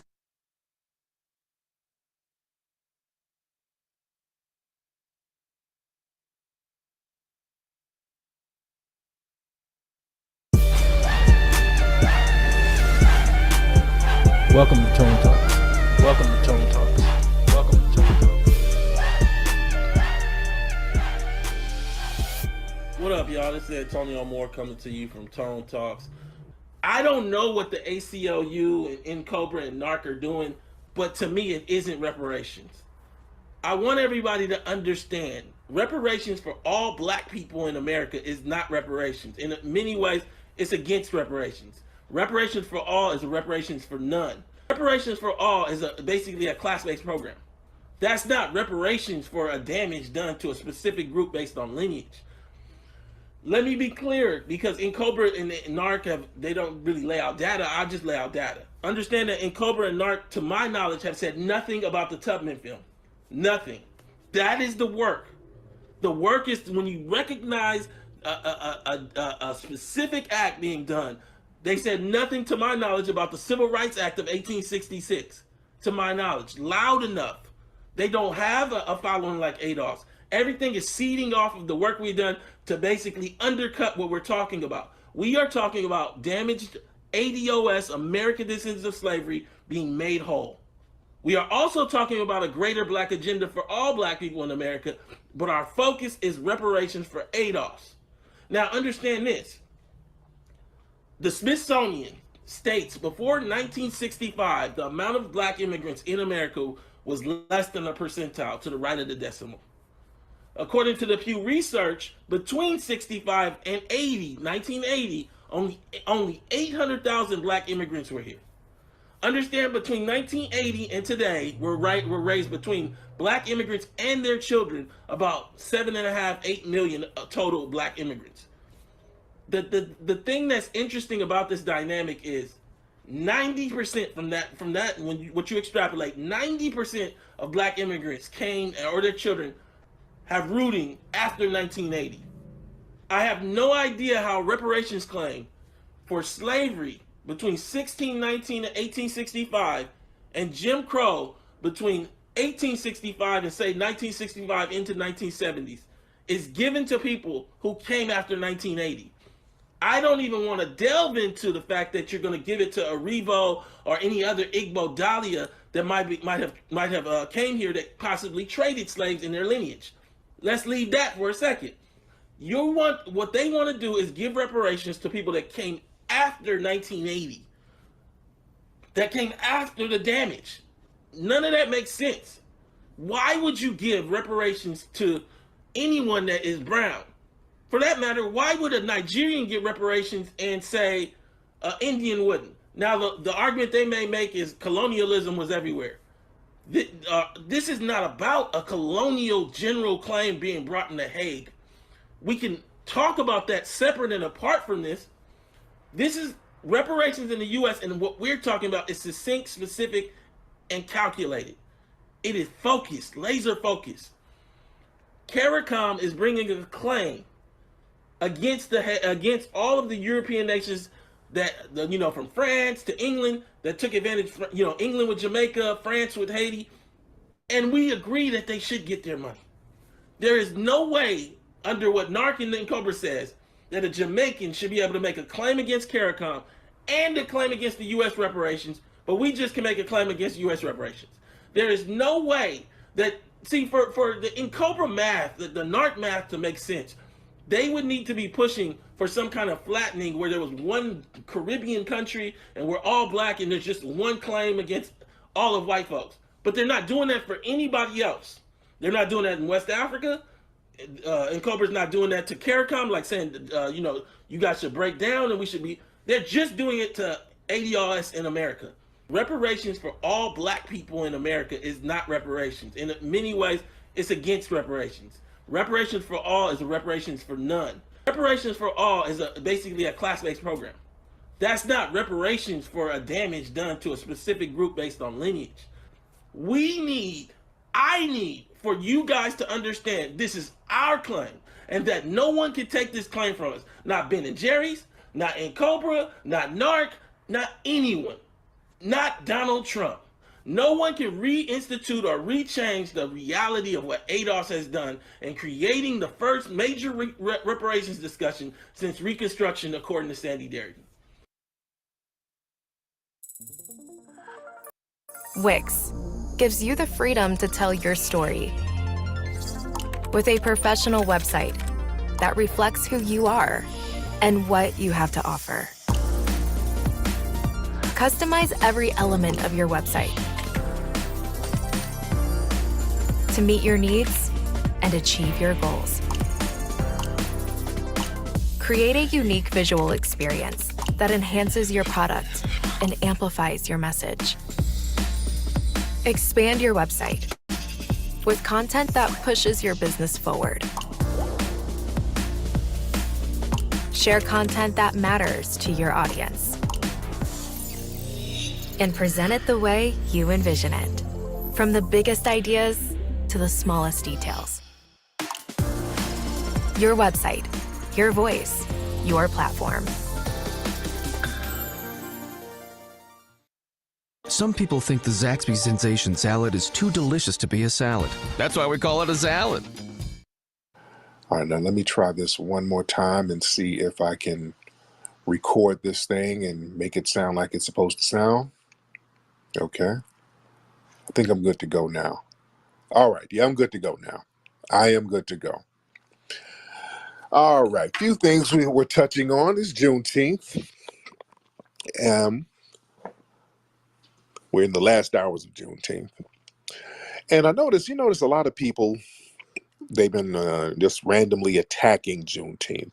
And there's a talking point that's coming from these white supremacist think tanks.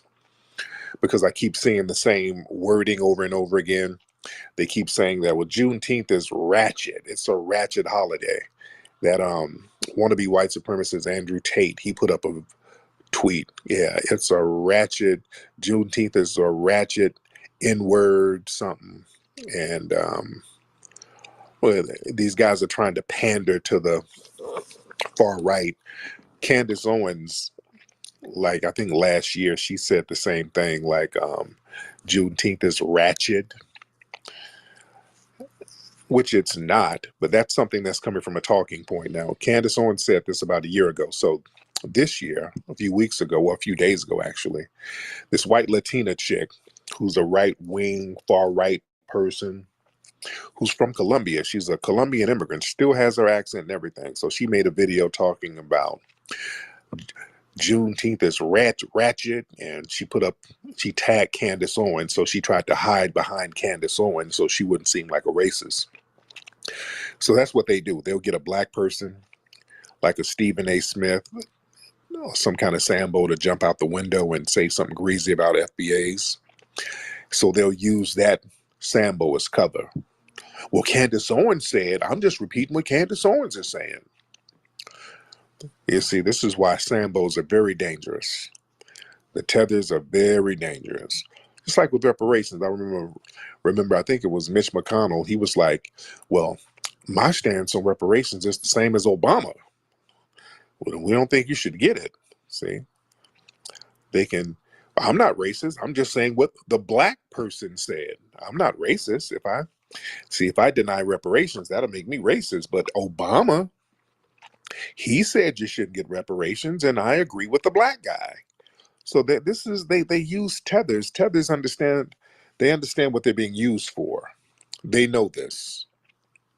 So this Latina chick was like, yeah, Juneteenth is ratchet and y'all want reparations. If you don't like this country, you can get the F out. She's telling us to get the F out of our country that we built. Now we know it's performative Samboism and tetherism. She's trying to pander to the right, the white right.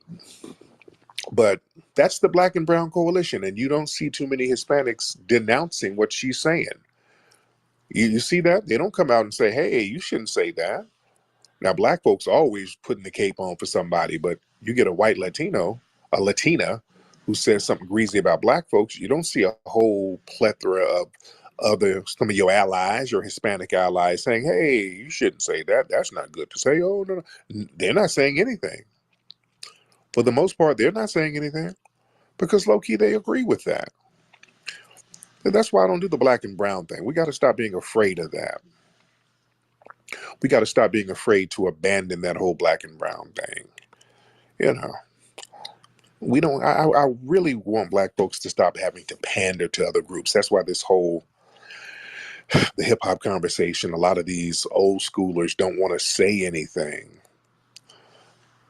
like real openly. And if they do, they got to walk on eggshells with it, because a lot of the old school hip hop shows, and I talked about this before, it's like a lot of Hispanics go to those joints. And a lot of hip hop events, period, to be honest, like LA today, they had the Kendrick Lamar pop-up thing, and most of the audience was Hispanic.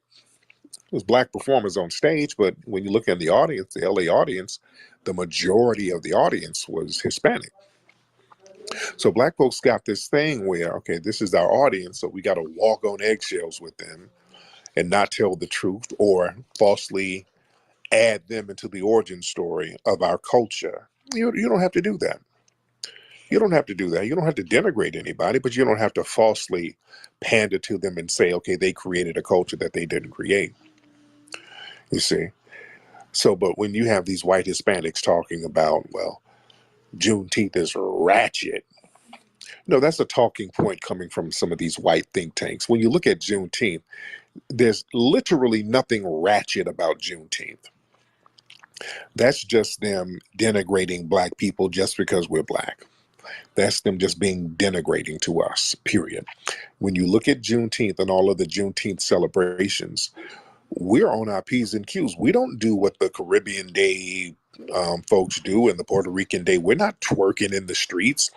We're not running around the streets in a thong and feathers. We're not doing that. Juneteenth, we put on some music and barbecue and kick it. We're the least ratchet. You understand? We don't do all that freaky stuff. You dig? There's absolutely nothing ratchet about it, but just because it's a black federally recognized celebration, you're recognizing foundational black Americans. Anytime you recognize us, it automatically has to be seen as a negative if you're just recognizing us on our own. Now, if you tack somebody else onto it, then it's kind of all right. That's why, again, they keep trying to tack other people onto the hip hop story. And it's so very important that we make sure that narrative don't take off. See, we sit up here and let these lies fester. That's how they erase your culture. We're not letting that lie fester. That's why the origin story on the East Coast, we're standing on all types of business on that. We're not wavering from that. And it's very important that we continue to push the truth narrative. Because, see, when they get that lie off and that lie gets accepted, they're going to move that lie on across the country. See, what they want to do too, they want to start saying that West Coast hip hop was basically co-created by Latinos too. That's where they want to go with it too. They're already kind of planting the seeds. I know y'all heard some interviews here and there with some of these Latin cats kind of alluding to that narrative. But that's the next narrative. If we let the New York narrative go out the window, that's going to be the next one. They're going to start saying how they were instrumental in the creation and the rise of West Coast hip hop. That's going to be the next lie. So we have to shut them lies down very, very quickly. We got to really shut them down. And shout out to the West Coast, though. The West Coast came out heavy for the Kendrick pop-up. Yeah, that Kendrick pop-up concert was amazing. I was going to go up there, but then I saw it was being streamed. Oh, shit, I just watch it at the crib. But everybody and their mama was up there on the West Coast. It was tight. Dr. Dre came out, and it was a great set. Everybody was doing their thing, man. Very proud of everybody. It was the first time Kendrick performed They're Not Like Us live, and he like rewound the song about 4 or 5 times and kept doing it over and over again. He was killing it. Yeah, that's a rollout. If you're going to perform a hit song like that live, and that's the first time it's going to be performed live, that's how you do it. He set the bar high.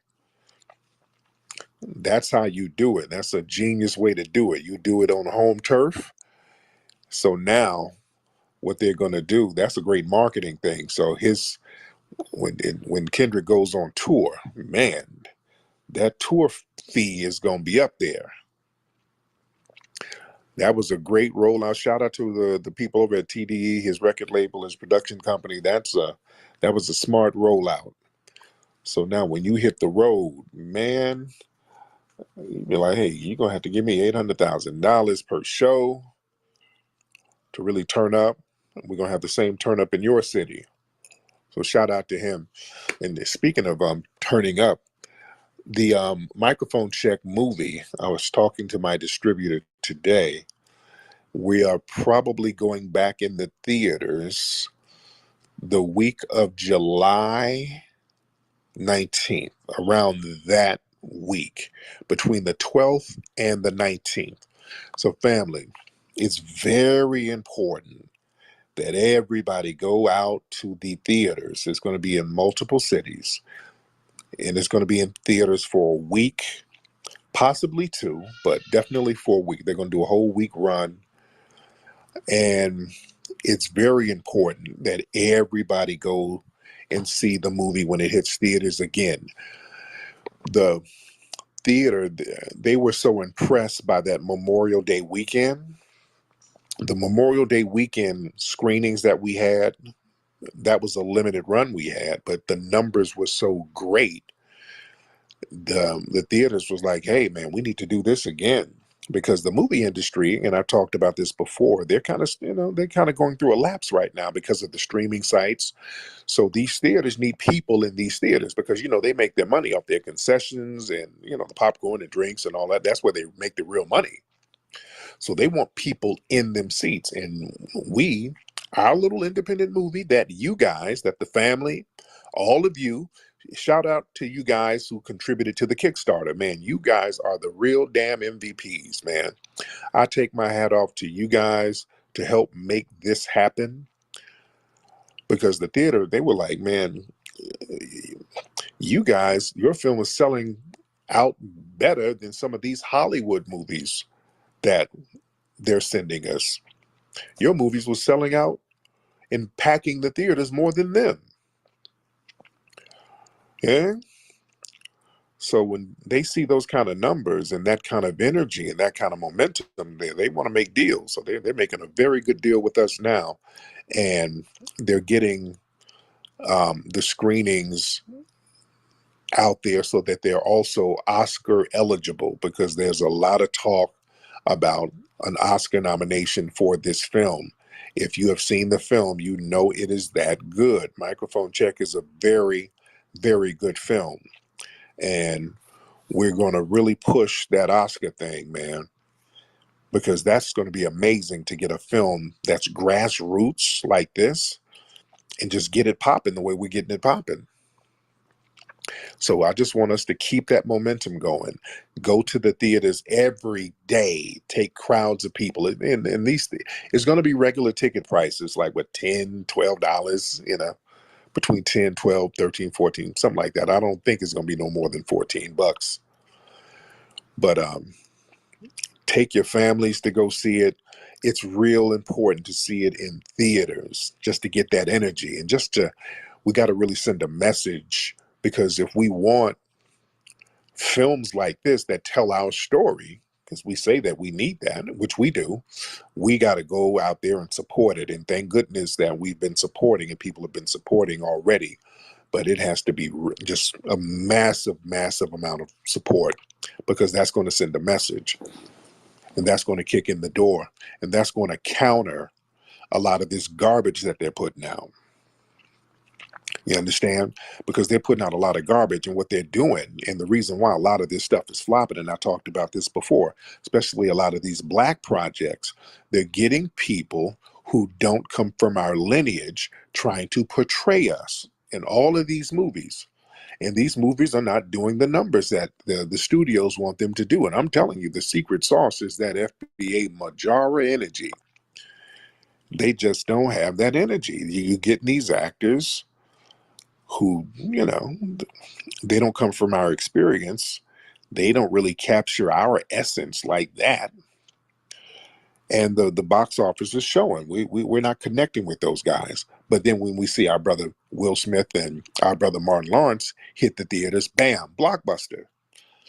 So I'm telling you, that FBA energy, that's the secret sauce. We want to be in a theater seeing people that we can really, really relate to. And we're not trying to dump and denigrate no other group, but when we tell our stories, we like to see our energy in there. And I think that's why the microphone film was so successful, because we're talking about, our FBA culture, and many people around the country can relate to that.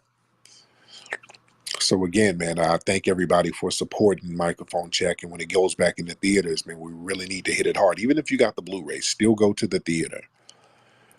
Take your family, take grandma, take the kids. Yeah, there's a little profanity in the film, but, cover the kids' ears later on in the film. They've heard a little cursing before. It's a very good film. So we need to really send a message with that, ladies and gentlemen. Let me get some calls in here in a second, because we do have a lot of people in the building. I see Nicety Girl in here. I think I saw Wani down there. What's up, Wani? I see Wani. I had a suspected white supremacist just in my mentions earlier, talking about how we're talking about reparations. We're always talking about reparations. And this guy, well, my ancestors fought in the Civil War to free you. Are you going to give thanks to them? You better thank these nuts. All right? When a white supremacist try to pull that, kindly and gently remind him that it was Abraham Lincoln who said that the Civil War would not have been won if it were not for the black freedmen. This is what it was, the black freedmen soldiers who actually helped win the Civil War. They were the ones putting in a lot of work. Remember, the South was getting their ass. They were tearing up the North. The Union troops, at first, the beginning of the Civil War, them white Southerners were beating the brakes off the Northerners. Now, when the Northerners said, okay, hey, let's let some of these Maroons up in here. Let's let some of these guys from the swamp fight. They let them Maroons come through, and those Maroons were already battle ready. That's how the Union won the Civil War. It was the black people. Don't let these white supremacists try to rewrite history. They're very good at trying to rewrite history. So it's up to us to really get the game. That's why get books like Hidden Heroes from A to Z. See, this is what I'm talking about. Start your kids young. We got the tools out there. We got the films, we got the books, we got the institutions. Just patronize them. Y'all go get Hidden Heroes from A to Z at hiddenhistorymuseum.com and give that to your children. Start them young. Them seeing progressive and empowering images of themselves early on, that's going to stick with them. I'm telling you from experience, because I would read certain books and periodicals as a kid. My mom them got me certain things, and those things stuck with me. And then, let me get some of these calls in here. Guang, okay, you got a very interesting name, sir. Guang something. I don't know what those look like, some Cambodian or Thailand letters or something. But go ahead and unmute your microphone if you can. If you can understand English. I don't know if you can understand English or not. Guang? Okay, he might not understand English. All right. So we'll wait on him to get it together. Let's get Martin. Let's get Martin in the building. All right, Martin, unmute your microphone. I can hear you, Martin. How are you? I'm good. Hey, I actually listened I to remember you. I remember you. You're the moist Nigerian dude, or Ghanaian. Which one is it? Nigeria or Ghana? Nigeria. Nigeria. You're the But moist dude. Yes, yeah, go I ahead. want to say something. So I listened to your space with those fresh and fit guys, and I listened to you speaking with Tommy Sotomayor, and I Right. just want to ask, will you guys do a debate? Me and Tommy? Yes. No, it's a waste of time. But I thought you guys squashed the beef like on that space. No, we're cool, but it's a waste of time. Tommy's he's performative. Everything he does is kind of in bad faith, so it's a waste of time. It's like even if I debunk him, you don't really win anything. So But you said you told him to come to LA though. okay, yeah, just come to LA. We could chop it up. Yeah, I don't got a problem with him, but I'm not going to waste time doing performative nothing burgers with him. That's a waste of time. So will you still be going to Miami to do the fresh and fit like debate? Are you still open to that? Yeah, I'm interested in doing that. I'm interested in doing that because these guys got a legitimate platform, and these guys, the Myron guy. Now he's dangerous because this guy's clicked in with some of these alt-right dudes, so he's clicked in, and plus this guy worked for Homeland Security or something like that. So, this guy, there's a lot of potential for this guy to be very dangerous. So that's somebody that has to be checked for real, for real. He's a genuine tether. You understand that? So that's a problem. So that's something that we got to nip that in the bud. But somebody who's just doing performative trolling, no, I don't waste time on that. And that's what Tommy kind of does performative, and Tommy pretends to be a tether. He's not even a real tether. Oh, I thought he was. I thought he was from Panama. No, Tommy ain't from no damn Panama. Okay. Yeah. Well, that's what I'm saying. And I don't know. Yeah. But God speaking bless. on that space, I agreed with some of what you said, and I agreed with the other side. And Okay, on their side, what did you wait? agree? I want to tell you what I agree with on you first.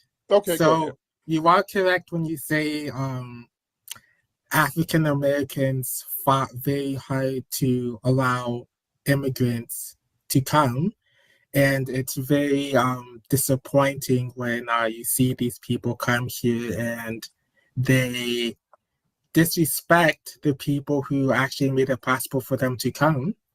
Because if they actually believed in what they were saying, like Myron would go back to Sudan.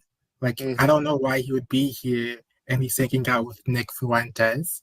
Right. And then, because Nick Fuentes wants him to go back to Sudan, and it's like people like African Americans who made it possible for him to be here and to have the opportunity, and I think that's very disappointing. It's very disingenuous because I think he might be trolling or he might just be ignorant. Oh. And then for you, where I disagree with you on, like I say in the past, that I don't think this whole reparations thing, it doesn't have any legs, and I don't think it's gonna happen anytime soon. Well, the thing is, you're not at liberty to speak on what our reparations claim is because you're not qualified. So why? No. I mean, when I say it's not going to happen, I mean politically it's not going to happen. Okay, so what does that have to do with you? I'm just saying. So, like, I'm Okay, just commenting. Don't repeat the same thing. Yeah. What does our reparations have to do with you, one way or another? Why are you even speaking on our reparations claim? Because I am Black. But you ain't qualified for reparations. You're not qualified for it. Why do you guys who aren't even qualified, you're the main ones vocal about it? What is it? Because y'all don't want us to get it. That's what it's all about. You don't want us to get it. What is it about you non-FBA cats who really just don't want us to get reparations? What's that about? Let's be real. I want free money too. No. See, it ain't free money. It's the debt that's owed. My ancestors, that's not free. They got their ass whooped out here, generationally, and they should have gotten paid. And no. That was some horrible stuff that happened to my family, and they didn't get paid. And there was a debt that's owed, and the debt just got transferred and transferred and transferred. The debt was never relieved. The debt didn't go away, and the benefits didn't go away. Those benefits, because when our people were getting whooped on and denigrated and oppressed and forced to generate all of that wealth was racially locked in, passed down. So that's not free damn money. You understand? For sure, but since they haven't paid for 200 years or so, should just go to war with them instead of doing this. Go to war with them? How? I don't know. You're the leader of the FBA movement. Okay, so well, you make that's what you have a little fantasy. I'm not a part of your fantasy, sir. I mean, you should just go to war with whites if they're not paying you what they owe you. Now, why would we take your failed advice and go to war with whites with the most powerful military system in the world? Why would we take your failure advice to do that? Well, you guys would fail more if you guys didn't do it. Like, you guys would keep on failing. So you guys should just either do that or you can just do what the Jews do and get more political power so you can influence the laws. Did you do that? No, I haven't. No, you didn't. No, you didn't. You failed and you fled, sir. Well, my parents fled, so I didn't. I don't want to hear tether. I don't want to hear failed tether advice, Lord. Boy, the tethers who failed. When am I going to listen to some? Hold on, dude. I didn't call your name yet. You hold on. I mean, kick me if you don't want to speak, bro. Hold your ass on. I mean, just kick me if you don't want to speak, bro. I'll just kick me, bro. Kick me then. Dude, this is not the meth lab. Slow down. I'll introduce you in a second, sir. Hold on. You made me lose my train of thought. I was saying something pertinent to the audience, and then you had to take that meth and threw me my train of thought. Now I don't like that, sir. You ruined my train of thought. I was saying something, and you threw me off with you and your damn meth. Now, what's your name, sir? What is your name? Esteemed Egg, bro. Okay, now why are you cutting me off? What do you have to say that was so important? I mean, I'm trying to see what's up with this group chat right here. What's the topic? We're talking about a lot of general stuff. Now, you sound like a Hispanic guy. What part of South America are you from? I need women to know that you're not limited to anything other than living your life openly and honestly. Ask your healthcare provider if Biktarvy is right for you, and visit Biktarvy.com to view the important facts, including important warnings. I'm not from South America, fool. I'm from America.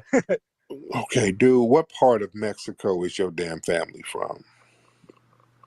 You're exactly right. Fool. I'm from America, fool.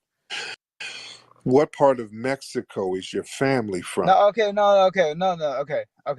Let's That's be what part professional. of, okay, this, we're not playing damn deal. Let's be professional, bro. All Okay. right. What part of Mexico is your family from? It doesn't matter. I'm from America. Okay, So the only thing that I asked. no. Y'all are so ashamed of your background. I hear your Mexican accent, dude, and you're trying to throw a little Ebonics on it. So you must be from the West Coast somewhere. Where are you from in LA? What part of LA or West Coast you from, dude? You from LA? You from the West Coast? Turn your microphone on, dude. Turn your microphone on. He's probably babbling and don't know that his mic is off. Unmute your microphone, dude. Oh, yeah. So what's the subject? All right. Are you out here on the West Coast? I mean, you still didn't answer my question. You're asking me a question before you even answer mine. I'm trying to see who you are before we even get started. Are you out here on the West Coast? I can't disclose that information. Dude, you're a nobody. There's nobody coming to get you. Bro, come on. I'm just trying. I can't disclose that information, bro. I know you're a white Hispanic. You're a white Hispanic. I can't. No. I can't. Slow down. Dude, you're not some kind of top-notch executive that has to hide his identity. You're a manager at Chipotle or some shit, dude. It ain't that serious for you to try to be all evasive about your background. I know you're a white Hispanic guy. I know you're somewhere out here on the West Coast. I'm just trying to establish that so I can understand what position you're coming from. All right? So basically, all of this denial basically is confirming everything that I'm saying. All right, so then ask me the questions, and then you answer my questions. So why did you call up? So what's on your mind? I mean, it popped up on my feed, so I just wanted to see what the whole conversation was about. That's what I was asking. What's the conversation? Did you hear me talking with the gentleman earlier? Yeah, but I had no idea what it was about. That's why I'm asking now. Like, what's the? So you just stay confused about everything. You just walking through life, don't know shit. You from? You don't know where you live. You're just confused. No, that's no. I'm saying, like, what's the topic of this forum? There is no particular topic where I talk about a bunch of different things. Is it a race forum, or what is it? We're talking about Juneteenth. What is that? What's Juneteenth? Yeah. It's like Cinco de Mayo without fleeing. It's like Cinco de Mayo. Mm-hmm. That's fucking crazy, bro. Without fleeing, though. We didn't flee nowhere. So you're making a forum to celebrate your black culture. Yeah, that's what Juneteenth is. Oh no, that's cool. No, I wouldn't disrespect that, bro. That's fucking sick, bro. Right. If you want to celebrate your black culture, I'm down with that, bro. You can celebrate yourself all you want, bro. Right. You know? And we're talking about stuff too. We're talking about other stuff too. But yeah, no, that's why, like, does it get more in depth than just celebrating your blackness, or is that just it? No, I mean, were you off work today? It was, Juneteenth is a national holiday. I mean, I don't work, bro. Come on. Oh, okay. Well, did you pick strawberries today? I mean, did you take a day off? I mean, shit. Did you do something? Bro, that's what I said. I don't want to disclose where I live because I don't work, bro, at all. Okay, that's all right, bro. Yeah. Okay, but anyway, thank you so much, bro. Let me let you go ahead and get back to your pipe. Okay, let's get average black American in the building. Let's get average in here. Brother Average. How you doing? Oh my God. What's People up? are annoying. I know. My goodness, man. What's going on, fam? Nothing much. That dude triggered me. Not this guy, but the dude that was really fucking them S's up. That tether. He was, tell Tariq that I'm with a San Francisco accent. Reparations. Oh, yeah. I'm like, God damn, I had to turn my phone down. Oh, yeah. Well, I call him Bussy Tunde. He's a moist tribesman, a moist Bantu. But yeah. Oh, God. The obsession on our day, man, it's ridiculous. That's all I wanted to say. Just what I was seeing. That's all. You have a good one. Thank you, brother. Yeah, man. People, The people who are just not qualified to get reparations always telling us what we ain't gonna get. They're always telling us what we ain't gonna get. You know, people who fail, they always want people to fail with them. You know, they want friends in failure. They want camaraderie in failure. No, we're not doing that. They stay telling us what we ain't gonna get. Why are you even talking to us about it? You're not even qualified. We didn't ask your opinion about it. You're not qualified to get reparations. We're not asking you for advice. Why do y'all always have to come up in our mix telling us what we ain't gonna get? Y'all remember when the Oklahoma Supreme Court threw out the Tulsa race massacres victims case? Do y'all remember, like last week, y'all saw online, it was Tethers celebrating that. Y'all know that? Tethers were actually celebrating that. They were like, aha, see, we told you, nigga, aha, nigga, we told you. They were celebrating that those elders didn't get justice. These Negroes sit around here hoping and praying we don't get no reparations. You understand what I'm saying? They don't want us to get it. That's why they're always coming in the mix trying to speak down on it, to try to throw salt on the morale of it. That's what they try to do. They try to sprinkle their failure energy on it.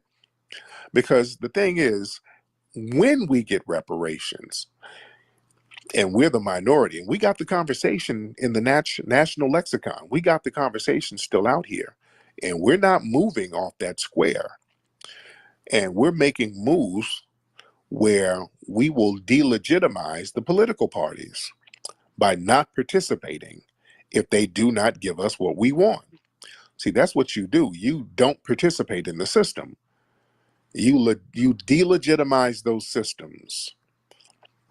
You tap out of them. Not vote independent and all that. I'm talking about you delegitimize all of it. Say, hey, nah. We'll vote for the couch. And I saw something with Steve Harvey. He was up there. Wasn't he up there with Kamala Harris? Oh, he was. How y'all not gonna vote, man? Y'all, how you gonna get something and y'all ain't gonna vote? And we're gonna get it by not voting and letting these political parties crash and burn.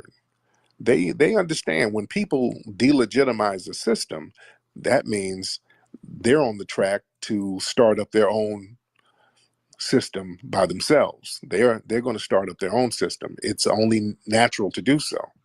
So they don't want that to happen. They don't want us to get two on code, which is what we're doing. See, I can go either way. Either they can give us our money or we can get hellified on code and start building up our own parallel system. Either or is good with me. We start building up a parallel system because we've delegitimized theirs.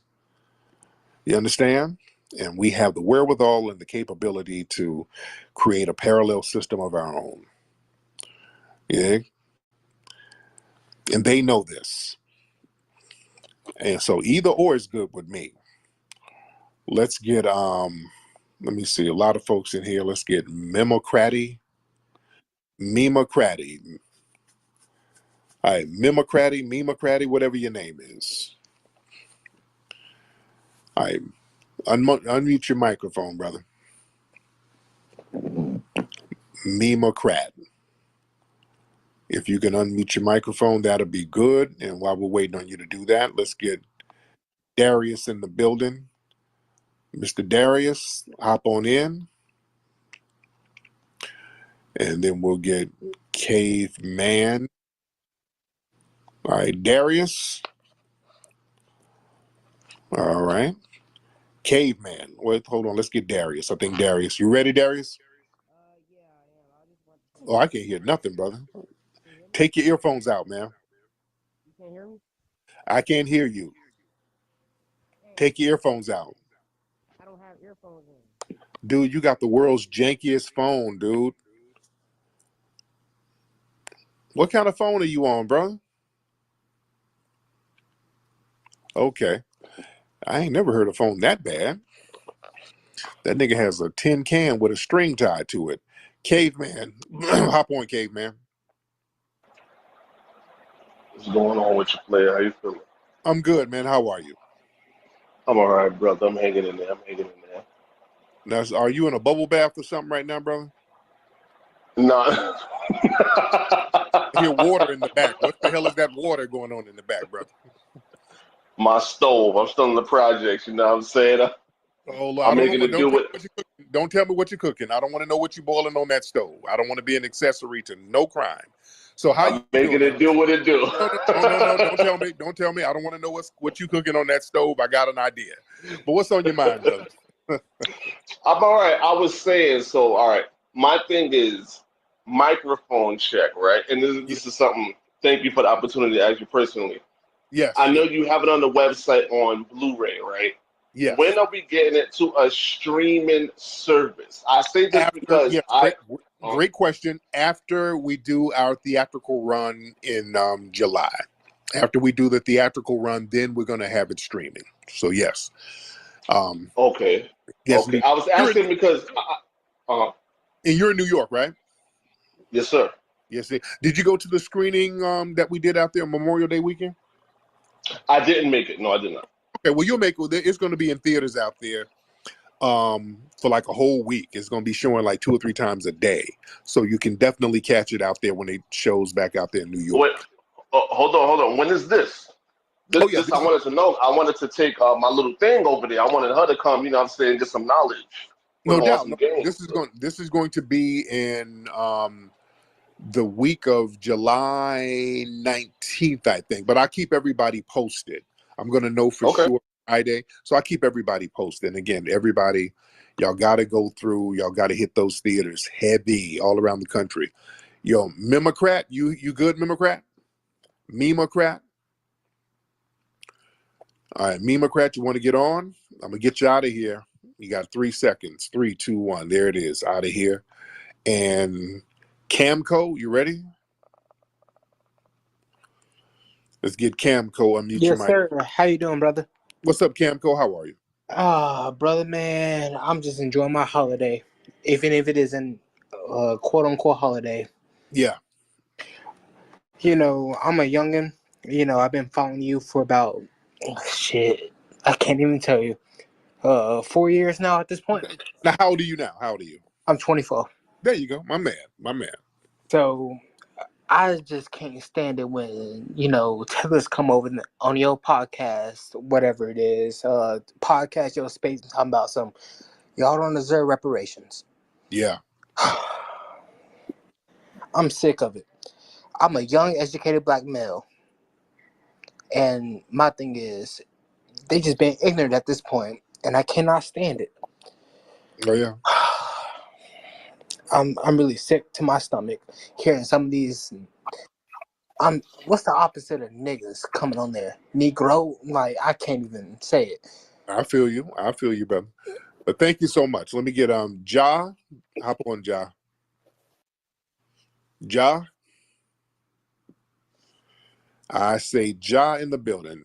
Yo, Can you hear me? I can hear you, Ja. What's going on? Oh yeah, it's peace and blessings, brother. I'm coming up out of Minnesota, and they got these brothers up here, man. It's called Building Wealth Minnesota. They trying to get like 9,000 black families in the homes, but they using your terminology. They saying foundational black Americans. You got to be born in America and descendant of a slave. They giving brother families $60,000 grants for just staying in a house for 5 years. But also, man, I ordered microphone check. Good. But go ahead. Well, I'm just saying they're using your terminology, but I'm saying I ordered a microphone check from Amazon. As soon as it came out, man, they saying it's still on back order. Yeah, they're gonna. Yeah, we talked to Amazon and they finally got everything together. So I think people's stuff should be to them by next Monday. So So y'all have it by next Monday. But thank you so much. But yeah, can I say something else? Can I say something else? Yeah. If they want to use the terminology, that's fine. That's fine.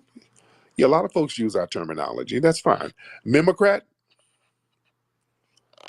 All right, Memocrat, you good? Unmute your microphone. You keep trying to get up and you're not saying anything. Jonah, what's up, Jonah? Jonah, want to unmute your mic? All right, let's get some of the people down here. If you're ready to talk, if your mic is functional and you're ready to talk, raise your hand. If you're in the request queue, raise your hand if you are ready to talk, because sometimes I guess people hit that button by mistake and they don't say anything. All right, Jonah. All right. So if you're ready to talk and you're in the request queue, let's raise your hand. All right, let's get, let me see. All right, we're kind of bouncing around here. All right, the iron mic, I get the iron mic on in a second. Let's get MJB. Let's get MJB in the building. What's up, MJB? What? Sorry, I'm just cooking and singing. I'm curious, as of late, what would you say is your most often played, say, soul song to get you through a hard day at the gym? A soul song? I don't know. Well, yeah, I mean, you went through the evolution of hip-hop, so I'm wondering what your thoughts are on the evolution of soul music. Well, I like a lot of James Brown and the JBs. I like, that's very underrated. There's a lot of hip hop samples that came out of James Brown and the JBs. Now, what do you like? What soul music do you like listening to? I'll look that up specifically to see if I can produce something from it. Mm-hmm. So again, what do you like listening to? Nonsense. Like what? Like pretty, a lot of myself, to be honest with you. I live in an echo chamber. Okay. And where are you from, by the way? We've already played that game. I'm not interested. Well, I don't remember talking to you, and I know that you probably have some kind of moist fantasy world. Moist fantasy world. I don't remember speaking to you, sir. And you have a Taraku, es enemy, merci. And you have a flag that I can't really identify on your page. I know, it's Tar IQ. I'm talking to Tar IQ. Okay. Do you get it? Okay, this is unwitty tether babble. So, all right. And that's why a lot of tethers have to flee. They're very not witty. They're not witty at all.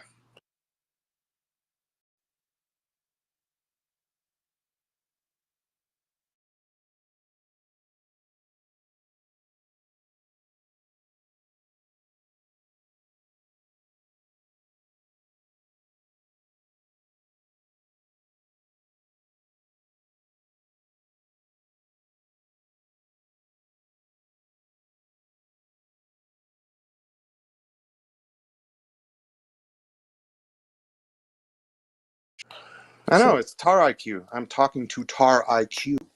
Okay. Do you get it? Okay, this is unwitty tether babble.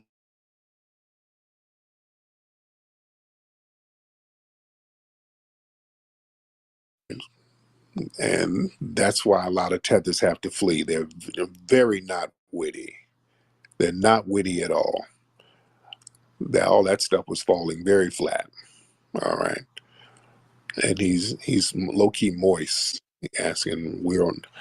His questions sound like they're about to get real weird and moist. Rockavelli. What's up, Rockavelli? Yo, what's good, Tariq? What's up, Rock?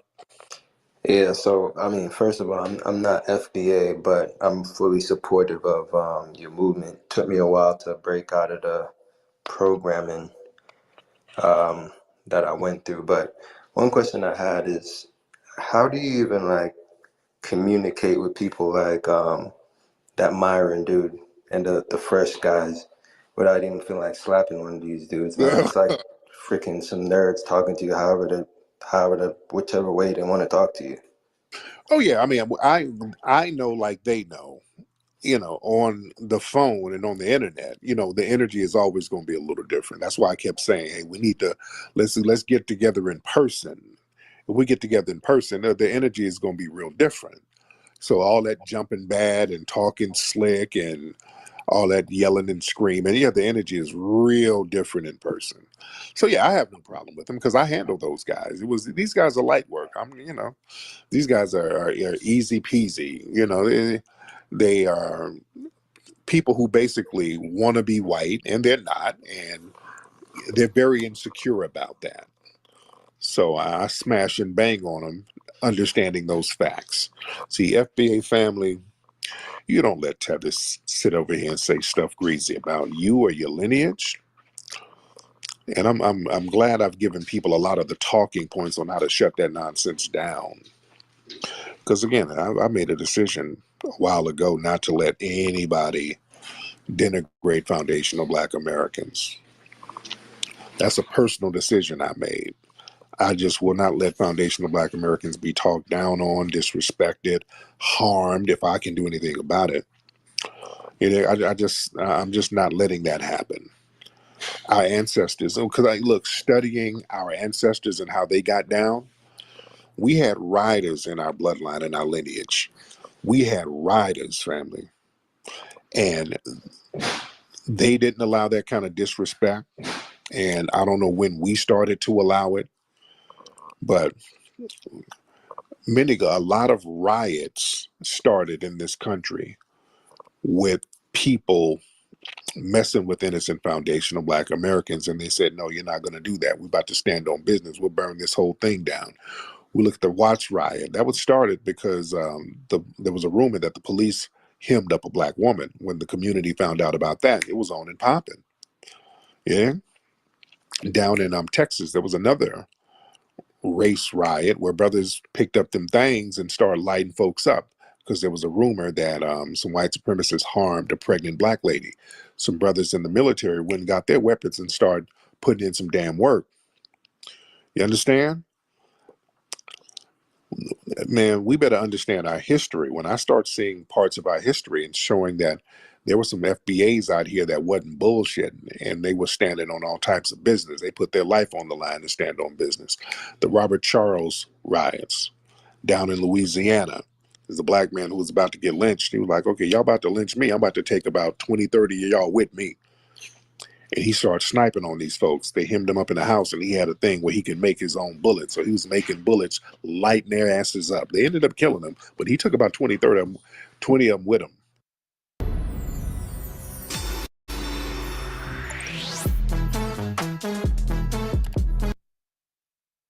He was lighting them white supremacists up. You see? Going all the way back to the Seminole Wars, those Black folks was down in Florida standing on business. They got the Seminole Wars really popping off because some white generals kidnapped a Black woman. It was a Black woman who was foundational Black American, Black Seminole, a sister named Morning Dew, Black lady.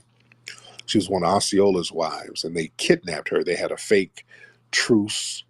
The U.S. Army wanted to do a truce, and they called a truce, and they went there to negotiate, and then they kidnapped the sister. And the Seminoles said, okay, we got your ass. And they start sniping and killing U.S. generals, dude. They massacred General Dade. That's who Dade County is named after. Y'all hear me talk about Dade all the time. So I'm just saying, there was a point that many of us in foundational Black American historic society, we weren't on that bullshit. We didn't play games. You mess with one of us, you all get in the business. Don't let people think that we were just being docile and just getting whooped on all the time. No, we weren't. No, the hell we weren't. We were standing on some damn business. You see, and understanding our history and seeing what some of our ancestors did. When I see situations where we get hemmed up by race soldiers and niggas are standing around filming, people are talking crazy about us, and we're just we're letting foreigners get out here and talk crazy. And I said, you know what? Damn that. We're going to have to start checking these folks. Because again, when you start traveling to where they're from, when you start traveling to some of these different countries, and then you hear somebody from one of these countries come over here talking crazy, we're going to be like, no. See, a lot of people, we let some of these tethers talk crazy because some of y'all never been to where they're from. A lot of us, you know, you never really been to some of these countries that these folks have fled from. So we sit here and let them talk about all the shit they got back home.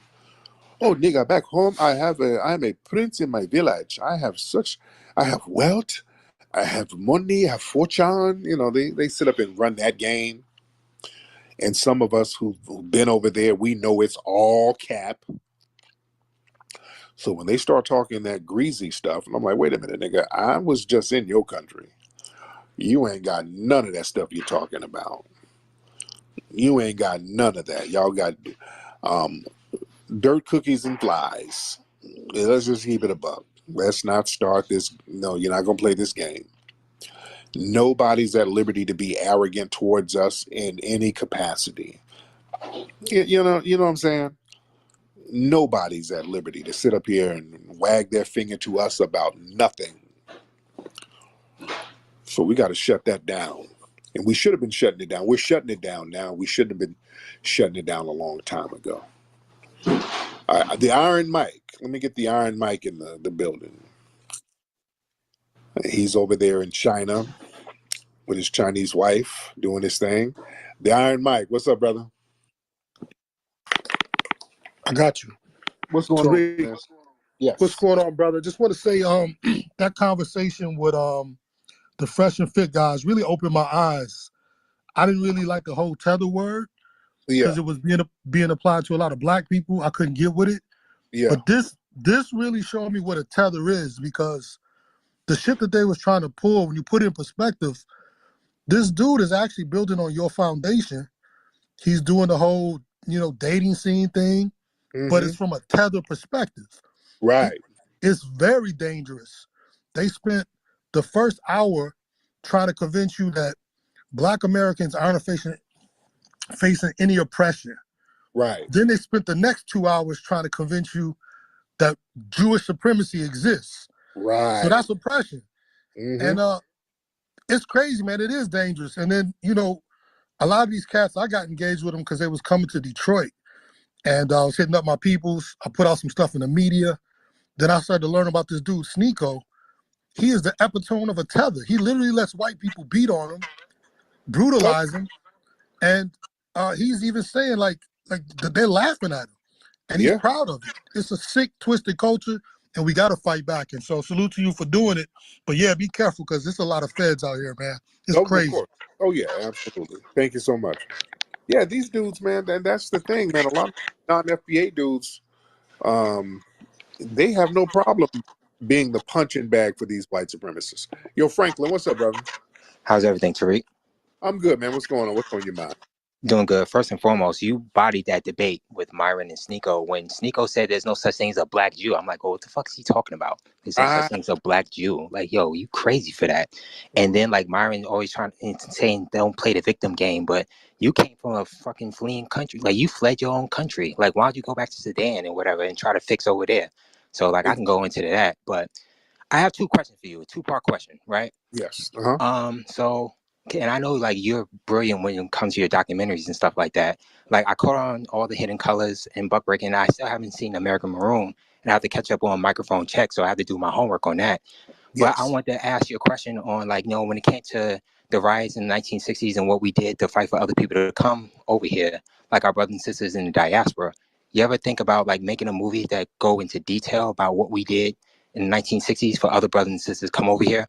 And the second part of the question is, like, I know Myron and Sneeko, they're part of that whole red pill community, the manosphere, like, trying to teach dudes how to, get women and go against feminism. And, like, I know they go on feminism heavy. My question to you is, do you ever think about, like, ever making a movie where it addresses the white feminist agenda and how it affected black women and the black family? And that's pretty much my two questions. D1. Thank you, brother. Now, in the movie American Maroon, we do talk about what went down in the 60s. So that's why you need to see American Maroon. We do talk about some of the work, that Maroon spirit that was still around in the 1960s. Because you got to remember, in the 1960s, we had a certain energy going on. The 60s, that was the decade that had the last generation of black folks who were actually enslaved. In the 1960s, you had a lot of black people who, a lot of us would live to be over 100 years old.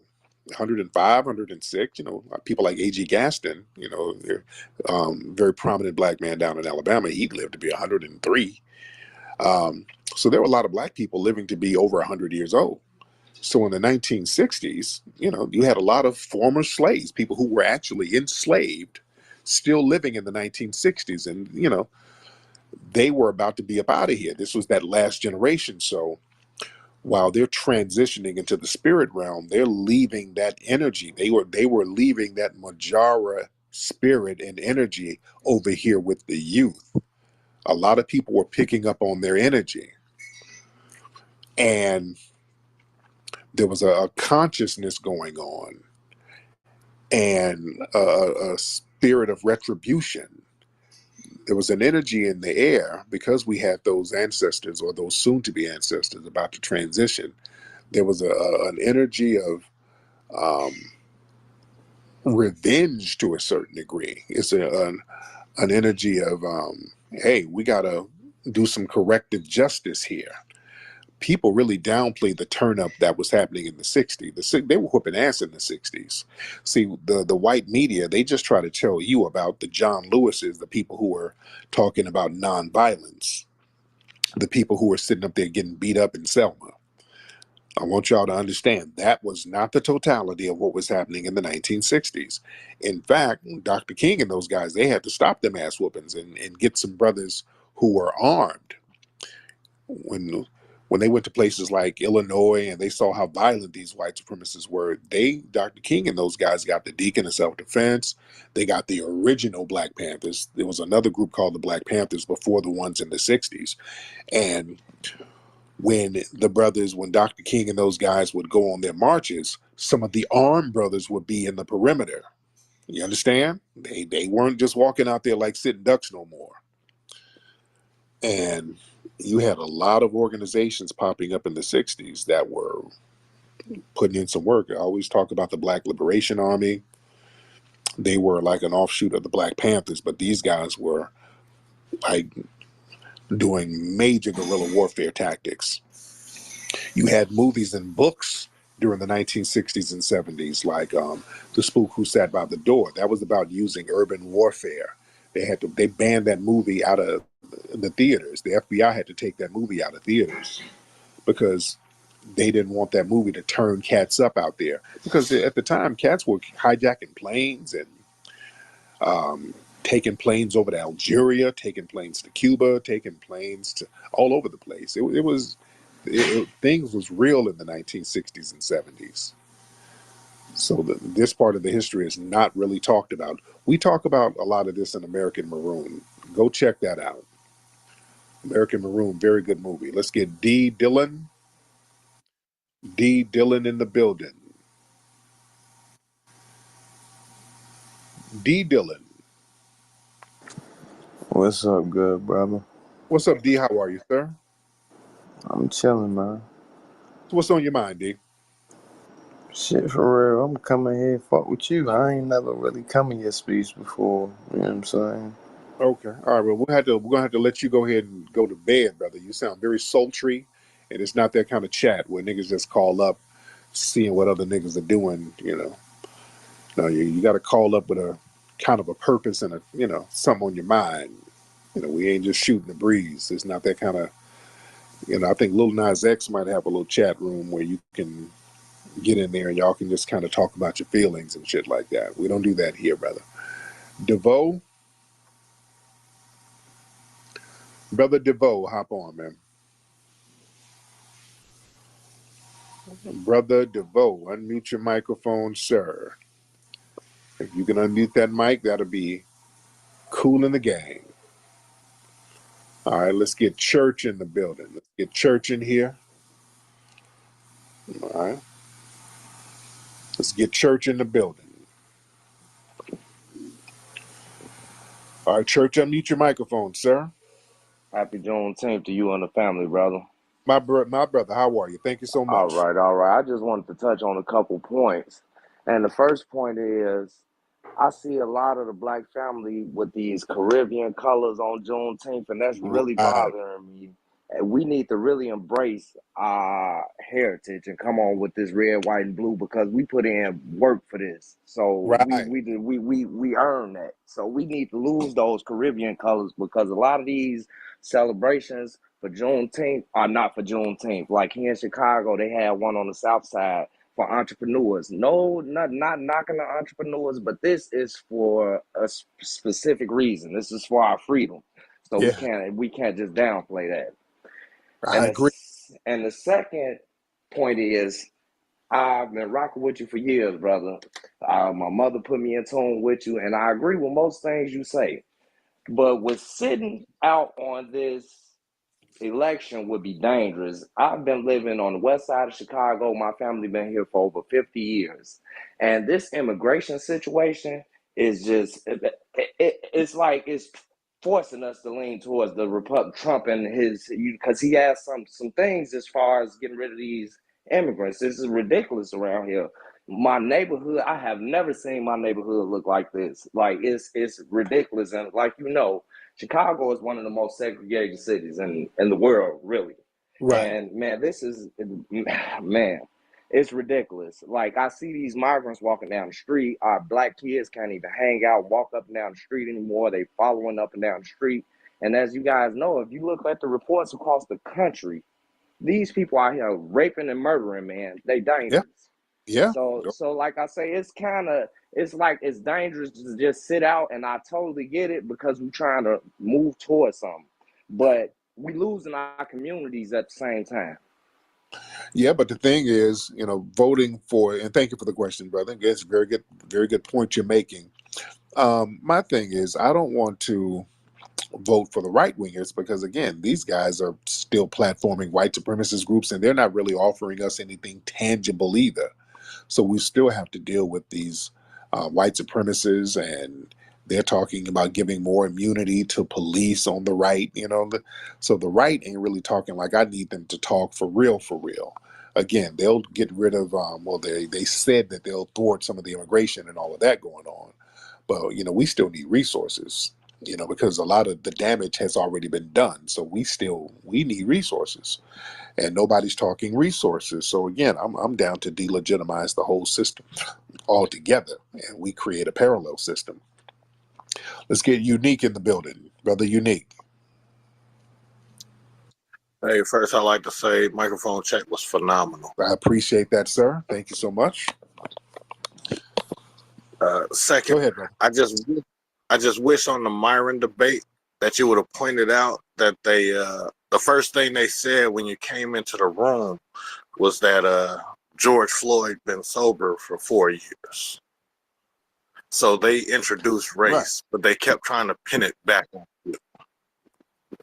Oh yeah. I told them they were in there saying little racial stuff, and I caught them, because that's all they do. Their whole platforms is about denigrating us racially. So they try to play dumb and gaslight. We don't let these white supremacists wiggle out of responsibility. That's why they're always trying to play the whole, well, it's really Jewish supremacy. Oh, it ain't. It is white supremacy. There's no other supreme. You can't have two supremes. And Brandon, hop on, Brandon. Hey, brother Tariq, how you doing, man? I'm good, man. How you doing, Brandon? Good, man. Happy Juneteenth to you and your family, man. Thank you so much. What's on your mind, brother Brandon? So I've been seeing, man, and I've been living in Houston for like the past 20 years, and I've been seeing from Houston to Louisiana, a lot of these foreigners, man, they moving into these small towns and just taking over the whole town. Like, I don't know if you noticed that. Yeah. I just wanted to leave it at that. Yeah. Well, that's why, we got to start getting on our P's and Q's. And again, the political structure is letting that happen.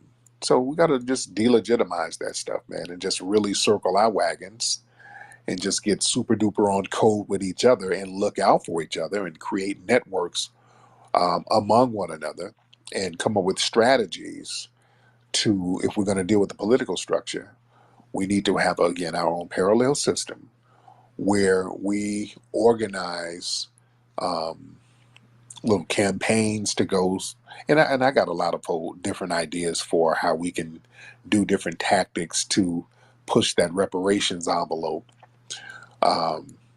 We get local chapters of people hitting up some of the politicians, finding out some of the institutions that benefited from slavery and putting them on Front Street. You understand? And just do this all across the country. There's a lot of different strategies and tactics that we can use to kind of shake the table and say, okay, look, we're trying to get that debt covered that's owed. There's a debt that's owed, and we need to get that debt handled. So there's a lot of different strategies and techniques that can be used out here. All right, let's get a couple of more people in here. We got FBA Baby. All right. This brother has Krishan Rock's Baby in here. How is Krishan's baby doing?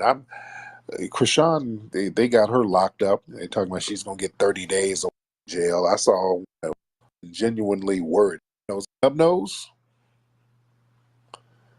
You want to say something, brother? Hey, turn your microphone on, Snub Nose. Okay, Snub Nose ain't saying nothing. All right, just wanted to get up here and get up here. Let's get up. Junot. Oh, how am I pronouncing your name? Junot? Oh, what's up, Tariq? How's it going, brother? I'm good, brother. Am I pronouncing your name right? No, it's Juno. Juno, okay. Juno. Yeah. So I got 3 questions, 2 for you, and 1 just in general to any tether that's listening. My first question is, have you ever considered doing a movie about the history of R&B music? Because now I'm hearing that our brothers across the pond, they're trying to take credit for that. You know what I mean? Yeah. So that's my first question. Yeah, I haven't thought about it, so but I'm open to a lot of stuff. But the next question. All right. So my next question is with regard to FBA Stream. Are you open to any type of ideas? Maybe I could shoot you an email. You could DM me or something, because I have some ideas that I'm wondering if you would consider with regard to that, because I want to see it be successful. I actually subscribe to it. There you go. You know what I'm saying? But we can't. Yeah. I can't. But thank you for the call. But no unsolicited ideas. I do not want you to send me no ideas. No. A lot of film streaming platforms. No, we don't want general emails, because what happens is you send me something, and we might have a movie that we're already doing, and it might have something similar in it. And then cats will turn around. Well, I gave them that idea. They didn't give me no money. I gave that. They'll pull that. So that's why production companies do not like unsolicited material. You do not send unsolicited material, because cats will sit up here and say you took their shit. And no. Don't do that. Don't do that. And it'll be something that ain't got nothing to do with a film, but just the fact that they sent you an email with an idea, they'll try to tie that in.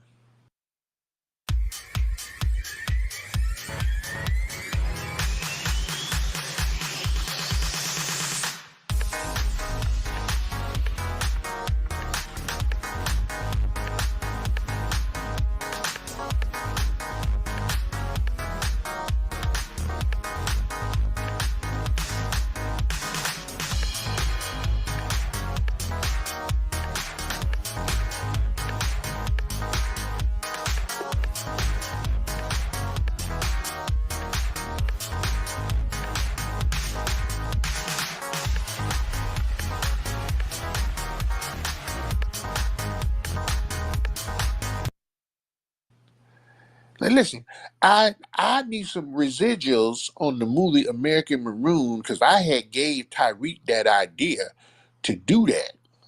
How so? Well, I had a movie that I was finna do, and I sent him the treatment. It was about hermaphrodite polar bears that's running around Alaska right now. You understand what I'm talking about?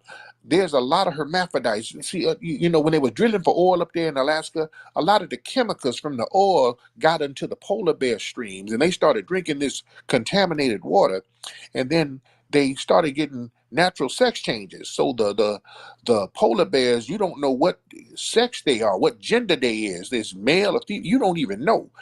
And what they do, they go around just killing willy-nilly, and these hermaphrodite polar bears, they are very, very vast in that area. I lived up there in Alaska, brother. I'm telling you what I know. So I gave him the idea for that, and then he turned that into American Maroon. They're like, what? Like, and just zero damn correlation whatsoever. You know what I'm saying? So don't send nothing. Don't send nothing. No, don't send nothing. You know, niggas will try to tie that in. You know, man.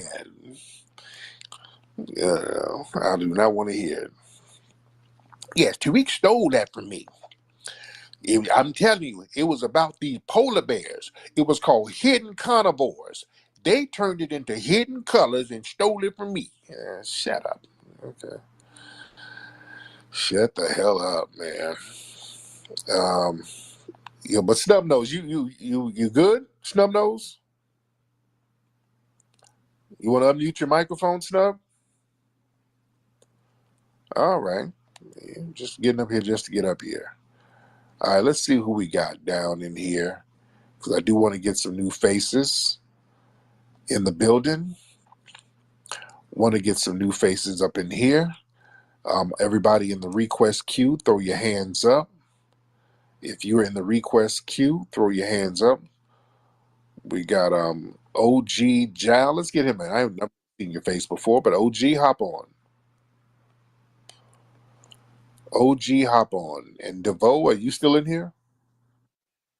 What's up, OG? Hey, brother, how's it going?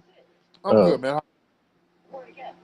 Yeah, I was thinking about something that you was talking about a little bit earlier, but it had something to do with going back to the Black Panthers and, you know, how some of the old heads are, you know, taking flack for dropping the ball.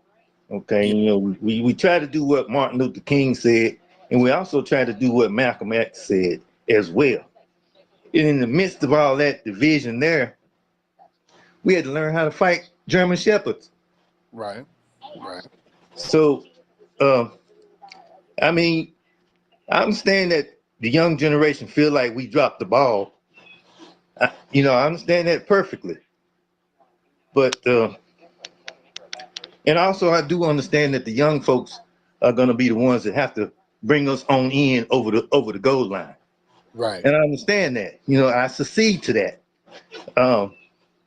But as far as that, the dropping the ball notion, the way they want to spill it and the way the narrative is going, I mean, it's pretty damn good to be able to learn how to fight human beings and German shepherds at the same time. Right. And I get it. I get it. Sometimes there's a lot of criticism to a lot of the older people, but, you know, I give props what props to do. You do have a lot of the people who were around in the 50s and 60s and 70s who were putting in work, and we owe a debt of gratitude to them, because you did have a lot of brothers and sisters who were like, hey, we're going to protect the community and we're going to put our lives on the line and not let you guys harm the community. Apia, speaking of tether, we got a Ghanaian tether. See, one thing I like about you is your sense of humor. Anyway. Yes. Now, Apia, let me ask you this. Why do y'all really hate on us getting reparations? What's that about? You guys really, really have a bug in your ass about us getting reparations. Why are you guys always hating on that idea? You know that's a fallacy. It's not a fallacy, You know dude. that's a fallacy. That's not a fallacy. I mean, you guys you all cannot. the time for what we're not going to get. You guys are always trying to tell us what we're not going to get. You guys celebrate when you think we're not going to get anything. That's not a fallacy. To celebrate, you know what we celebrate about? What you celebrate? We celebrate our achievements. That's what we do. We're not interested in anybody's whatever. We celebrate what we make for ourselves. Now, what's your achievements, Apia, as a Ghanaian immigrant? What have you achieved? Oh, in terms of my credentials, academic credentials? Yes. What's Yeah, your oh academic? yes. I've achieved something that I'm proud of. I'm an engineer. I'm a policy analyst. I did banking and finance as well. What else you want to know? I'm a management consultant. What else you want to know? For what firm? You want me to give you my family credentials too? For what firm do you do financial management? For what? What firm do you? Well, I work with one of the top banks in the United States. Which one? And currently, I'm not going to tell you. I worked with Right. one of yes, and The currently, bank of Wakanda. All well, right. you can call it whatever that you want. Right. Right. What at least what I can do for a fact is you can bring your top whatever you got right here, and let's have a conversation on corporate matters, on policy Okay. issues, on engineering issues. I'll be here. I'm not going anywhere. Okay. You can Let's pull talk that about person up. engineering. Let's talk about engineering issues. Okay, okay, we can discuss computer engineering, cloud So management. wait. Get it? Okay. Hold on, So hold wait. on, hold on, hold on. Oh, don't do. Hold on. Wait. Which wait? You just said you do engineering and you do financing, but now it's computer engineering. So you do a lot of shit. How do you Oh do yes, all? yes, I do because I went to school. I went to school for all that. Really? You went to school for computer and finance? You do all of that? Okay, so let me Come on now. let me tell a little bit about some of us.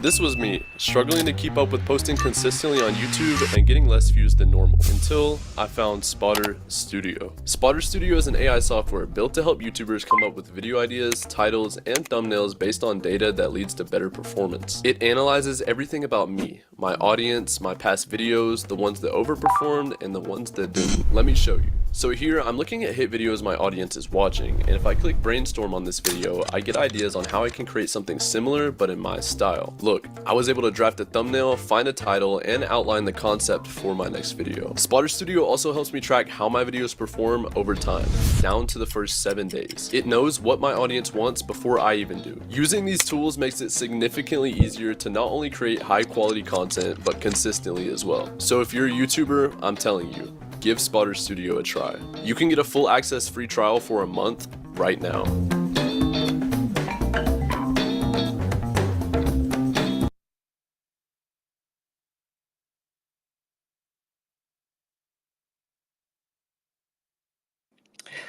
We don't just take one career.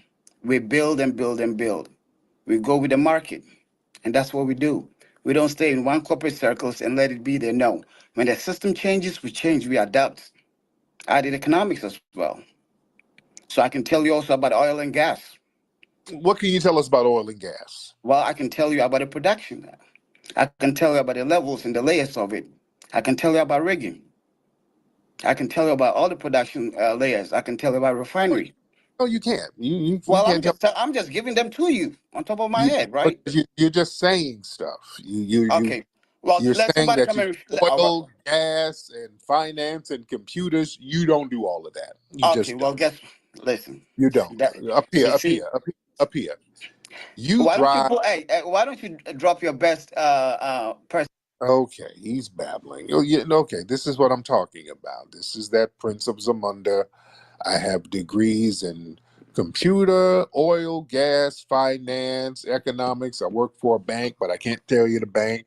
I do economics. Yeah, okay. Y'all do remember this dude was on the phone and we heard Uber orders coming in one night. Y'all remember that?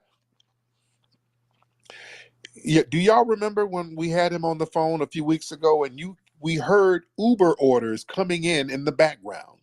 He was in his car and we're hearing the ding of orders coming in. We heard the orders coming in, dude. But you let these dudes tell it. I'm an executive at JP Morgan, nigga. I work for Merrill Lynch, nigga. You know, you let them tell it.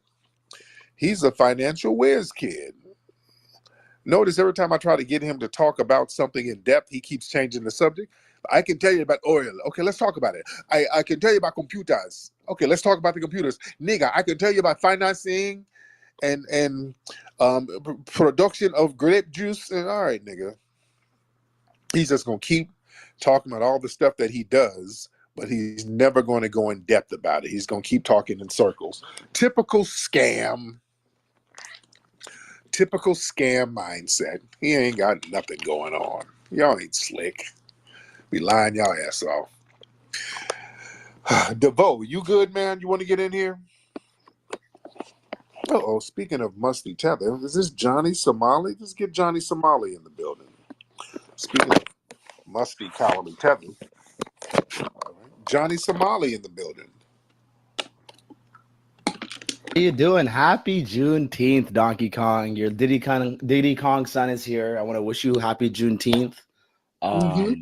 How'd you celebrate, Tariq? I'm really curious. Oh, I had a great celebration. I stayed here with my FBA family, and we didn't flee. That was the perfect time. You didn't flee? Okay, so you guys grilled some barbecue. What'd you guys eat? Some soul food? Not fleeing is always a great thing. Now, what'd you say about soul food? You guys ate some soul food today or something? How'd you celebrate? What's the Juneteenth plate? I actually did. I did eat some soul food. My wife got some soul food from some place at a farmer's market. It was a little salty. I think a tether might have made it. But so explain the term tether. I want you to explain, because a lot of people hear tether and they don't know what it means. It means a person like Johnny Somali, a person who's a foreigner, who has contempt for foundational Black Americans while you try to tether on our culture. So you would be a perfect example. I don't really have a contempt, Tariq, but my thing is I like Umar more than you, because Umar is more Pan-African. You're trying to make division. You're trying to make division between the Black Americans and the Afro-Americans. You are. Who cares? Okay, you like him. That's great. What does that have to do with it? Because he's trying to bring Black people together, and you're trying to divide them. Why are you you not further? Why you're trying to divide them even further? Not on his channel whining to him. Why are you whining to me? How come you're not joining him in the Pan-African vision? Because you stay in my room. I wish you would go to Umar and get some Pan-Africanism going and go back to Africa and not flee. Why don't you do that, since you like his vision? But you stay in our mix. Listen. You FBAs are never going to get the reparations if you don't work with Africans. You're not. You need us. You should give us the check too. Let us. That's a legitimate question. If you guys love Pan-Africanism so damn much, why do you never practice it? Why are y'all never in Africa? You are always in foundational Black American spaces, worrying about what we're doing. Why are you not building Akon City, sir? Why are you in? Because that Akon City was a goddamn scam. Okay, well, why? Okay, why are you not over in Africa with Umar? Because I went to Africa twice, and that's enough for a whole lifetime. Okay, no. I've seen the dirty water. I've seen the starving kids with the fly in the eyeball. I don't want to go back. What the fuck? Okay, but you just said I'd rather be over here getting white pussy and drinking Starbucks. But you said you like Umar's vision. He has a good vision. He has a good message. Black people should stick together. Why do you want Black people to be more divided? How about that? Why do you want helping him bring that vision to fruition? You like his vision, but you don't want to go to Africa. So how is that going to work? Okay, do you want to go to Africa or no? Do you? File your taxes 100% free in the app if you didn't use us last year. Just file with TurboTax Do-It-Yourself by February 18th. All tax forms and tax situations. Make the switch to TurboTax Do-It-Yourself and file free by February 18th.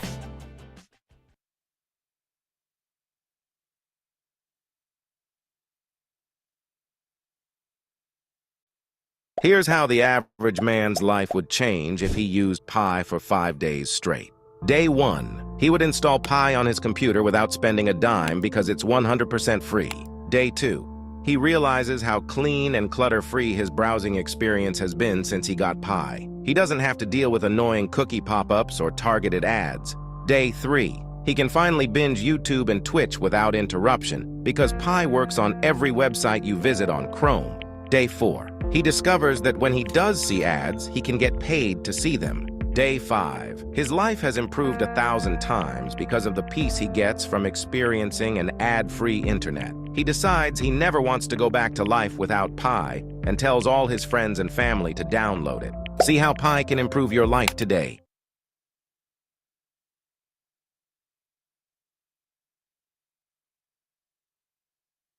Hey, you're not saying anything, all right? All right, I'm not going to bore y'all with tether babble. See, they can. It's easy to get them to just crash out and let their lies fall back on themselves. All right, because you talking about who you like, that doesn't bother me. If you're trying to say that as an insult, I don't give a damn who you like. Go over there and y'all get some Pan-Africanism going over there. Why are you in my mix so much? Y'all stay whining to foundational Black Americans. Good Lord. You're tethering off us. That's what a tether is. Boy, us delineating from these people, they don't know how to act, man. If they can't tether on us, they don't know what to do. They're so damn confused. If they don't have us to tether to, they are confused, man. In the rhythm of life, there's a melody that dances with every step we take. And in those steps, there's a tale of legacy, of culture, and of the spirits that guide us. Introducing Root Work.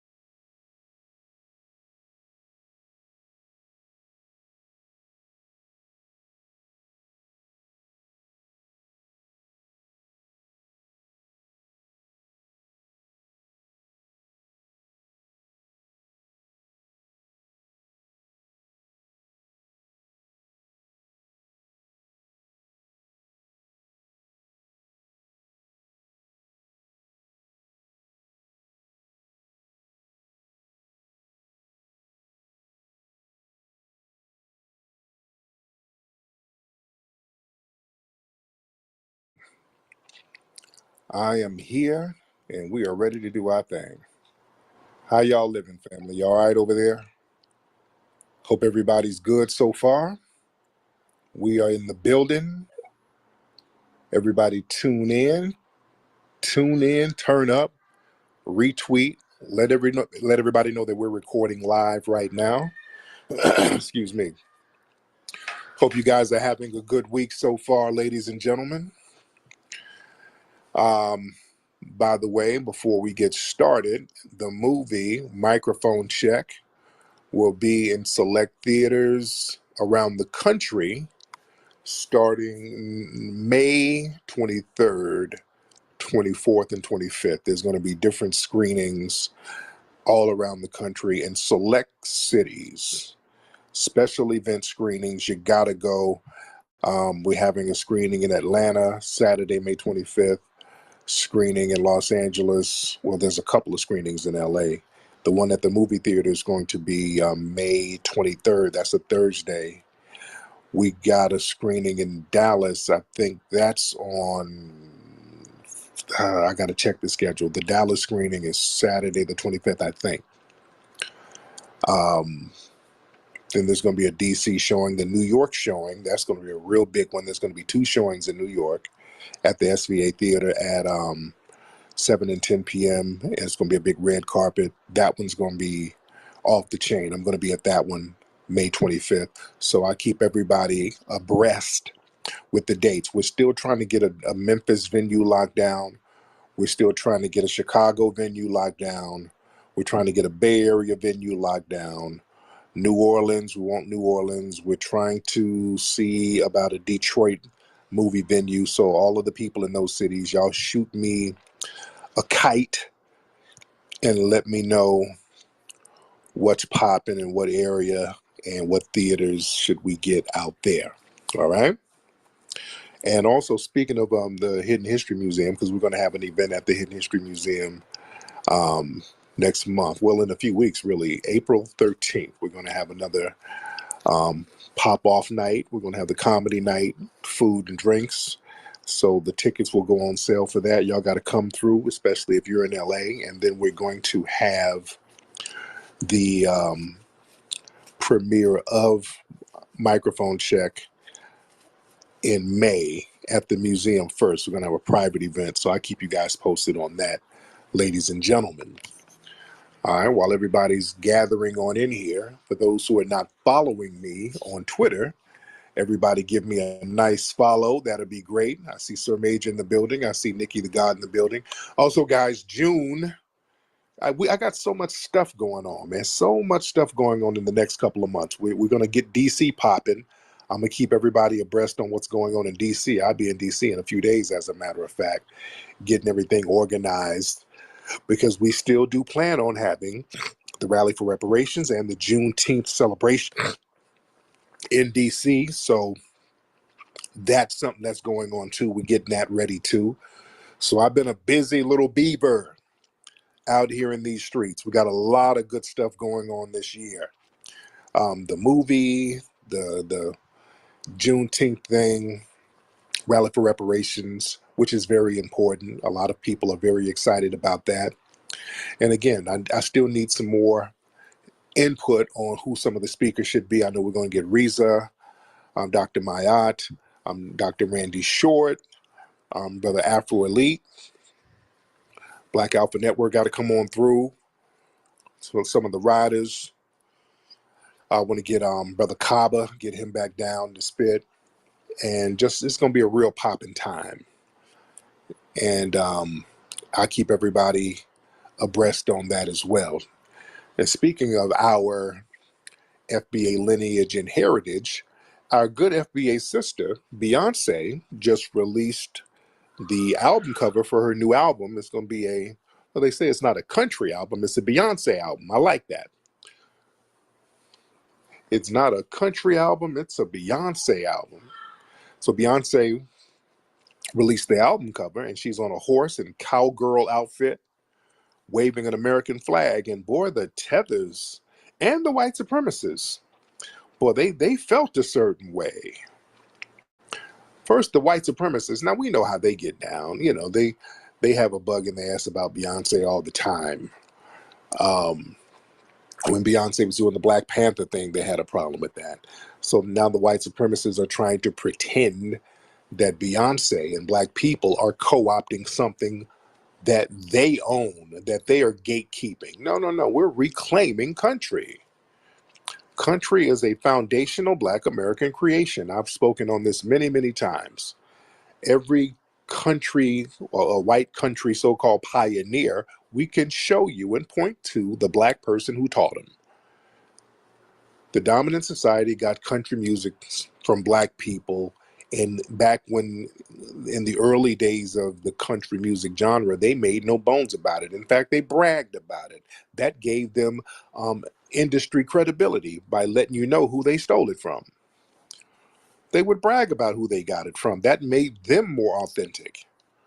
Oh, I got my style from a genuine Negro. Oh, really? Oh, God, you're the real deal. So yeah, they made no bones about it early on. So now, after some decades go by, they try to act like they created it on their own. No, they didn't. Country music is the foundational Black American genre. And shout out to Beyonce. That song, Texas Hold'em, killing the game right now. The white supremacists are salty because now they've been trying to gatekeep the country charts for the longest. And you got this beautiful Redbone FBA taking control of that. And they're salty about it. They've been trying to keep her off the country charts for the longest. Now, but that's expected from the white supremacists. We expect that from them. But boy, the tethers have more vitriol than the white supremacists almost. You notice that? When Beyonce released that album cover, boy, the tethers were, their little draws were in a bunch over that. Talking about, well, why are you niggas American flag? Why are you using the American flag of oppression? Why are you claiming the American flag? It is an imperialistic. If you don't shut your musty mouth with that BS, y'all really need to stop that. Talking about the American flag as a flag of imperialism. Look, the ironic thing, the people up here are always trying to shame us for not claiming our heritage. When we try to claim our heritage, they try to shame us. No, we are foundational Black Americans. That flag, the Stars and Stripes, the initial flag was partially sewn or primarily sewn by a black girl, Grace Wisher. You know how they like to big up Betsy Ross for sewing I think the flag in 1776. They like to big her up for sewing the flag, but they don't like to talk about Grace Wisher, who was the one sewing the Stars and Stripes, and that was the foundational Black American girl. So our hands have been in the soil and literally the fabric of this country from day one. We don't listen. Let me talk to people for a minute. We as foundational Black Americans, so we got to change the language. We don't hate America. The problem with America is that we've been inundated with damn white supremacists. Our problem is not an American problem, because foundational Black Americans, we embody what America is. We embody the spirit of America. That's foundational Black American. When you talk about the melting pot, we embody that. The white supremacists don't. They don't believe in no melting pot. And they live in segregated communities. They segregate themselves from everybody. They don't do the melting pot. The melting pot is us. We're the ones who have to bring everybody in and embrace everybody and welcome everybody in. We're the melting pot. We're the welcome mat. We were the original patriots. The white supremacists who run around here talking about patriotism, these white supremacists have always tried to destroy this country. With the Civil War, they defected and created the Confederacy and tried to destroy America. And these same so-called patriots, they'll scream patriot one day and then storm the Capitol the next, like they did January 6th a couple of years ago. They stormed the damn Capitol, trying to destroy the nation. They're not patriotic. The white supremacists are only patriotic to white supremacy. They'll destroy everything just so white supremacy can be maintained. We were the ones embodying and upholding the principles and the values of what America is supposed to be. That's why Memorial Day was created by foundational Black Americans. After the Civil War, it was Black people who got that flag and stood up and say, hey, we're going to honor the veterans who fought. That was us doing that. We created Memorial Day. We took it upon ourselves to say, hey, man, look, a lot of people died. Let's pop our collar to these people who died fighting for the country here. We're going to show them honor and respect. That was us doing that. You understand? And then the white supremacists followed suit. We've always had that patriotic dignity. We've always been the ones to maintain integrity and honor for this nation. The white supremacists, we've had to get their minds right. We're the ones who have to keep them in check. When they start acting like rabid pit bulls, having temper tantrums and doing degenerate nonsense, we have to get them in line. Let's be real. So we as foundational Black Americans, this is our heritage. This is our lineage. Everything great about this country, our hands are on it. Everything, without any exception. And that's all of the music genres and everything else, even the rodeos and all of that stuff. The original cowboys were Black people. They were foundational Black American. So when we take back a genre and we want to fly a flag and pop our collar to our heritage, we can do that. See, some of the tethers try to pretend that I've been seeing a narrative that they're trying to claim that Beyonce is trying to pander to like the white right, which is not true at all. The white right don't like what she's doing because the white right, they've kind of circled around country music and hijacked it and then gatekept what they hijacked. So yeah, they don't like us reclaiming that. They don't really like that. So Beyonce's doing her thing. And a lot of us, man, there's a whole movement of us, foundational Black Americans. We're claiming our lineage and claiming our land. And notice a lot of people feel a certain way about that. Like the $5 Indians, you see them making videos every day claiming that they're being erased by us. There's this new bogus narrative by these $5 Indians that we are going on their reservations trying to remove them. That's all cap. They see what it is. We're starting to dig into records right now. We're starting to look at DNA tests. We're looking at birth records. We're looking at ancestral records. We're starting to see them Choctaws and them Yamasees here and there, and them Washitaws and the Shinnecox and the Seminoles on them ancestral records now. We're saying, hey, wait a minute. We're starting to dig into them records, and we're seeing that, some of our families own a lot of those records. Then they mysteriously got erased. You see? And again, a lot of black people classified as black, we were mixed in with African people, and we're mixed in with the black Aboriginal people who were here. So our lineage goes back thousands of years on this land. Everybody was not bought in on ships. When you look at the math of that, that's mathematically impossible. When you start looking at the math, they tell you 12 million people were brought over in 200 years. Based on the trajectory of shipping at that time, that would be impossible. 12 million people in 200 years being brought over, and it takes 3 months for a boat to go one way across the ocean. The math ain't mathing, ladies and gentlemen. When you do the math, it would take thousands of years to do that. That means there were black people who were already here. They just got reclassified as Negro. A lot of the tribes were erased, and this is why they have the so-called 5 civilized tribes. Those are the tribes that work with the white supremacists to a certain degree. Well, the Seminoles, they fought them because the black people were still claiming some of their indigenous status. That's who they had the most problems with, the Seminoles. Y'all go check out the movie American Maroon. We break that down.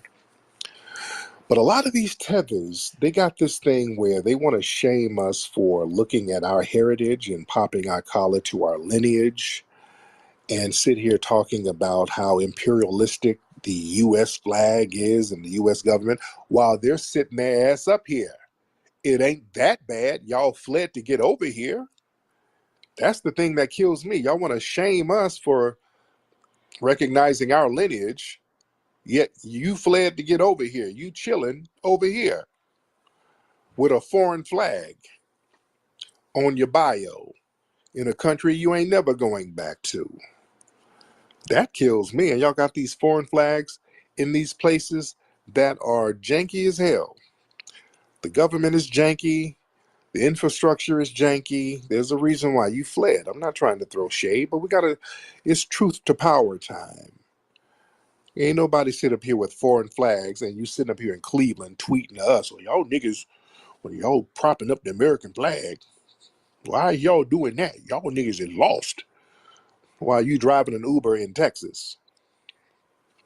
People got a lot of nerve out here. They got a lot of nerve. And the thing is, man, when we claim our heritage, we claim our culture, people want to act a certain way about it. Remember when Beyonce did the whole Black Panther thing? People don't have a problem with that because it's a cosplay. Like when Beyonce did the Black Panther thing, I remember those dancers she had. Those dancers were all on social media in their Black Panther outfits, throwing up their fist and doing all that. And then when you look at their social media, it was a bunch of tether women with zaddies. Most of those women, many of them were tethers, and they had zaddies. So they were doing a whole bunch of performative stuff. See, when we claim our heritage, you can't really perform that. That's not performative. Us claiming our FBA lineage, either you are or you're not. You have some people try to fake the funk, but when we start looking at paperwork and looking at people's backgrounds, the truth is going to always come out. You understand? So that's what it is. So we're not letting people shame us for claiming and celebrating our foundational Black American heritage, and that includes the American flag. We had something to do with the American flag. That American flag is about us too. Don't get it twisted. Don't let the white supremacists fool you. The white supremacists, they've taken over the globe. When people talk about imperialism and all your white supremacy, there was some Puerto Rican chick complaining. She was, oh, Beyonce and y'all with them flags, and she had a Puerto Rican flag. Man, the Puerto Rican flag was just as oppressive. What are you talking about? The Spanish were over there oppressing people. Yeah? Y'all show me a flag where there wasn't no oppression going on. Even in some of these so-called African and Caribbean nations that are so-called independent, they're independent on paper, you're still being oppressed by the white supremacists because they control the economies in these places. They still control your banking, they control your infrastructure, they control your many of the natural resources.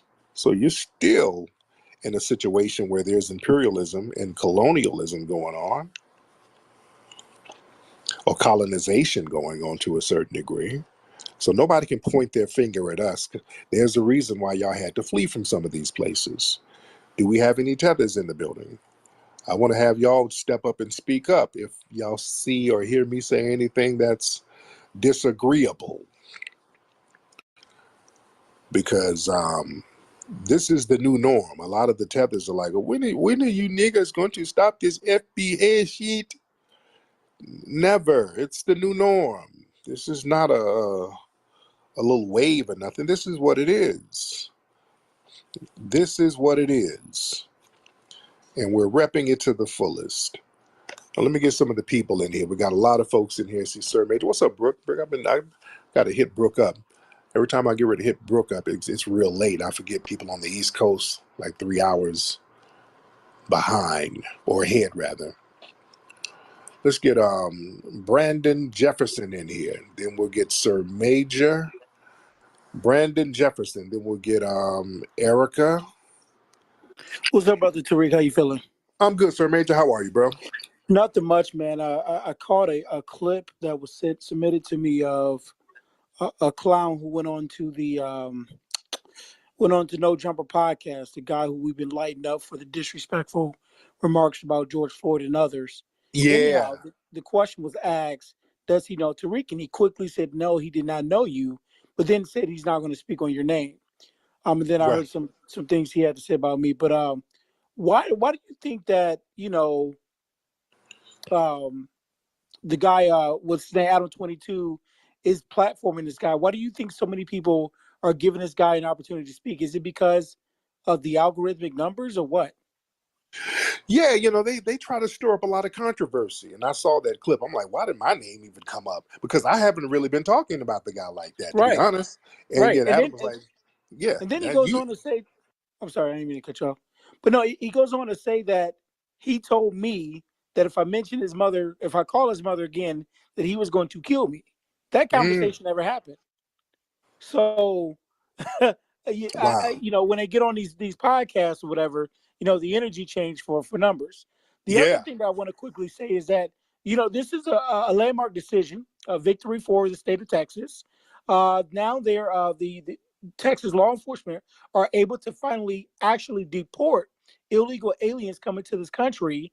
Now, and that came from the Supreme Court. Now, the Mexico government said that they're not taking these people back. Right. They said they ain't taking crazy. them back. Yeah. I'm like, what kind of shit is that? Yeah. Anyway, but thank you so much. But yeah, I saw that the Mexican government was like, okay, y'all, we ain't taking them. They're yours now. What kind of stuff is that? Where your own country won't even take you back. Yeah. And then they want to point the finger to us. Erica Haynes, Miss Erica. Hey, Tariq. I have two things to say. I've been like shadow banned, I've been hacked and everything else, but I try to keep silent and just listen, but I got two things to say. Yes. The first thing is tethers, they like to pretend to be white supremacists. So a lot of these white supremacists, it's not even white people. Right. It's like it's tethers, it's Africans, it's Caribbeans, and all of that. And then the second thing I have to say is that African unity or Black unity, the AU, is falling. And it's a shame because if you look at the European Union, they have an emoji flag.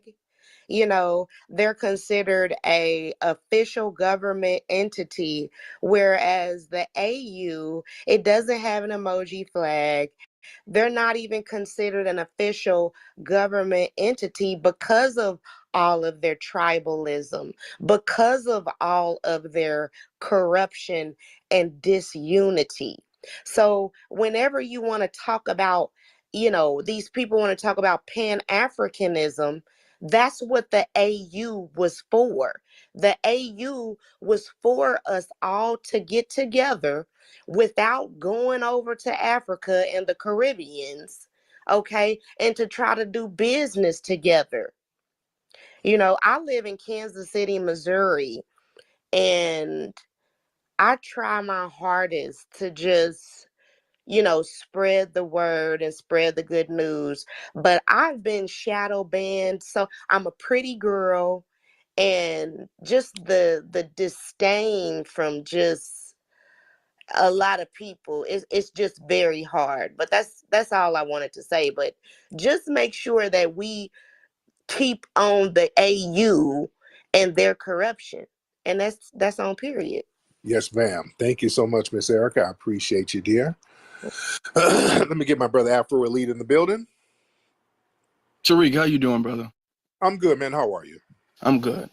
I've been seeing some of the tweets about Beyonce, and what's interesting to me is that you have people from Puerto Rico and these other places, and they talk about the imperialism of America, and we can admit that America has flaws and a bad history, but these people are speaking Spanish. Spanish does not come from Puerto Rico, and they speak it proudly. These people don't have their whole identity, their whole culture. Do you know the star and the Puerto Rican flag that comes from the Commonwealth? And the Commonwealth was owned pretty much by the British. Like, you got countries that speak French and they're not from France. Oh yeah. The people speak French and they're not from France. So when you talk about white supremacy being global, really all of these flags, if you want to say America's flag is like that, you can, but you got to say every single flag in the world is like that, really. Right, exactly. Because they come from these countries, and it's all types of political corruption with the white supremacist hand in it, and it's so bad that they have to flee. But then they want to come here and point to our flag like it's any different. So exactly, yes, indeed. But thank you so much, brother. I appreciate you. All right, a lot of people in the building, ladies and gentlemen. Oh Lord, T.S. Giselle. Where in the hell did T.S. Giselle? I ain't seen T.S. Giselle in a long time. Hold on. What's up, T.S. Giselle? T.S.? Hi, Tariq. What's going on? Are you okay over there? Were you abducted? No, so I came to talk about the title, but my spirit is very broken. I'm very much heartbroken. What happened? My, I'm grieving the loss of my mother. Okay. I'm sorry. The only person, yeah, so I don't want to, I cry every day, multiple times a day. I don't know how that's funny. I just said that my mother passed, FBI goddess. That's not a lie. That's legitimate. Okay. Anyway, I don't want to break down crying. I'm trying to, move on. But I wanted to speak on the title. Okay, when did your mother pass, by the way? It's only been a couple of weeks. It's been 3 weeks. Okay, got it. So that's why you've been kind of MIA. Got it. Okay. All right. So I consider myself to be an expert of Beyonce and certainly I'm confused why people are laughing. Like, go ahead. Don't worry about that. Just go ahead. What do you think about the Beyonce situation? Anyway, when I saw that picture, I immediately thought, oh my gosh, the FBAs are going to use this picture and associate the picture with FBA or the movement. But what I wanted to speak about is the Beehive Which it theory. is, but go ahead. Go ahead. Which it But I is. want to tell you what Beyonce's doing, and it is based in pro-blackness, pro-black Americanness, I should say. Yes, it is. Yes, it So is. Beyonce is 42. She's very much approaching retirement, and so she announced a three-album trilogy: Act One, Act Two, and Act Three. Act One, Renaissance, was a house album dedicated to her gay uncle. Okay. Act Two, while she did not say that it's a country album, the Beehive suspects that it is based in country music, such as Texas Hold'em and 16 Carriages. We Right. also suspect that Act Three will be rock. So, what do house, country, and rock have in common? Those are very much three original black genres of music, Hmm. which have really been lost and really taken over by other ethnicities. And so Beyonce is very intentional in all that she does. And so we think that with House, a Beyonce but country album, and rock, we think that this is, her resignation from music, but tributing three genres of music that our culture gave to the world that really was stolen from us, and she's taking that back. So Yes, that it message is very much pro-black. So I just wanted to say that. did. Indeed. Now, this thing, you've heard the narrative where they try to make it seem like her dad is from the Bahamas. He's never said he was from the Bahamas. I'm certified Beehive. Um, Matthew is from Alabama. Right. And Tina is from Louisiana. Beyonce's made that very clear. Um, I, I don't know what Beyonce's political beliefs are, but she's definitely like Black American. I mean, she talks about it all the time. If you saw the Renaissance film, she talked about going home to Texas, to Houston, to being a proud Southern girl. She talks about that in her song Black Parade. That song is very much based in, Black Southern tradition. So Beyonce is a Southern belle, heart at heart. And so I'm excited for this album that comes out next week for sure. Yeah.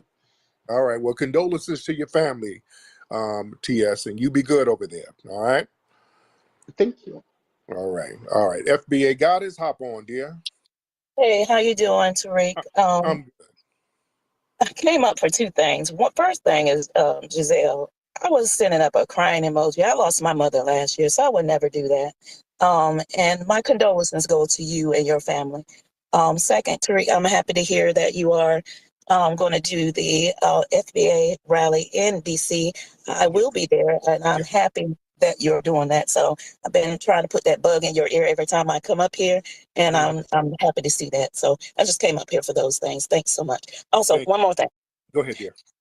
I've been helping out our homeless in the city of Raleigh, and I would hope that everybody understands that this is not just a thing for the city of Raleigh. It's a lot of Black people out here that are homeless, more people than I would ever believe that are out on these streets, and I need the help.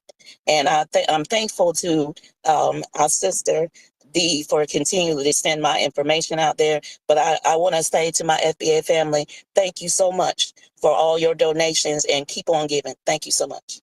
Thank you, dear. Yes, indeed. Yeah, we got to go back to DC, man. There's so much stuff going on. We got to get back to DC because we got to do some straightening. We got to do some straightening. We got to get this thing popping. We got to, let our voices be heard out here. And because, man, the floodgates are opening. Man, it's so damn ridiculous what they're doing. They're opening up these floodgates. They're letting over wannabe white supremacists, anti-FBA tethers. We're getting flooded with this stuff, man. Just horror stories all over. Yeah, I posted a video the other day of some looked like an East Indian dude, a Pakistani dude, who was a damn wannabe white supremacist. He had a backpack with some kind of white supremacist organization name on it, and allegedly he was on the bus yelling the N-word, and a brother gave him a diversity training course right on the spot and put some FBA hands on him and got his mind right. It's getting crazy out here. They're opening, family, this is why we've been saying, them opening up the floodgate to all of these quote unquote minorities, that Those are not people who have a camaraderie with us. The politicians, they've been trying to make it seem like, look, we're letting over more minorities. It's going to be a whole bunch of us. It's going to be a whole bunch of us minorities. See, the problem is white supremacy. So we're going to let a bunch of minorities, your fellow minorities in, black people. They are minority just like you. The hell they are. The hell they are. They ain't on our team. These folks are coming in under us, trying to do everything to cut us down. They ain't helping us at all. I'm talking about not at all. They're undermining us every chance they get. And then they're coming in with violence. You got these rapey ass dudes coming in. It's real weird out here. Let me get Black Alpha Network in the building. Brother Black Alpha. What's up, Black Alpha? Black Alpha in the building. Family. I'm good, man. How are you? Man, I'm doing good. I'm just proud to be a foundational Black American. I really love the fact that we represented our heritage and our lineage so strong that everybody's jealous of us right now. Yeah. And it's funny to me though, brother. Everybody's talking about how bad America is and we need to drop the flag, and they be the first one jumping on the migrant buses coming to all of our towns and all of our cities. I feel like they want us to drop the flag, brother, so they'd be the first ones to pick it back up, but they can't do that. Exactly. That's exactly what it is. Yes, indeed. Thank you so much. But yeah, that's what tethering is. That's tethering 101. They try to talk us out of something. That reminds me of the movie Hollywood. Hold on, Bakari. The movie Hollywood Shuffle. There was a movie called Hollywood Shuffle, and there was this dude. It was about actors trying to get into Hollywood, and Robert Townsend wrote this movie, brilliant movie.